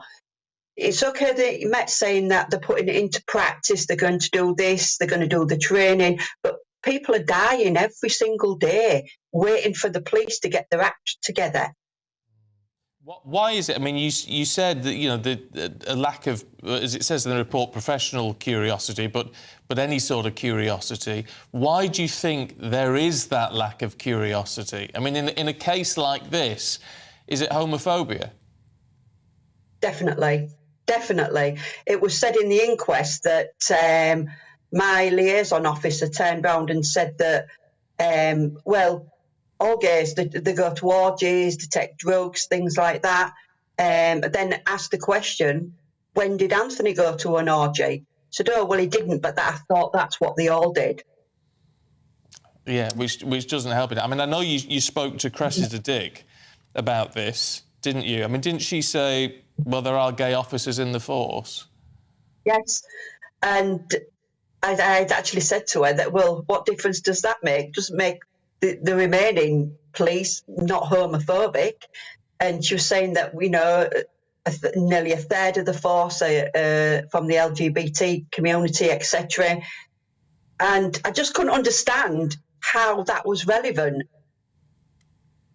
What was your experience with the police in handling Anthony's case and your relationship with your family liaison officer as well? How did you find that? It was absolutely diabolical, and I'd said to Cressida Dick at the time that I would not rest until that officer was no longer a family liaison officer. He was absolutely appalling.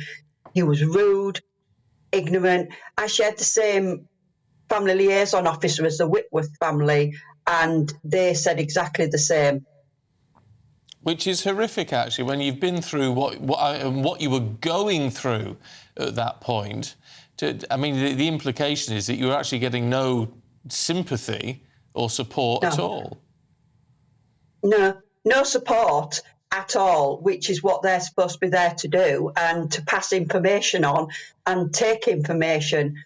And I got none of that whatsoever. I mean, the tragedy with all of this, and as it points out in the report, was that if they'd worked harder on Anthony's case, these other murders could well have been prevented. They would have been prevented if they'd have actually bothered to investigate Anthony's death at all. They definitely would have been prevented, because Ports would have been off the street. What do the force need to learn from this? That young men just don't die in the street. Simple as that. They don't, there was 4 in such close proximity. Surely that should have raised, eyebrows to what is going on here. They need to start at the very bottom, I think. The training and the leadership, more than anything. They need, these new trainees and everything need guidance and leadership to be shown how to do the job. I mean, within all, do you have confidence that that can happen? I mean, obviously leadership has changed at the Metropolitan Police since all this, but are you confident that actually, because, I mean, starting at the bottom is great, Sarah, but you still need the leadership at the top to make that happen, don't you? So are you confident that that is in place now? No, not at all. And I don't think in my lifetime it'll be fixed. I think it's going to be a long, long journey. Why is that? I think because it's ingrained. I think it is totally ingrained in the Met, and it needs, from the top down, changing. And that will take years, I think. Root and branch reform. It will take a long time. I've got seeing some photos here of Anthony. It's really moving to hear you speak today, and let's hope that the changes are made and lessons are learnt from this. Well, you've got to hope so, haven't you?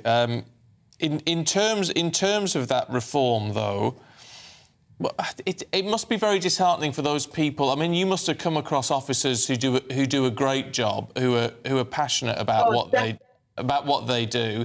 So, I mean, why do you think some people are entering the force when they're just not of that mindset? Then they don't seem to want to bring justice. They don't have that curiosity to solve a case. I don't know. Maybe it's the fact that they think the job will probably be easy.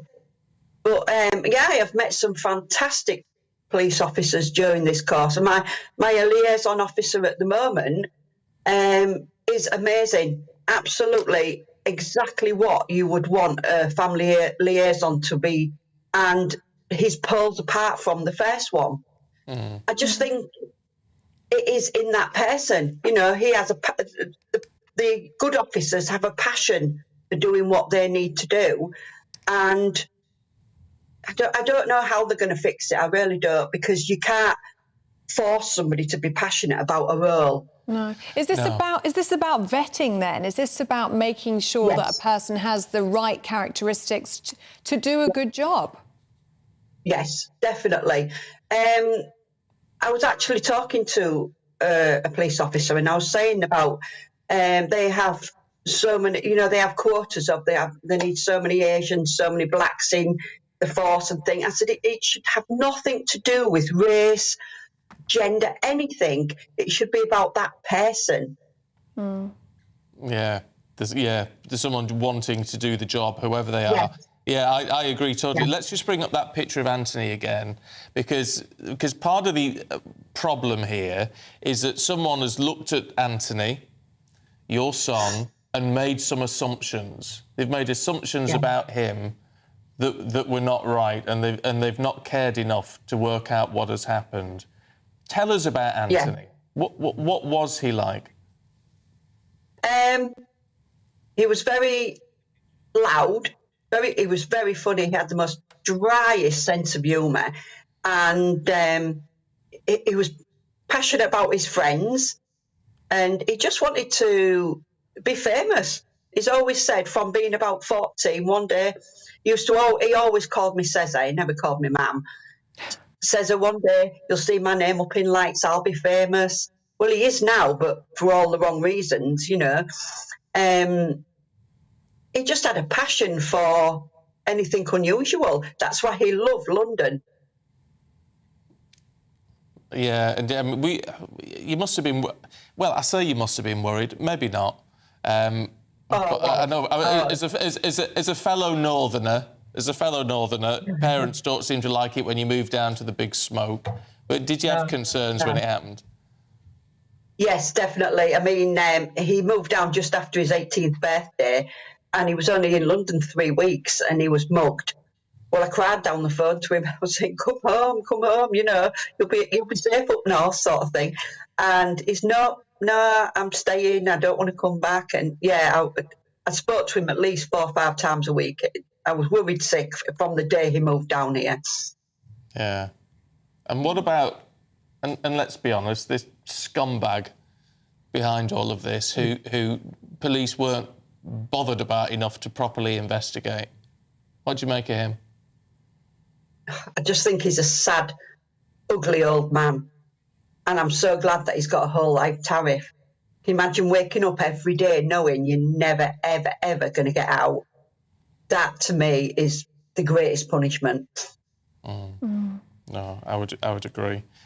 Sarah, we really appreciate you talking to us this morning and so in depth as well. Thank you very much indeed. We really appreciate it. Thank you. Thank you, Sarah. Thank you. You see, I always think with these sort of cases, well, and it's not actually just these sort of cases, a lot of things that we talk about, it's facts, figures, statistics, reports, you know, we need to learn lessons. Well, yeah, lessons do need to be learned, but it's all too late for those people who, like Sarah, who has lost her son. Yeah. And the other 3 families after that where there was at least a very realistic possibility that they wouldn't have lost their child at all. And so it's all well and good looking at reports, isn't it? But it doesn't bring them back, doesn't it? Doesn't bring them back. And so wonderful of Sarah to speak so openly about her son there, and you know, to see his picture and how young he was and full of life. I mean, it is just so... It's heartbreaking. So heartbreaking. And this will do little, really, to make her feel like she's been given justice. It's too little, too late, I'm sure. Oh, I'm sure far too little. But if it changes things for the future, but as Sarah says, she's no confidence it will change. No. And that's not an indictment of the good officers. And I always say I'm a big fan of the police, support what the police do, because I know some really good officers. But it's getting the good officers in and the bad officers out, or the people. They may not even be bad, they're just not. They're not caring enough. not suited to the job. And that's what Sarah was saying there. Maybe there just needs to be some sort of vetting where we're looking at characteristics. Are the characteristics there that would make a good police officer or a good family liaison officer? In this case, especially in Sarah's case, they weren't. No. Those are people who were not suited to the roles that they were in, and that would have helped somewhat towards her coping with what were just such harrowing circumstances. Yeah. But do let us know what you think about that and what you think of that report. Metropolitan Police, I mean, should it be reformed? How should it be reformed? Yeah. Do let us know. gbviews@gbnews.uk. Do stay with us, though. We're going to bring you all the latest sports news with Aidan McGee up next. This is Breakfast on GB News.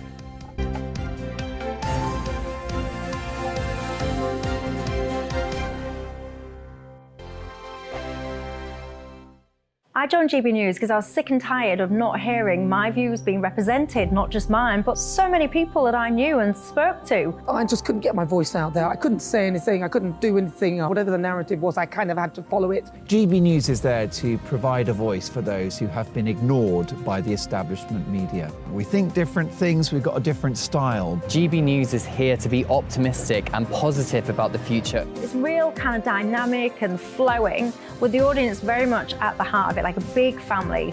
Here at GB News, we talk about the things that matter to you. Hearing the voices from right across our towns and cities, especially our towns. All sides of the argument represented with a heavy dose of opinion. We're on a mission here to make a difference. And the GB News family really is here for you, and whatever time of day you can watch or listen. Britain's watching. Britain's watching. We're proud to be GB News, The People's Channel. Britain's news channel. Monday to Thursday, 9 p.m. till 11 p.m. Join me, Dan Wootton. I'll bring you the sharpest takes and hottest debates. Do you not believe in prison? I don't believe in prisons. I'm completely stunned. I guarantee you there'll be no spin, no bias, no censorship. I actually was personally quite offended by it. And no reason to go to bed. So I guess they've always been quite woke. That's Dan Wootton tonight on TV, radio and online. Monday to Thursday from 9 p.m. till 11 p.m. on GB News. The People's Channel, Britain's news channel. Start the day with GB News. We catch up on all the big stories you didn't hear the night before. And take a look at what the world's talking about this morning. That's right, Monday to Thursdays from 6 o'clock. It's Breakfast with Eamon and Isabel. Straight after breakfast, join us, Bev Turner and Andrew Pearce. We're going to take you through till noon. We'll be tackling the big topics of the day, including the things that the other channels just won't talk about. If it's happening here. Wake up to mornings on GB News. The People's Channel. Britain's news channel. New to GB News is the Saturday 5. Join us every Saturday from 8 p.m. as we debate the week's stories. Right, folks, that was a spicy one, wasn't it? With us four, plus a special guest. Sometimes she has to stick her foot in it. Sometimes she has to say things as they are. Sometimes I think we should keep the refugees and send the pensioners to Rwanda. Then we'd be in a much better state. Well, Benjamin, that is... The Saturday 5. Saturday nights from 8. Only on GB News, the People's Channel. Britain's news channel. Join us every night on GB News at 11 p.m. for Headliners, which is 3 top comedians going through the next day's news stories, which is exactly what you need, because when the establishment has gone crazy, you need some craziness to make sense of it. So join us 11 p.m. every night on GB News, the People's Channel, Britain's news channel. Join me, Patrick Christie's, Monday to Friday, 3 till 6. We tackle the day's news agenda like you've never seen before. It's high tempo, high octane, the most controversial topics, and the best guests. You will not be able to take your eyes and ears off it. I'm not afraid to ask the questions that you really want answered. 3 till 6 p.m, Monday to Friday on GB News, the People's Channel, Britain's news channel. Every Sunday from 11, join Michael Portillo. There'll be topical discussion, looking at the week before and the week to come. So kick back and relax at 11 a.m. on Sundays on GB News with me, Michael Portillo. GB News, the People's Channel, Britain's news channel.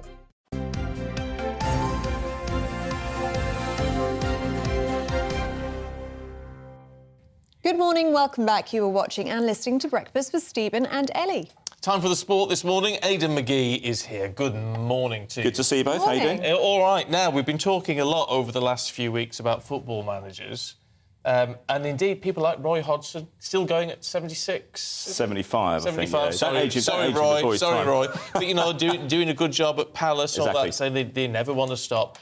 What about Tottenham and Ryan Mason? It's the other end of the scale. He's only 31. He is, exactly. Well, he had a horrific head injury when he played for Hull City down at Chelsea 5-6 years ago.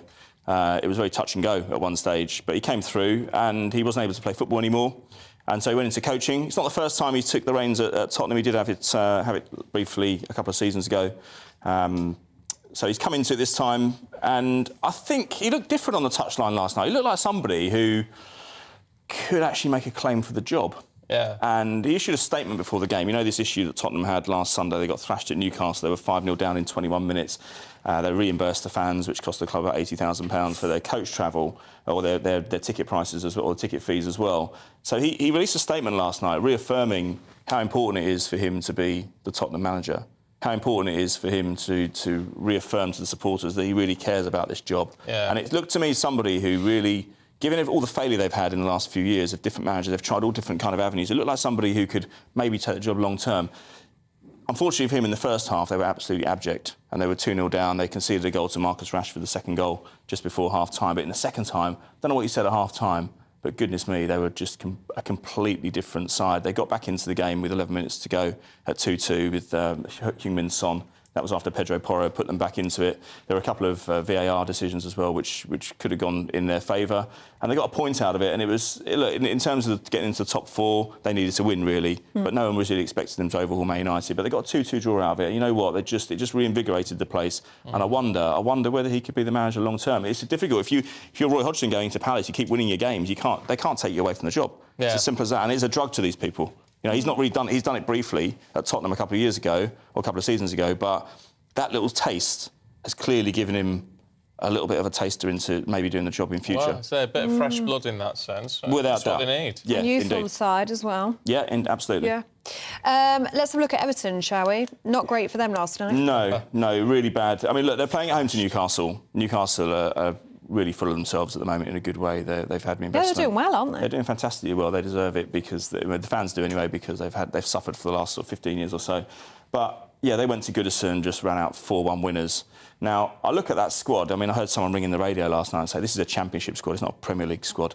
But I look at the players and I think Tarkowski, Jordan Pickford's England goalkeeper. He's not a Championship player. Onana, Calvert-Lewin, yeah, he's always injured, Calvert-Lewin. But even so, these are players who are, whether Everton go down or not, they're going to be playing in the Premier League next season, either with Everton or different clubs. So I don't really buy into the fact that this is a really, really poor squad. There are players there who I'd consider to be below the level, but they weren't able to bring anybody in January. And that's the problem. When the new manager goes in there in November and he needs to freshen up the squad in January. He wasn't able to do that. They were going to sign Dan Juma. He went to Tottenham instead. And this is why they're where they are. And teams around them have started winning. Bournemouth went to Southampton last night and got a really good result. Southampton couldn't capitalise on the momentum they gained at Arsenal on Friday when they got a 3-3 draw, and they're in deep trouble as well. And so Everton are right in the mire now. And don't forget, they were founder members of the Premier League back in 1992. They are a very, very big club. They're moving into a new stadium in the season after next. They don't want to be in the Championship while that happens, and it just seems that even Sean Dyche, with all his pedigree, all his credentials, may not be able to save them this time. They've got a massive game against Leicester next, who are also down there. Huge match. When we're talking about the finance involved here, if they could go down, it could cost them £180 million. That's how much they cost. Because suddenly you play. If everyone knows you need to sell your players because you're in a division below, no one offers you top money for them. Because they think, you need to sell, so we're going to offer you instead of 30 million, we're going to offer you 18.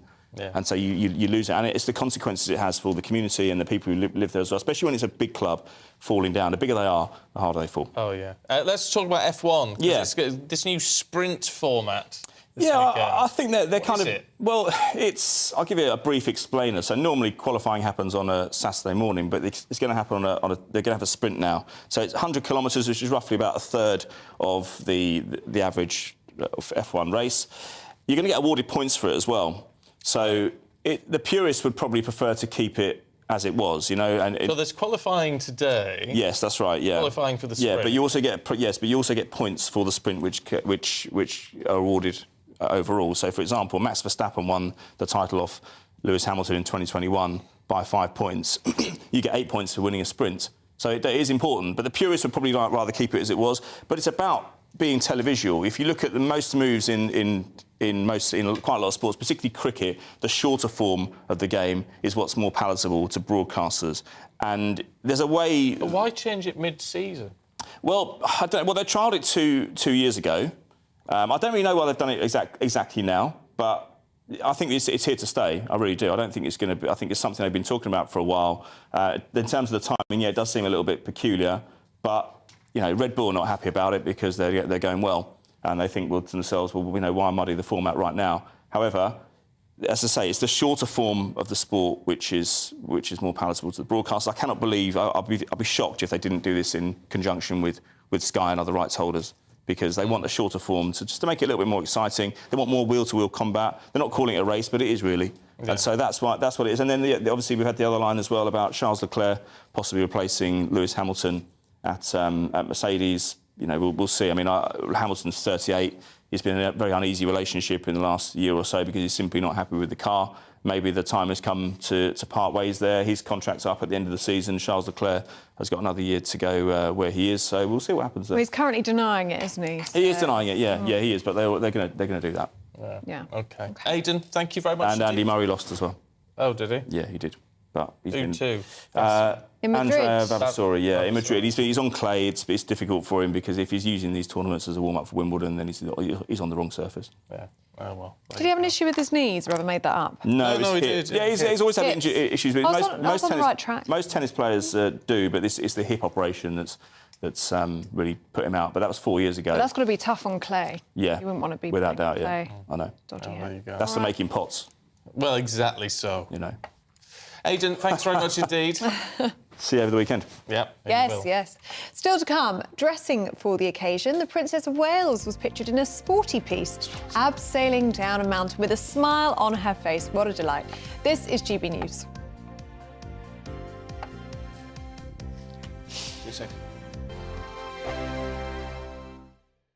Monday to Thursday nights on GB News. At 6, it's Dubes & Co. 7 o'clock, Farage. At 8, join Jacob Rees-Mogg. And at 9, Dan Wootton Tonight, followed by headliners. On TV, radio and online. This is GB News. It's all about family, being in people's living rooms, all the interaction and getting to know who our viewers and listeners are. When I was young, my dad used to say, Nana, stop arguing. I wanted an outlet that would enable me to give my opinion. People are going through a really hard time right now, and I know that you don't feel like you're being listened to by the establishment. I came to GB News because it's the People's Channel, and I want the audience to have their say on the events of the day. We're dynamic. We do something different. Democracy shows that the wisdom of the nation is in its people. I get to travel to find out what the story is from a personal perspective. The British people aren't fools. We know when we're not being told the full story. We've got to work out how Britain moves forward from this. It's the best country in the world. The establishment had their chance. Now we're here to represent your views. Britain's watching. Britain's watching. Britain's watching. We're proud to be GB News. The People's Channel. Britain's news channel. Westminster is going around in ever-decreasing circles, followed by the media. Britain is broken. How on earth did we get into this mess? But more importantly, how do we get out of it? Join me at 7 p.m, Mondays to Thursdays on Farage. Here on GB News, we will have open, rational debate. We've got to work out how Britain moves forward from this. Join us here on GB News, the People's Channel. Britain is watching.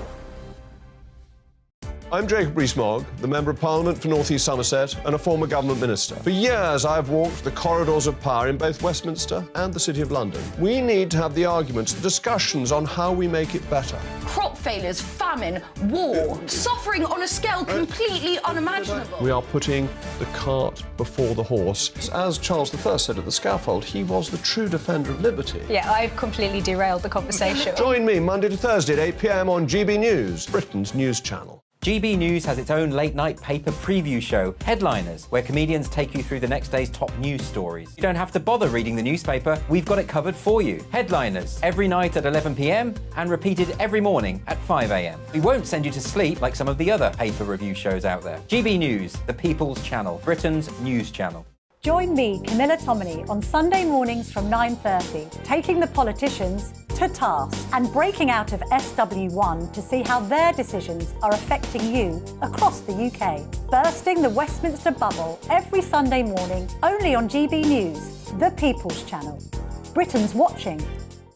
You've probably seen politicians interviewed 1,000 times, but we do it differently. We find out who they really are, we don't shout, we chat, and hopefully we bring a bit of light, not just heat. Did you know Kate Moss? Apparently. Do you have a pair of jeans or a pair of jeans? No, of course I don't. What would I do with them? My friends are like, oh my God, what's she doing now? Join me every Sunday at 6 for Gloria Meets, only on GB News, the People's Channel, Britain's news channel.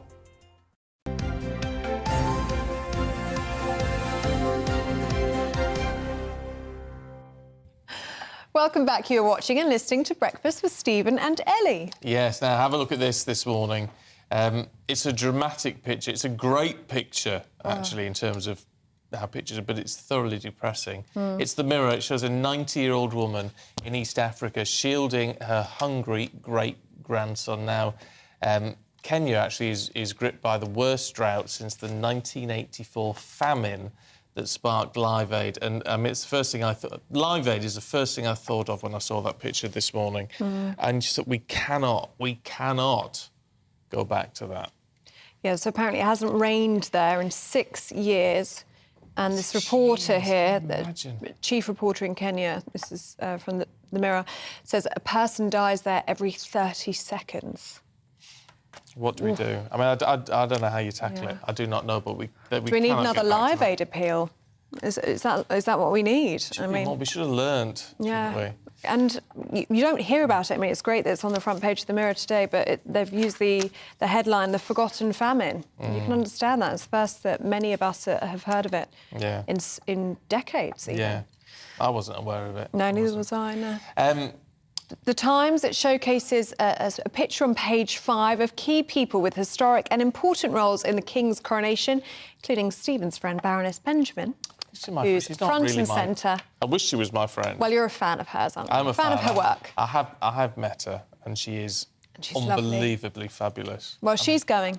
She's going to be front and centre. Well, so she should be. So she should be, because she's not on... I mean, she's a peer of the realm, so, yes, she should be there. But she's also someone who influenced and educated a whole generation of British youth on Play School. Including yourself? Including myself.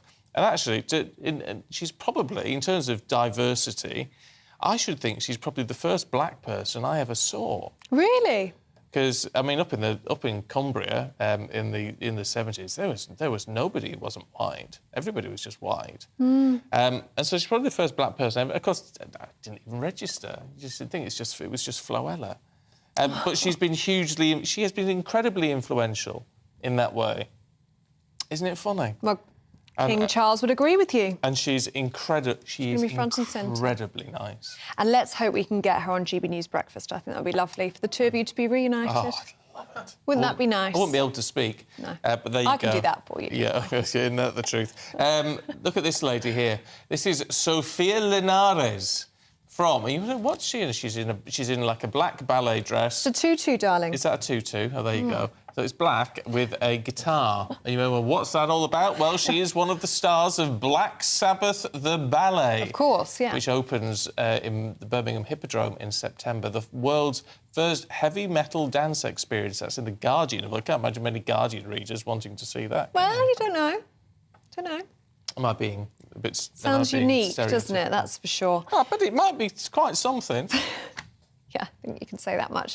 And the Daily Mail, we can see the Princess of Wales showing off her abseiling skills and looking just so glam as she does it. Prince William and Kate joined a Welsh mountain rescue team yesterday who was celebrating their 60th anniversary. Yeah. Not William and Kate, it must be said. Not quite yet. They've aged very well. And bought them all pizza, it must be said. Yeah, Benjamin Butterworth and Liz Kershaw are here. Morning, both. The Times, Liz, looking at the French sending police to Italy. Yeah, we're paying the French, aren't we, to try and stop people leaving the French beaches and arriving on ours. And, of course, they don't arrive in France by plane.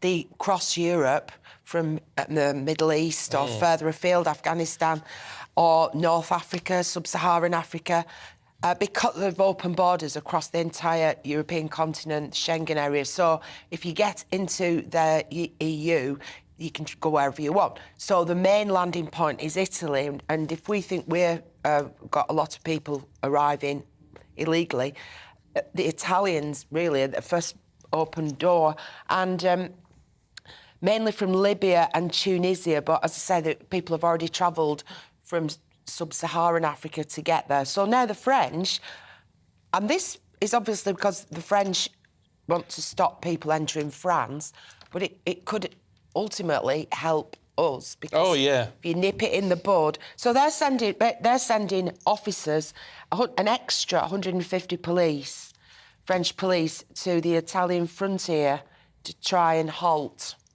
migrants that are landing there. So it'd be good to have some kind of thought-up, linked-up policy on this, because they don't just arrive in Calais out of thin air. No, well, it could be a positive move, hopefully. Well, and also, we've had the odd death in the Channel, but there was a big incident in the Mediterranean this year with a dinghy from Libya sinking and 55 people being lost. No. It's coordination, not a bad thing. Benjamin, should we have a look at The Sun and a gambling crackdown? Yeah, so, I mean, gambling is a real problem for those who get addicted. I think it's one of the cruelest things to get hooked on. And the government, after quite a few years of consultation, is bringing in new rules. So If you lose more than £500 a year, then you're going to be automatically referred to financial checks to see whether you can afford that, whether it's a problem for you. How do they know if you've lost 500 quid a year? That is a question I asked. I assume it means if you're on the same website, for example, which is where most people do their serious gambling these days. But yeah, there's one thing I wondered, because if someone's going around a couple of betting shops or different websites and things, then it would be hard to pick up. Yeah.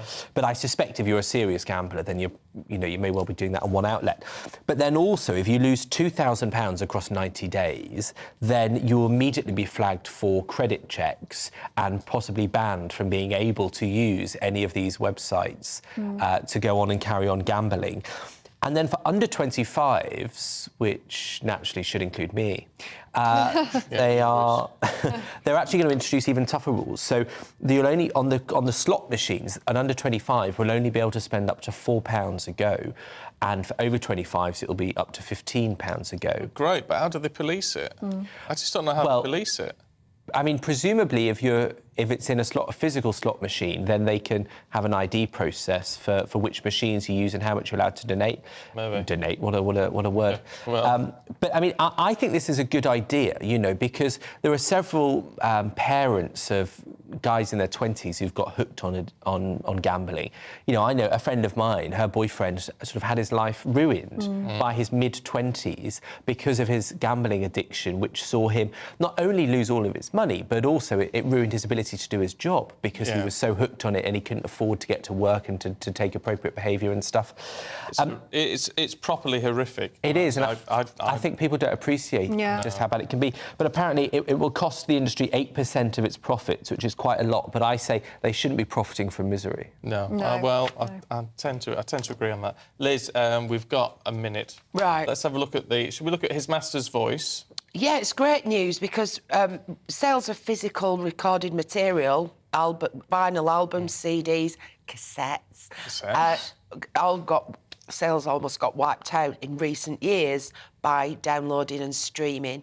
And so the shops shut. And the great thing about record shops was that people went in and browsed and socialised and listened. They used to have listening booths. But we met every Saturday on a corner in Rochdale, Bradley's Records, and you decided how to spend your 50p on a single, or you saved up and bought an album for £2.50. But it was a community. So HMV was the first really big record shop to open in the UK, and there's been all sorts of events there. The Spice Girls did launches and Blur. All gone. But now it's reopening again because sales of vinyl and cassettes as well now. People actually want to own the physical thing. It's all retro, but it's all good. Liz, Benjamin, thank you both very much indeed. Good to see you this morning. Now, still to come, it's nurses' strikes, train strikes, now civil service strikes. We'll bring you the latest. This is GB News. Good morning. Alex Deacon here with your latest weather update from the Met Office for GB News. Bit of a drab start out there for most, but it should cheer up, get a bit brighter, and it will start, for many of us, to feel a little bit warmer. That trend will continue into the weekend. Big area of low pressure out west. We've had these weather fronts crossing the country overnight, bringing many of us pretty soggy nights, and still fairly dull and damp for many this morning. Not much rain across the south at the moment, and the rain is edging out to the east. So in the west, we should start to see skies brightening in the next few hours, and even a bit of sunshine likely here and there, parts of South Wales and southern England, certainly this afternoon. West coast of Scotland also. The eastern side likely to stay fairly glum. Northern Ireland seeing a mixture of brighter spells, but also perhaps some heavy showers later. Northerly winds bring a chill back to northern parts, but generally in the south, quite a bit warmer than it has been. 17, 18, with some sunshine, we could reach 20 Celsius today.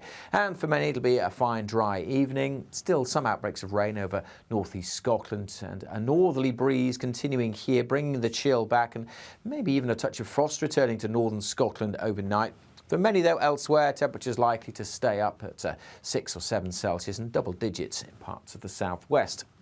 All that leads into a messy picture through this long weekend. Still plenty of dry and bright weather to be had through the weekend, but we'll probably start with some outbreaks of rain tomorrow over Northern Ireland, southwest Scotland, and then we'll watch some heavy showers breaking out for Northern Ireland, Wales, and some parts of central and northern England. But much of southern and eastern England and northern Scotland likely to stay dry. Still chilly here, single figures, but again elsewhere with a bit of sunshine, high teens, maybe into the low 20s. That'll feel quite a bit warmer than it has done. And that trend continues as well. There will be dry and bright weather this weekend, but there will also be some heavy showers to dodge.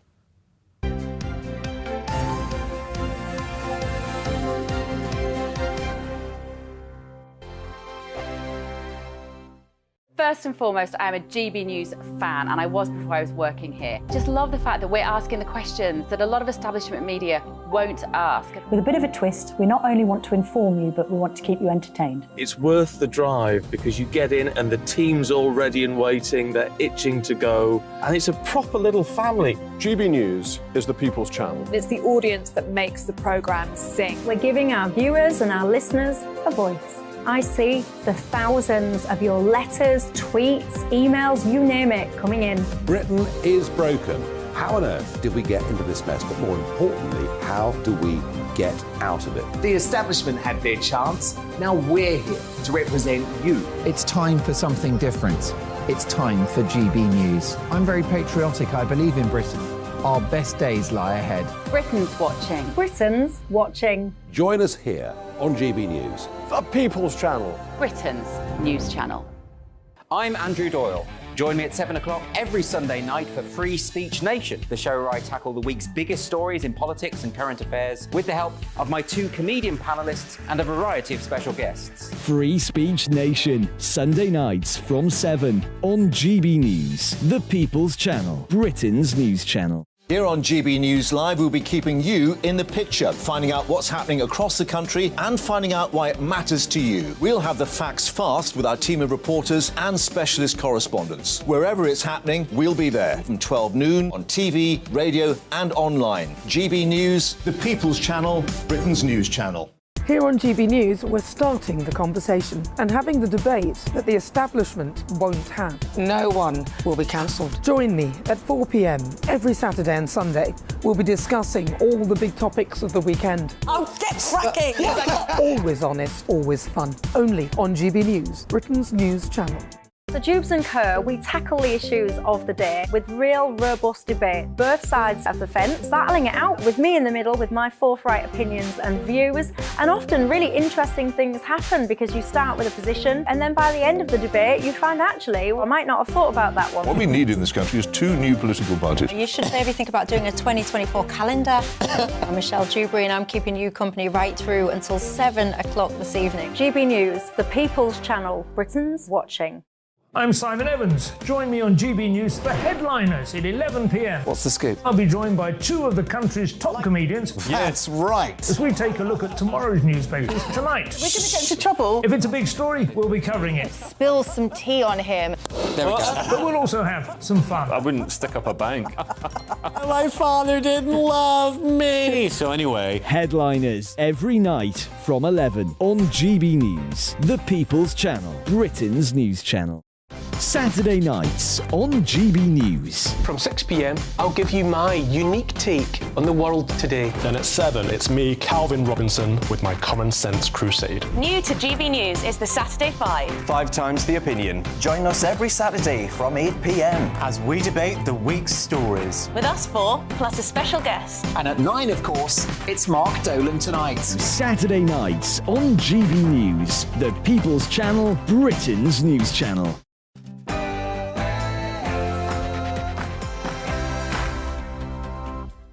Good morning, it's 9 o'clock on Friday, the 28th of April. Today, thousands of nurses forced to return to work after their strike action was ruled unlawful. The ceasefire in Sudan has been extended, but it's a race against time as the Foreign Secretary urges Britons to leave. Brace yourselves, a potentially damning report into how Richard Sharp was recommended for the job of BBC chairman by Boris Johnson is set to be published imminently. And the royals take to the streets. The Prince and Princess of Wales pay their respects to the people who lost their lives in the Aberfan disaster. It's as the build-up to the coronation continues. Good morning to you. I'm Stephen Dixon. I'm Ellie Costello, and this is Breakfast on GB News.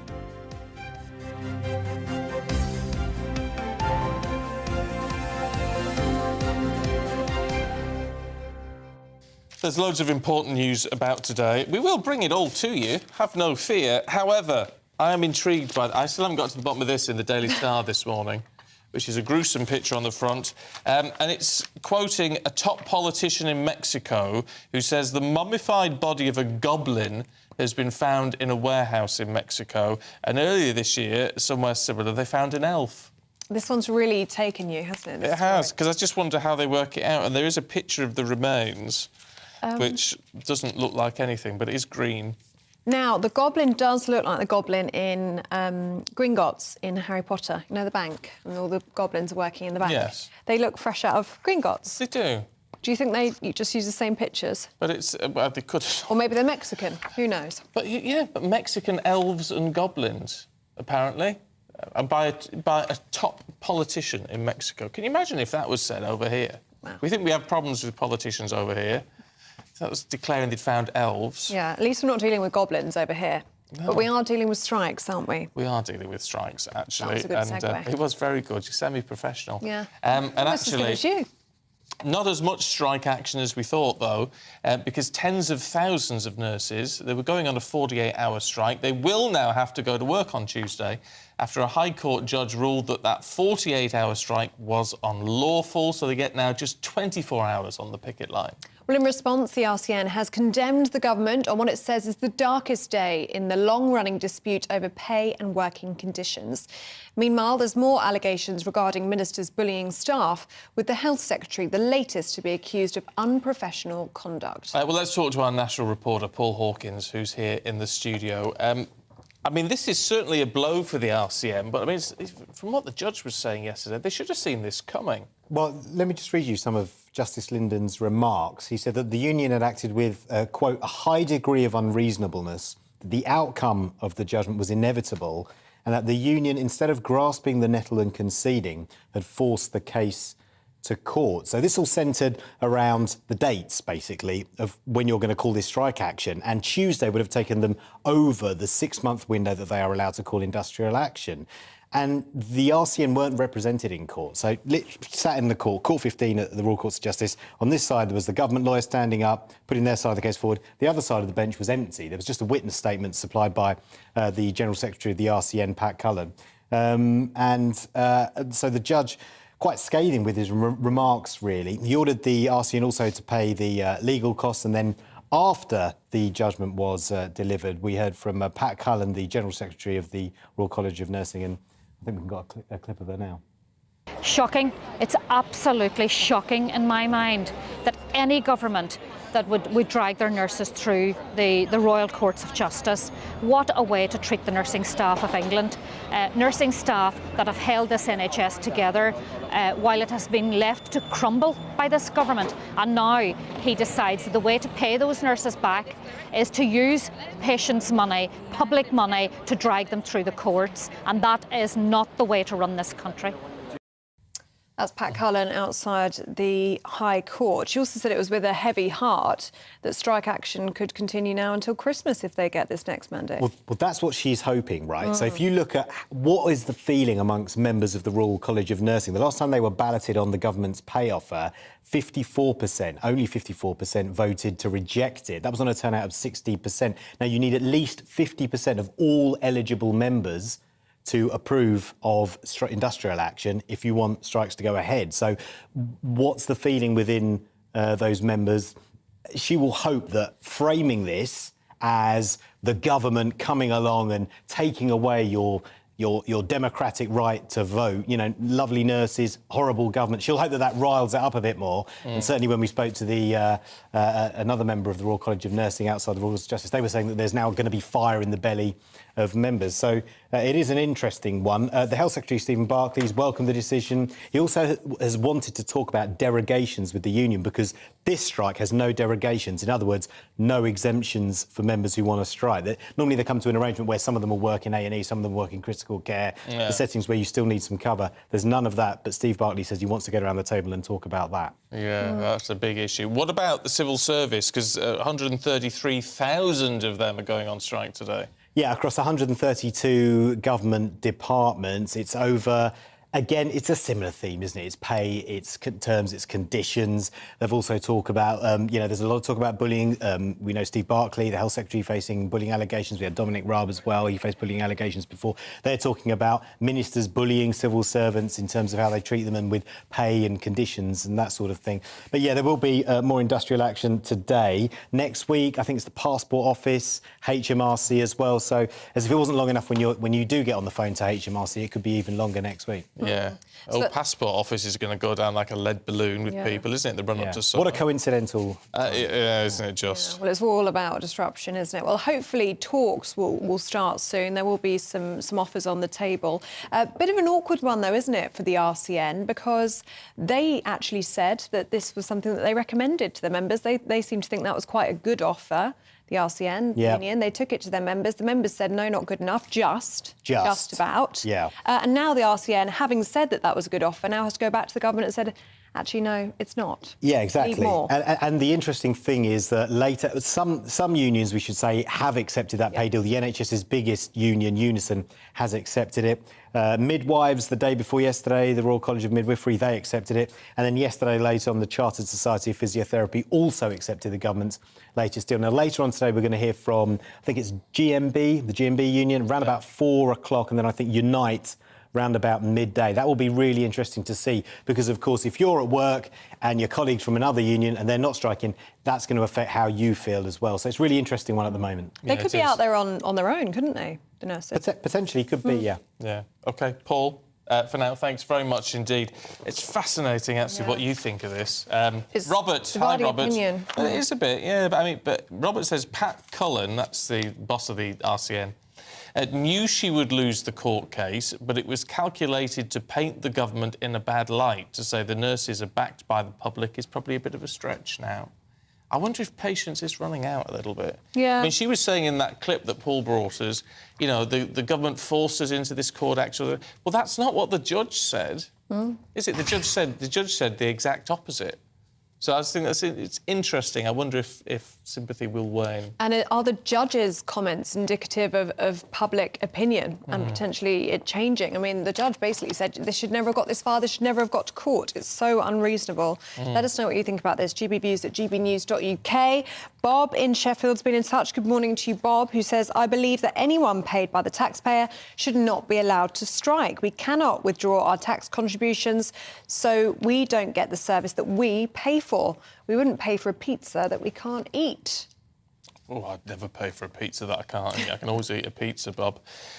David says, in general, public sector pay is 6% higher than the private sector and pensions are far higher. The government's right that this is unaffordable, otherwise taxation rises even more. The basic pay offer could rise if pension provision falls. They should negotiate this. I mean, there's always talk about pension provision for public sector. I don't know quite how well looked after. It can't still be final salary. Is it in the public sector? Maybe it is. I don't know. But I mean, it's a big thing, isn't it? If you've got a really decent pension, the rest of us have to, do what we can around pension provision. Yeah, and Graham says the nurses should abandon strike action and concentrate on saving lives and nursing the sick. They've been assured an increase in pay. Listening to union leaders demanding more money diminishes any public sympathy. Or perhaps you just want this brought to an end, like Paula, who says, if the government want to end strikes, they should offer nurses 6.5%, as the government in Scotland did, and it was duly accepted. For the retainment of staff and the recruitment of student nurses, Please can they make an improved offer and let's put an end to this. Yeah, and I'm sure lots of people would agree with you. I mean, there's certainly strike fatigue, isn't there, going on? We've been talking about it since the winter. We're now talking about a summer of discontent. And if the nurses get a mandate, we could be talking until next Christmas, over a year of this disruption. Well, how many lives would that cost? Well, that's the worry, isn't it? Is it right to be held to ransom like that, or do we need to settle it, as Paula said, with a little bit more money, and then keep our health service ticking along until there can be some sort of reform, which I think everyone says is inevitable now? Yeah. But anyway, thoughts, please. gbviews@gbnews.uk. As we were mentioning with Paul in other news today, about 130,000 civil servants will strike over, guess what? Paying conditions. It will include public and commercial service union members in 132 government departments. The union accused the government of waging an ideological war on its workforce. The government says their demands are unaffordable. A body has been discovered in the hunt for a partner of a pregnant teacher who was found murdered in Scotland. Police have been looking for 36-year-old David Yates in connection with the death of Morel Sturrock at her home in Glasgow. The force now says that while the body was yet to be formally identified, it is believed to be that of Mr. Yates. Now, despite most politicians wanting to go green, Britain is not on track to hit its targets, according to MPs. One target is to stop making electricity from gas by 2035, and we're not going to hit it, according to the Energy Committee. The group also says windfall tax is structured to benefit energy and oil companies.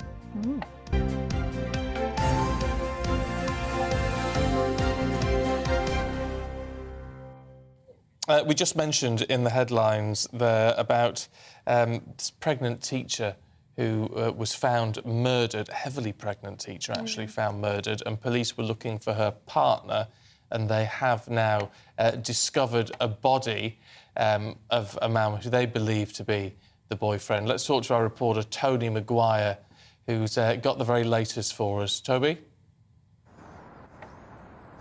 Good morning. Yes, well, I'm in Jura Street, where on Tuesday morning police discovered the body of 35-year-old Morel Sturrock.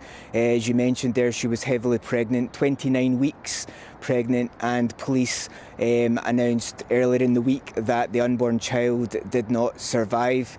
This sparked almost an immediate manhunt looking for her, Morel Sturrock's fiancé, David Yates. The search took them to Mugdock Park, about 9 miles away, where they found his abandoned vehicle. And then around 12 hours ago last night, police announced that in the Mugdock Reservoir they found the body. They have not been identified as David Yates as of yet, but the police believe that it is the body of the 36-year-old. Morel Sturrock, as you mentioned, she was a beloved teacher in the local community. Outside our house, that there are tributes, bouquets of flowers, teddy bears, and messages written from her pupils. Some of them read, "Thank you for everything that you've done for me, and I will miss you loads." Police have confirmed that they're not looking for anybody else in relation to the murder.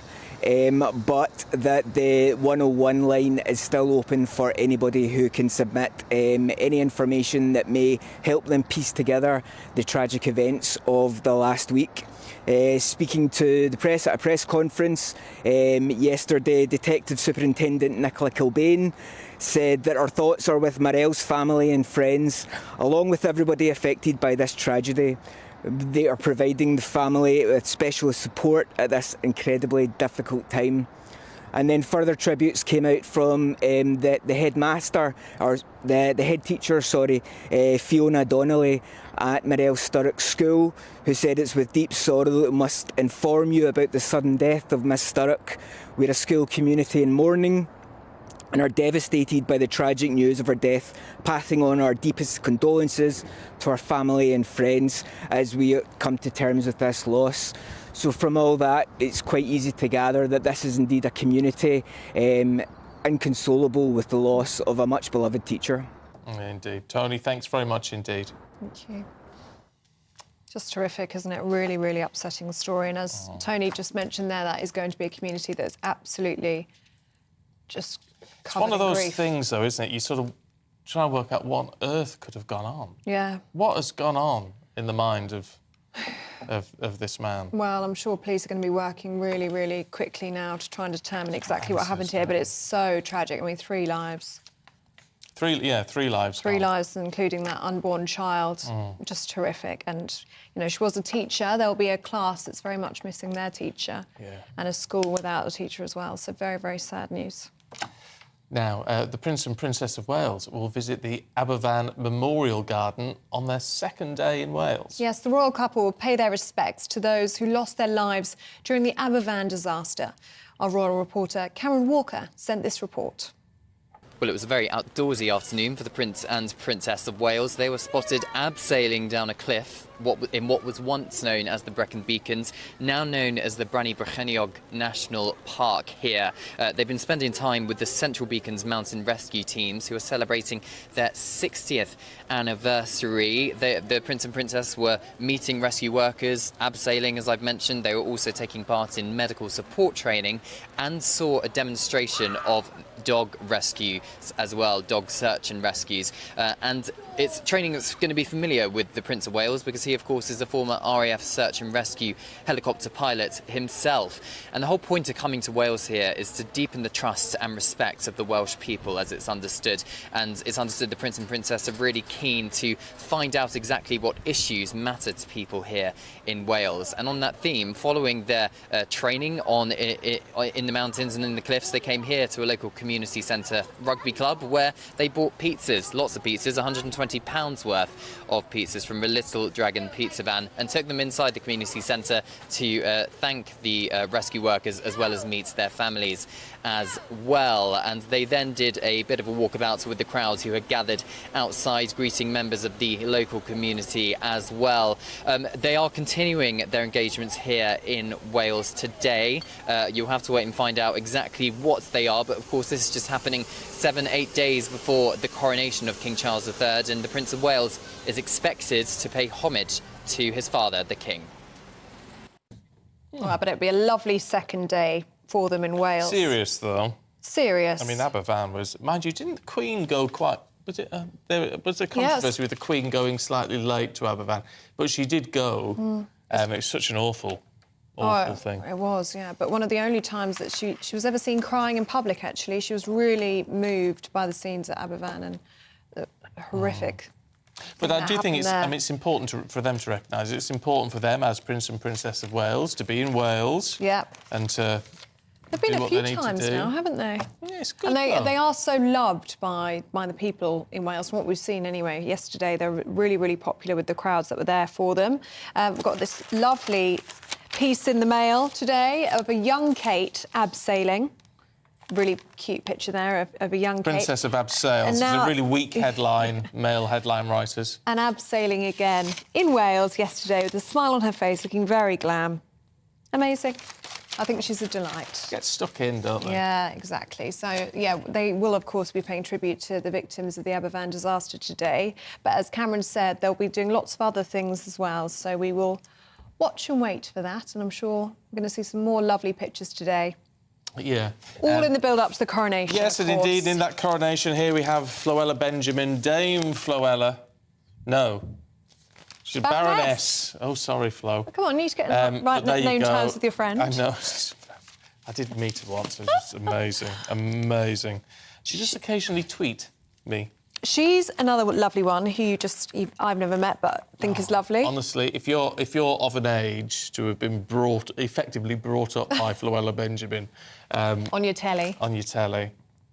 She's as nice as you could ever imagine. I'm really pleased that she's getting a front and centre role. I like it when people are just as nice as they are on the telly. Do you know what? A bit like you, darling. But they do say, don't meet your heroes, don't they? Yeah, they do say that. There's loads... Because in this job... You get to meet loads of, Hollywood actors and pop stars, all the rest of it. And it's always the ones you really want to meet who are horrid. Oh. Horrid. I've met a few horrid ones in my time. Divas. I'll tell you in the break. Oh, tell me in the break. Wait. And people that you think, I'm really excited to meet them. Tell you who I was never disappointed by, who is a dream, is Dr. Brian May. Oh, yeah. I saw him once in Pizza Express. Seemed nice. Oh, what a man. And a legend. The man is a legend, and he's fantastic. He's so nice. Is he nice? Is he so friendly? nice, so humble, so talented. And it's always the most famous ones that are like that. It's people who aren't actually that famous that can be a bit difficult sometimes. Reality stars. Yeah. Because they think they've got everything. They tend to be. Naming no names. No, they tend to be a bit funny. But no, Floella Benjamin, unbelievably lovely. Ah. And she will be front and centre, Coronation, next weekend, as will we be at GB News. We'll be Yes, bringing we're you... down at the Palace Friday, Saturday and Sunday next week. We're camping out outside the Palace. We are. I don't know quite... I mean, it's going to be a busy day on Saturday. Quite what's going to happen with us, I do not know, but we will be there. And, of course, as the King leaves the Palace and heads on that carriage journey to Westminster Abbey and... well, we'll be there for the whole thing, won't we? We will. A front seat in history, and we'll bring it all to you on GB News. We're very much looking forward to it, so I hope you can join us too next weekend. Oh, yes, please. But do stay with us now as well, because Aidan McGee is going to bring us up to date with all the sports news shortly.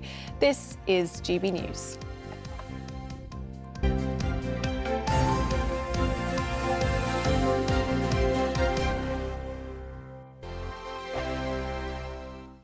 I joined GB News because I was sick and tired of not hearing my views being represented, not just mine, but so many people that I knew and spoke to. I just couldn't get my voice out there. I couldn't say anything. I couldn't do anything. Whatever the narrative was, I kind of had to follow it. GB News is there to provide a voice for those who have been ignored by the establishment media. We think different things, we've got a different style. GB News is here to be optimistic and positive about the future. It's real kind of dynamic and flowing, with the audience very much at the heart of it, like a big family.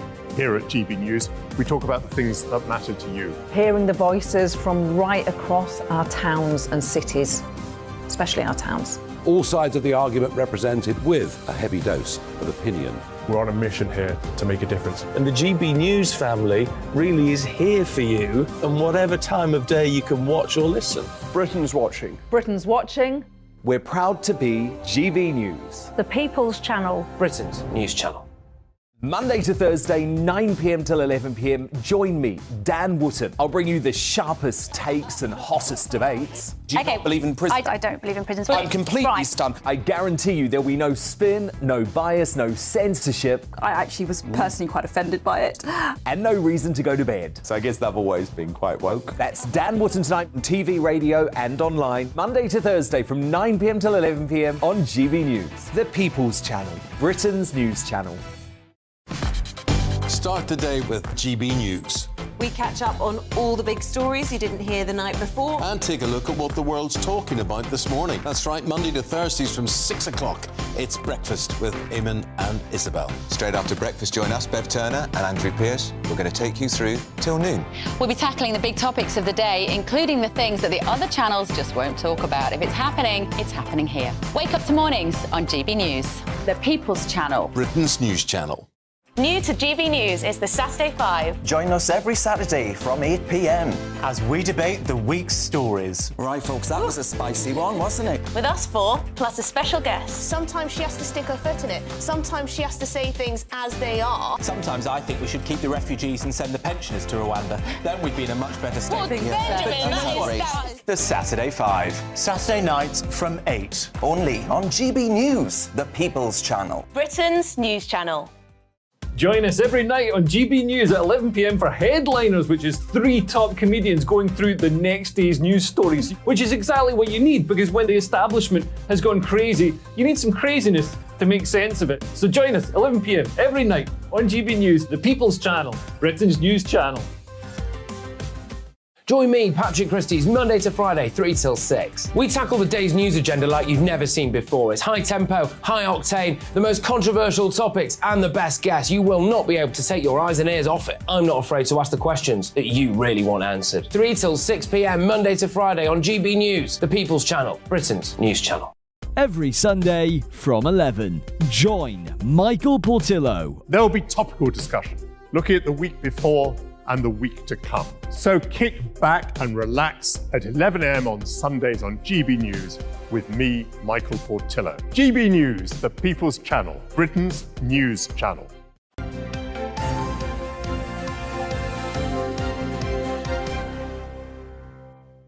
9:25. Good morning dear. to you. This is Breakfast with Stephen and Ellie. OK, joining us now is sports broadcaster Aidan McGee to talk us through all the biggest headlines from the sporting world. Good morning to you, Aidan. Good morning. I'm really sorry. I thought I was not going to be back to the weekend. I thought we were hoping. I thought it was a Chesney Hawks one. You were trying to get out of here. Oh no. I am the one. Do you know who wrote that? Let me. I am the one and only. I reckon it might be one of the Bee Gees. No, no. Robin used to write loads of stuff. He did, yeah. Like that. But no, Nick Kershaw wrote that. Oh, was it really? Yeah, made him a fortune. Excellent. You don't know who Nick Kershaw No, I is, don't. do you? I just thought I'd nod along and get away with that. Anyway, should we do some sport? Why not? Big game last night. Yeah, big game last night. Tottenham Man U. Yeah, that's right. Well, so Ryan Mason was stepping in as Tottenham fired the interim manager last week, which is pretty rare.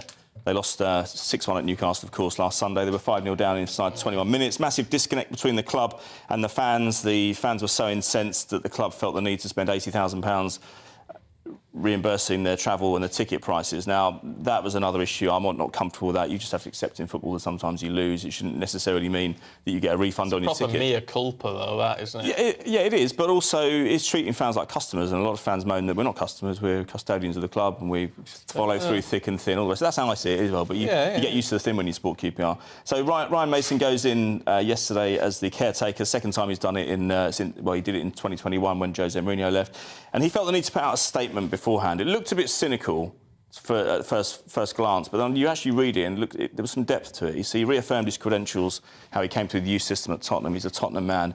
He values being the Tottenham manager and he's loving the opportunity. He looks to me, Stephen, like somebody who could potentially get the job long term. The performance last night in the first half was abject. They were 2-0 down against Man United at half-time. Sancho and Rashford putting United in the box seat, but they were transformed.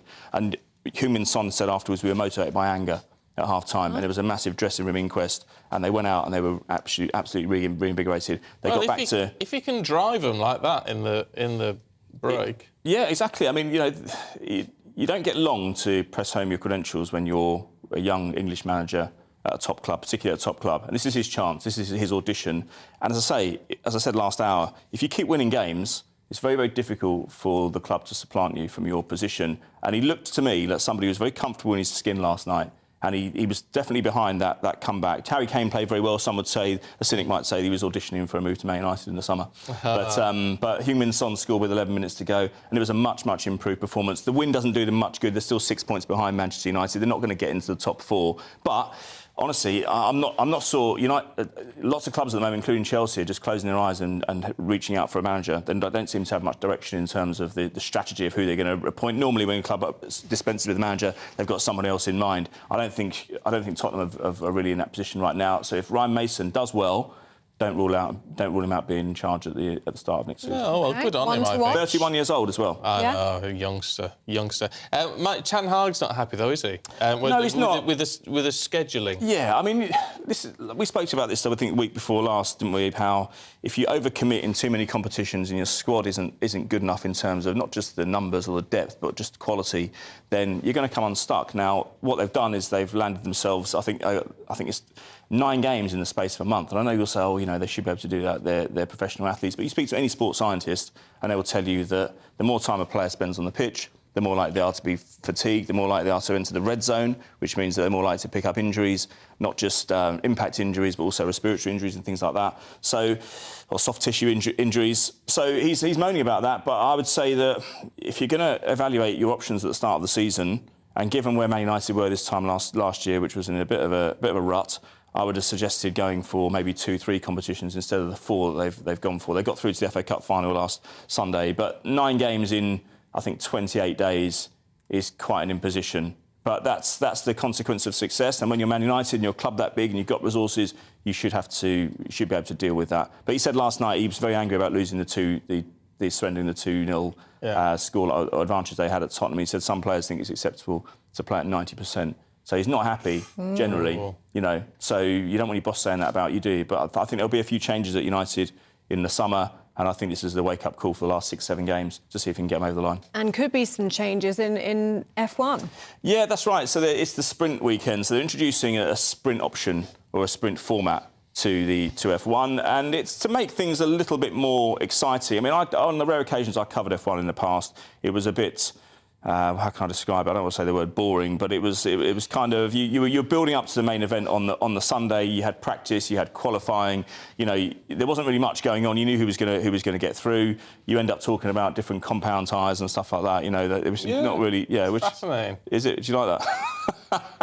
But what's the advantage of the sprint on the Saturday then? For which points will be awarded? Isn't just a setting race? So effectively, but the points count towards the overall total. So if there's eight, the top 8 finishers are awarded points. If you get 8 points for finishing top, then that's significant. Max Verstappen 2 years ago won the title over Lewis Hamilton in that epic race, the epic finish we saw, probably one of the best ever finishes to an F1 season. He won that by 5 points, so it can be significant. And it's a televisual move as well. It's about making the elements of the sport more palatable. They don't want to do away completely with the traditional forms of the game. A bit like cricket, they don't want to do away with the test format, so they introduced 2020, so it satisfies everybody. But if you're gonna award points to the top 8, then that's going to mean the top 8 are miles ahead of everybody else. Not necessarily, no. But then there's an incentive to win, then, isn't there? I mean, it's still sport. It's still just an extra dimension to the weekend. And I think it probably did need a bit of shaking up. And it's 100 kilometres,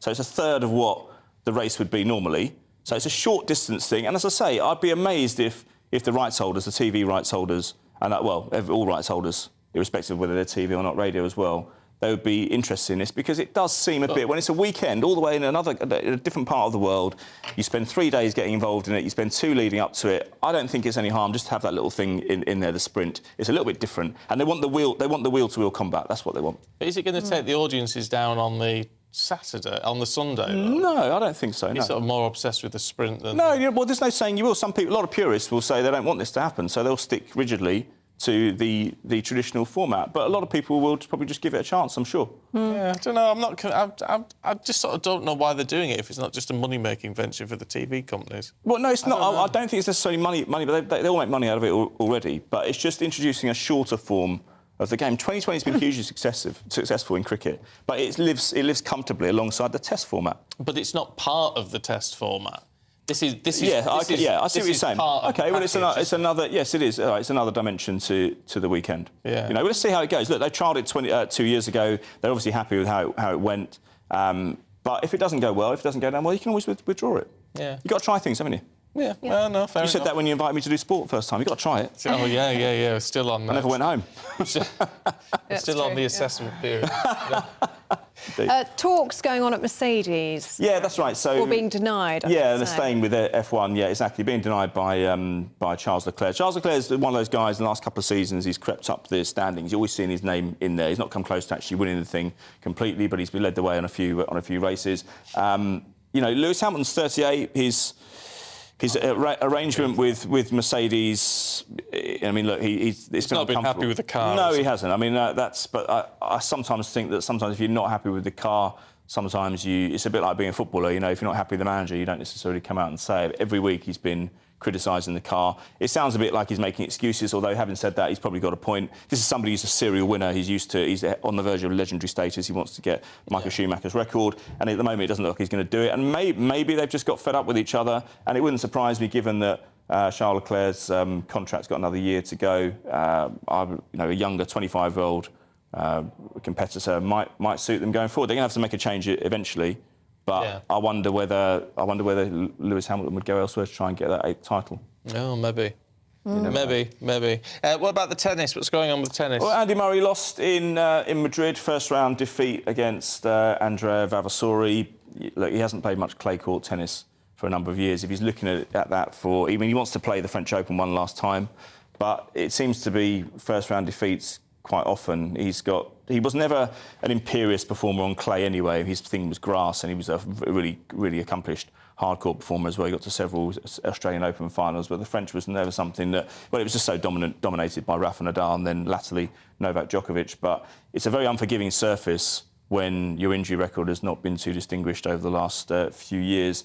And so I think he needs to get the hours in on court, because Wimbledon's going to be, end of June, start of July. That's not that far away. No. So he needs to get the practice in. You never know with these people. Why don't they quit when they're at the top? Well, it's a drug. It's a drug, and you're addicted to it. And when you've done that all your life, he's probably read stories about sportsmen retiring and not knowing what to do with themselves. And remember, sportsmen, perhaps more than anybody else, they thrive off structure, off routine. Just sit in the bath and count your money.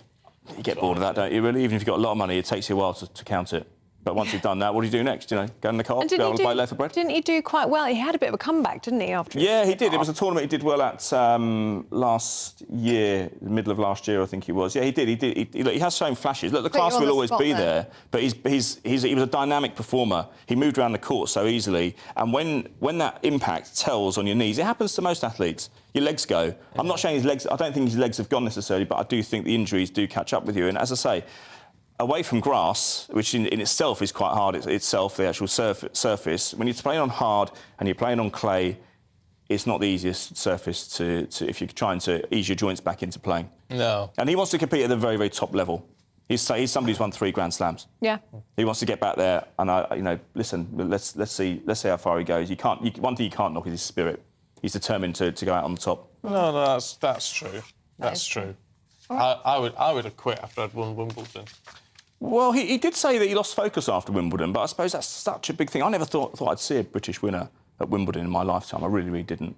And when he did it, you can kind of understand, given that all his life was based around or geared towards trying to win that. I mean, it was amazing he came back and did it 3 years later, but he did say on Jonathan Ross' show, he did some years ago, that he did lose focus after that first Wimbledon. But he didn't quit. He came back, and don't forget, he'd already won the US Open in 2012 as well. But if you look at his peak, it was probably 2012-13, 10 years ago now. Yeah. 10 years. But he says he still has hopes he could win Wimbledon again. Yeah, you've got to admire him. You've got to admire him. You never know. I mean, as I say, it's a slightly more forgiving, the grass.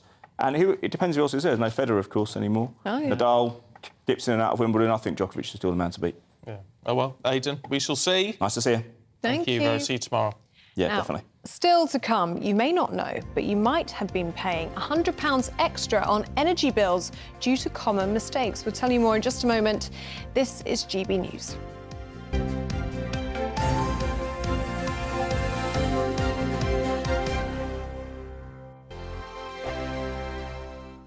Monday to Thursday nights on GB News. At 6, it's Dubes & Co. 7 o'clock, Farage. At 8, join Jacob Rees-Mogg. And at 9, Dan Wootton Tonight, followed by headliners on TV, radio and online. This is GB News. It's all about family, being in people's living rooms, all the interaction and getting to know who our viewers and listeners are. When I was young, my dad used to say, no, stop arguing. I wanted an outlet that would enable me to give my opinion. People are going through a really hard time right now, and I know that you don't feel like you're being listened to by the establishment. I came to GB News because it's the People's Channel, and I want the audience to have their say on the events of the day. We're dynamic. We do something different. Democracy shows that the wisdom of the nation is in its people. I get to travel to find out what the story is from a personal perspective. The British people aren't fools. We know when we're not being told the full story. We've got to work out how Britain moves forward from this. It's the best country in the world. The establishment had their chance. Now we're here to represent your views. Britain's watching. Britain's watching. Britain's watching. We're proud to be GB News. The People's Channel. Britain's news channel. Westminster is going around in ever-decreasing circles, followed by the media. Britain is broken. How on earth did we get into this mess? But more importantly, how do we get out of it? Join me at 7 p.m, Mondays to Thursdays on Farage, here on GB News. We will have open, rational debate. We've got to work out how Britain moves forward from this. Join us here on GB News, the People's Channel. Britain is watching. I'm Jacob Rees-Mogg, the Member of Parliament for North East Somerset and a former government minister. For years, I've walked the corridors of power in both Westminster and the City of London. We need to have the arguments, the discussions on how we make it better. Crop failures, famine, war, suffering on a scale completely unimaginable. We are putting the cart before the horse. As Charles I said at the scaffold, he was the true defender of liberty. Yeah, I've completely derailed the conversation. Join me Monday to Thursday at 8 p.m. on GB News, Britain's news channel. GB News has its own late-night paper preview show, Headliners, where comedians take you through the next day's top news stories. You don't have to bother reading the newspaper, we've got it covered for you. Headliners, every night at 11 p.m. and repeated every morning at 5 a.m. We won't send you to sleep like some of the other paper review shows out there. GB News, the People's Channel, Britain's news channel. Join me, Camilla Tominey, on Sunday mornings from 9:30, taking the politicians to task and breaking out of SW1 to see how their decisions are affecting you across the UK. Bursting the Westminster bubble every Sunday morning, only on GB News, the People's Channel. Britain's watching. You've probably seen politicians interviewed 1,000 times, but we do it differently. We find out who they really are, we don't shout, we chat, and hopefully we bring a bit of light, not just heat. Did you know Kate Moss? Apparently. Do you have a pair of jeans or a pair of jeans? No, of course I don't. What would I do with them? My friends are like, oh my God, what's she doing now? Join me every Sunday at 6 for Gloria Meets, only on GB News, the People's Channel, Britain's news channel.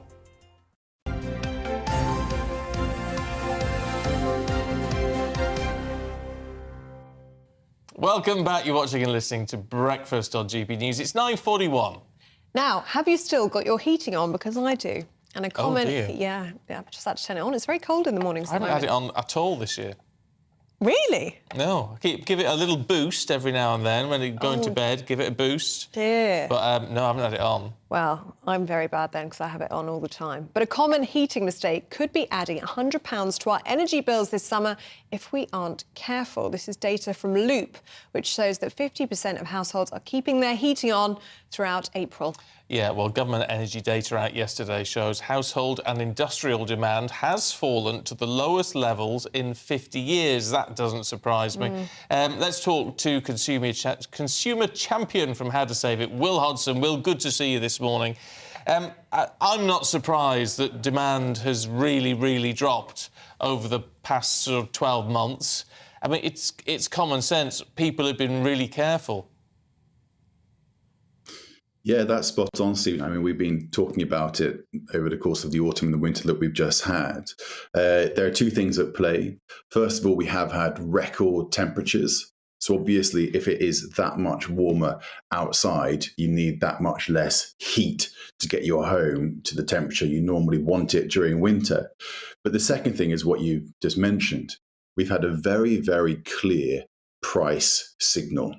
Energy has never been more expensive in this country, even with the help that we've had from the government. So people have found a way here and there to keep their gas usage down, because it's gas which has spiked in cost, and it's gas which we need to heat our homes at the moment.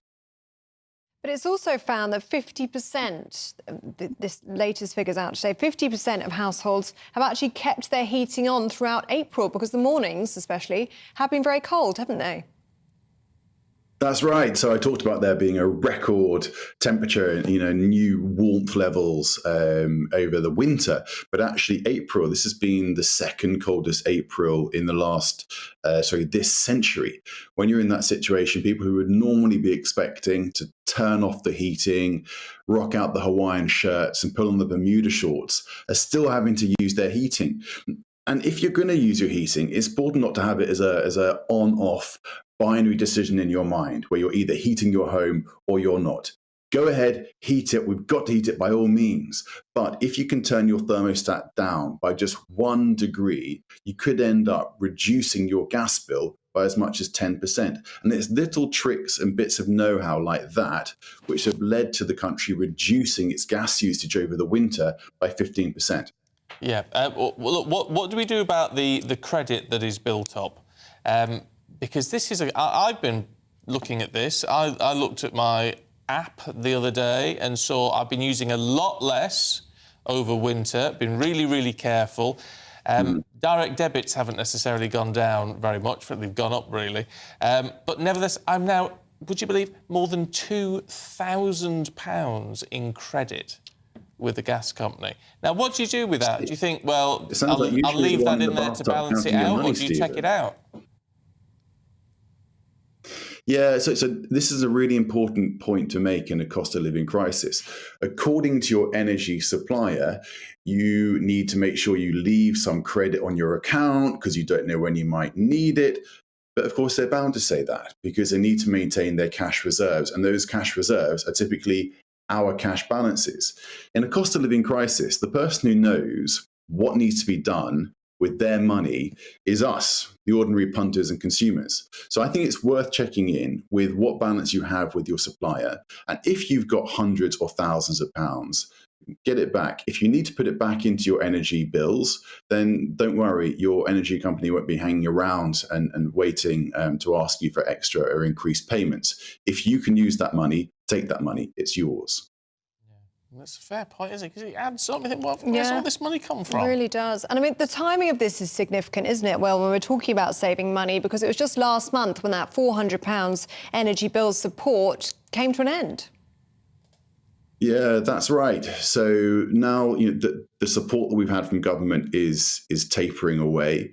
Luckily, in the background, we've also seen wholesale prices come down. So the energy price guarantee, which we've had from the government since October, is going to be replaced by the off-gem price cap.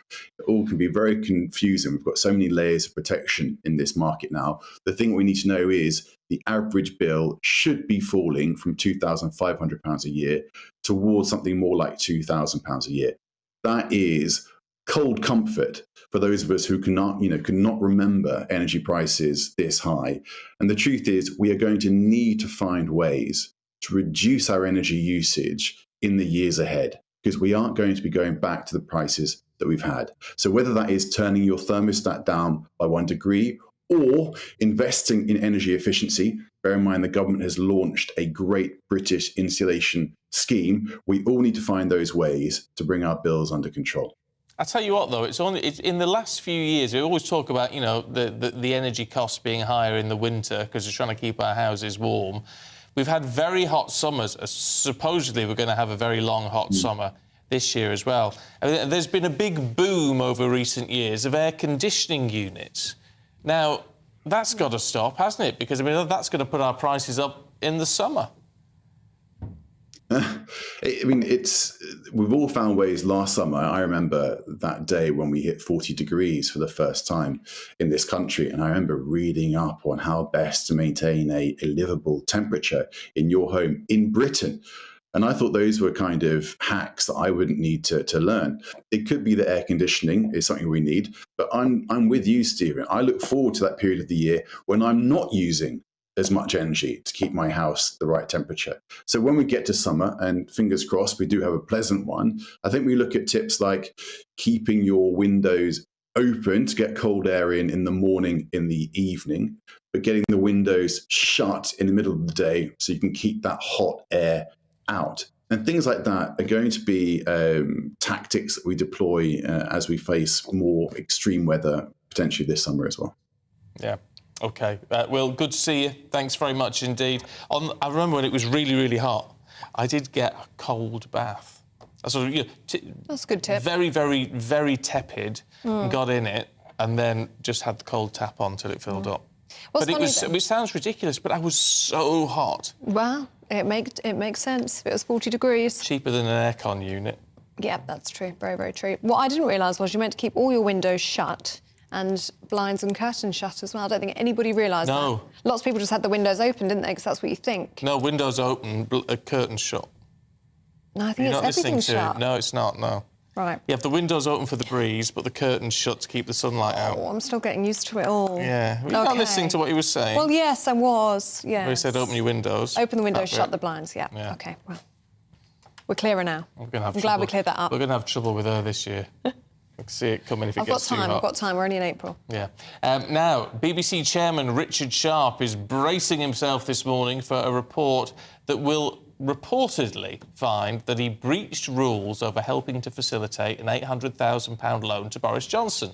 Well, the investigation has been led by barrister Adam Heppenstall, KC, and is expected to be published imminently. We're joined now by GB News Deputy Political Editor Tom Harwood for more. Good morning to you, Tom. I mean, this is a highly anticipated report, isn't it? We've been talking about it for months. We have indeed, and this investigation by this KC was instigated when the Shadow Culture Secretary really brought this up in Parliament and made this a big issue. It was originally a Sunday Times investigation that then became a big political story, and it's a big political story for a number of reasons. First of all, of course, the question of the relationships between the then Prime Minister Boris Johnson and those he was appointing to different roles, the question of financial potential impropriety in all of this, but also the connection that Mr. Sharp has with Rishi Sunak, having previously been Rishi Sunak's boss at Goldman Sachs. So it all sort of ties together in this big web of connections. However, throughout all of it, Richard Sharp has maintained that he denies he facilitated a loan to Boris Johnson. I think that to some extent he views the conversation around this as having been lost in semantics, sort of conversations that he had with Boris Johnson being blown out of proportion and implied that it was more than it was. That's his view. However, we're going to see the KC's view in very shortly. Look, but as we say, it's reported that he is going to. We won't know until we see it, but that he will think that Mr. Sharp breached rules over that loan. Breached what sort of rules? Because he wasn't BBC chairman at the time. He wasn't BBC chairman and he didn't provide the loan. No. The charge is he introduced someone to Boris Johnson who then loaned Boris Johnson money. The charge is, however, that he did not declare this in the appointments process to become BBC chairman, or didn't declare it in a full way. And that's what's going to be looked into. Should he have been more open and transparent in that appointments process? And what are the facts specifically about this introduction that was made? One point that counts against him is that Simon Case, the cabinet secretary, sent an email to Boris Johnson saying you must stop relying on this man for financial advice. So just some breaking news. We're hearing, being told that Richard Sharp has resigned. Well, that would suggest it's a fairly damning report. It doesn't seem that we have the report out yet, but no doubt he will have been given an advanced copy. We do know that it's a very lengthy report, but this resignation really suggests that there was no coming back from the conclusions. It suggests that the KC in this case has concluded that Richard Sharp should have declared this in the appointments process. I mean, Labour was saying that his position was untenable if he was found to have broken the rules, and this would suggest even he's admitting now that he couldn't continue. Well, yeah, there was certainly a huge amount of political pressure, and crucially, Rishi Sunak as well, the Prime Minister, the man that will appoint the next BBC chairman, had not been backing Richard Sharp, his old boss, his close, I don't want to say ally, but, someone he's worked with in the past. The fact that the Prime Minister for the last 3 months has not been saying he has confidence in the BBC chairman, has been saying let's wait and see the report, means I think that political support that Richard Sharp might have relied upon simply wasn't there. This isn't something that Rishi Sunak feels he has to get involved with. In some ways, Number 10 feels like they can make a sort of a cut with the past and say, well, this was a Boris Johnson era issue. I mean, we're moving forward. Just in 30 seconds, I mean, the implication is here. I mean, to break it down, the implication is, can you help me out, sort out this money, and I'll get you a decent job? I mean, that's the implication, isn't it? That's the implication. That's what is being suggested. However, both Boris Johnson and Richard Sharp has vigorously denied that is what went on. It could be more generously interpreted to be that these were two people who knew each other and occasionally had conversations like that. It must be said that people within the BBC has said that he's only acted professionally, and of course he was a very senior and qualified man. OK. Tom, thanks very much indeed. That breaking news then that Richard Sharp has resigned from the BBC. More on that, of course, coming up with Esther and Phil straight after your weather. Good morning. Alex Deacon here with your latest weather update from the Met Office for GB News. Bit of a drab start out there for most, but it should cheer up, get a bit brighter, and it will start for many of us to feel a little bit warmer.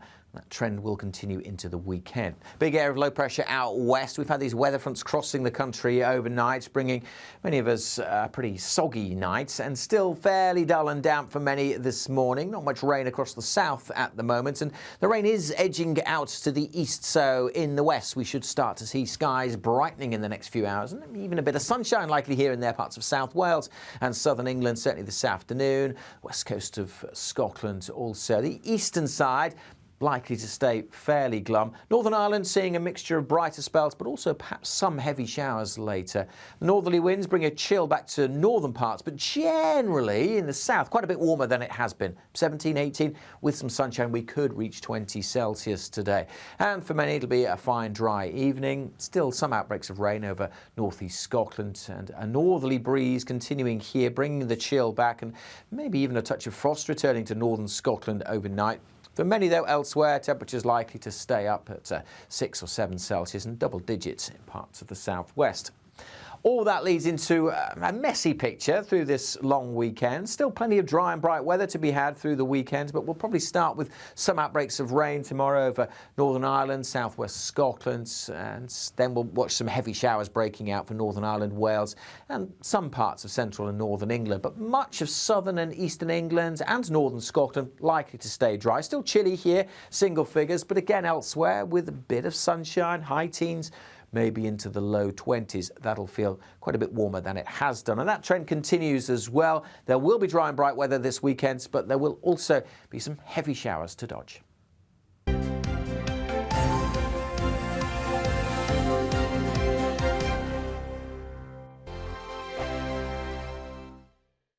First and foremost, I am a GB News fan, and I was before I was working here. Just love the fact that we're asking the question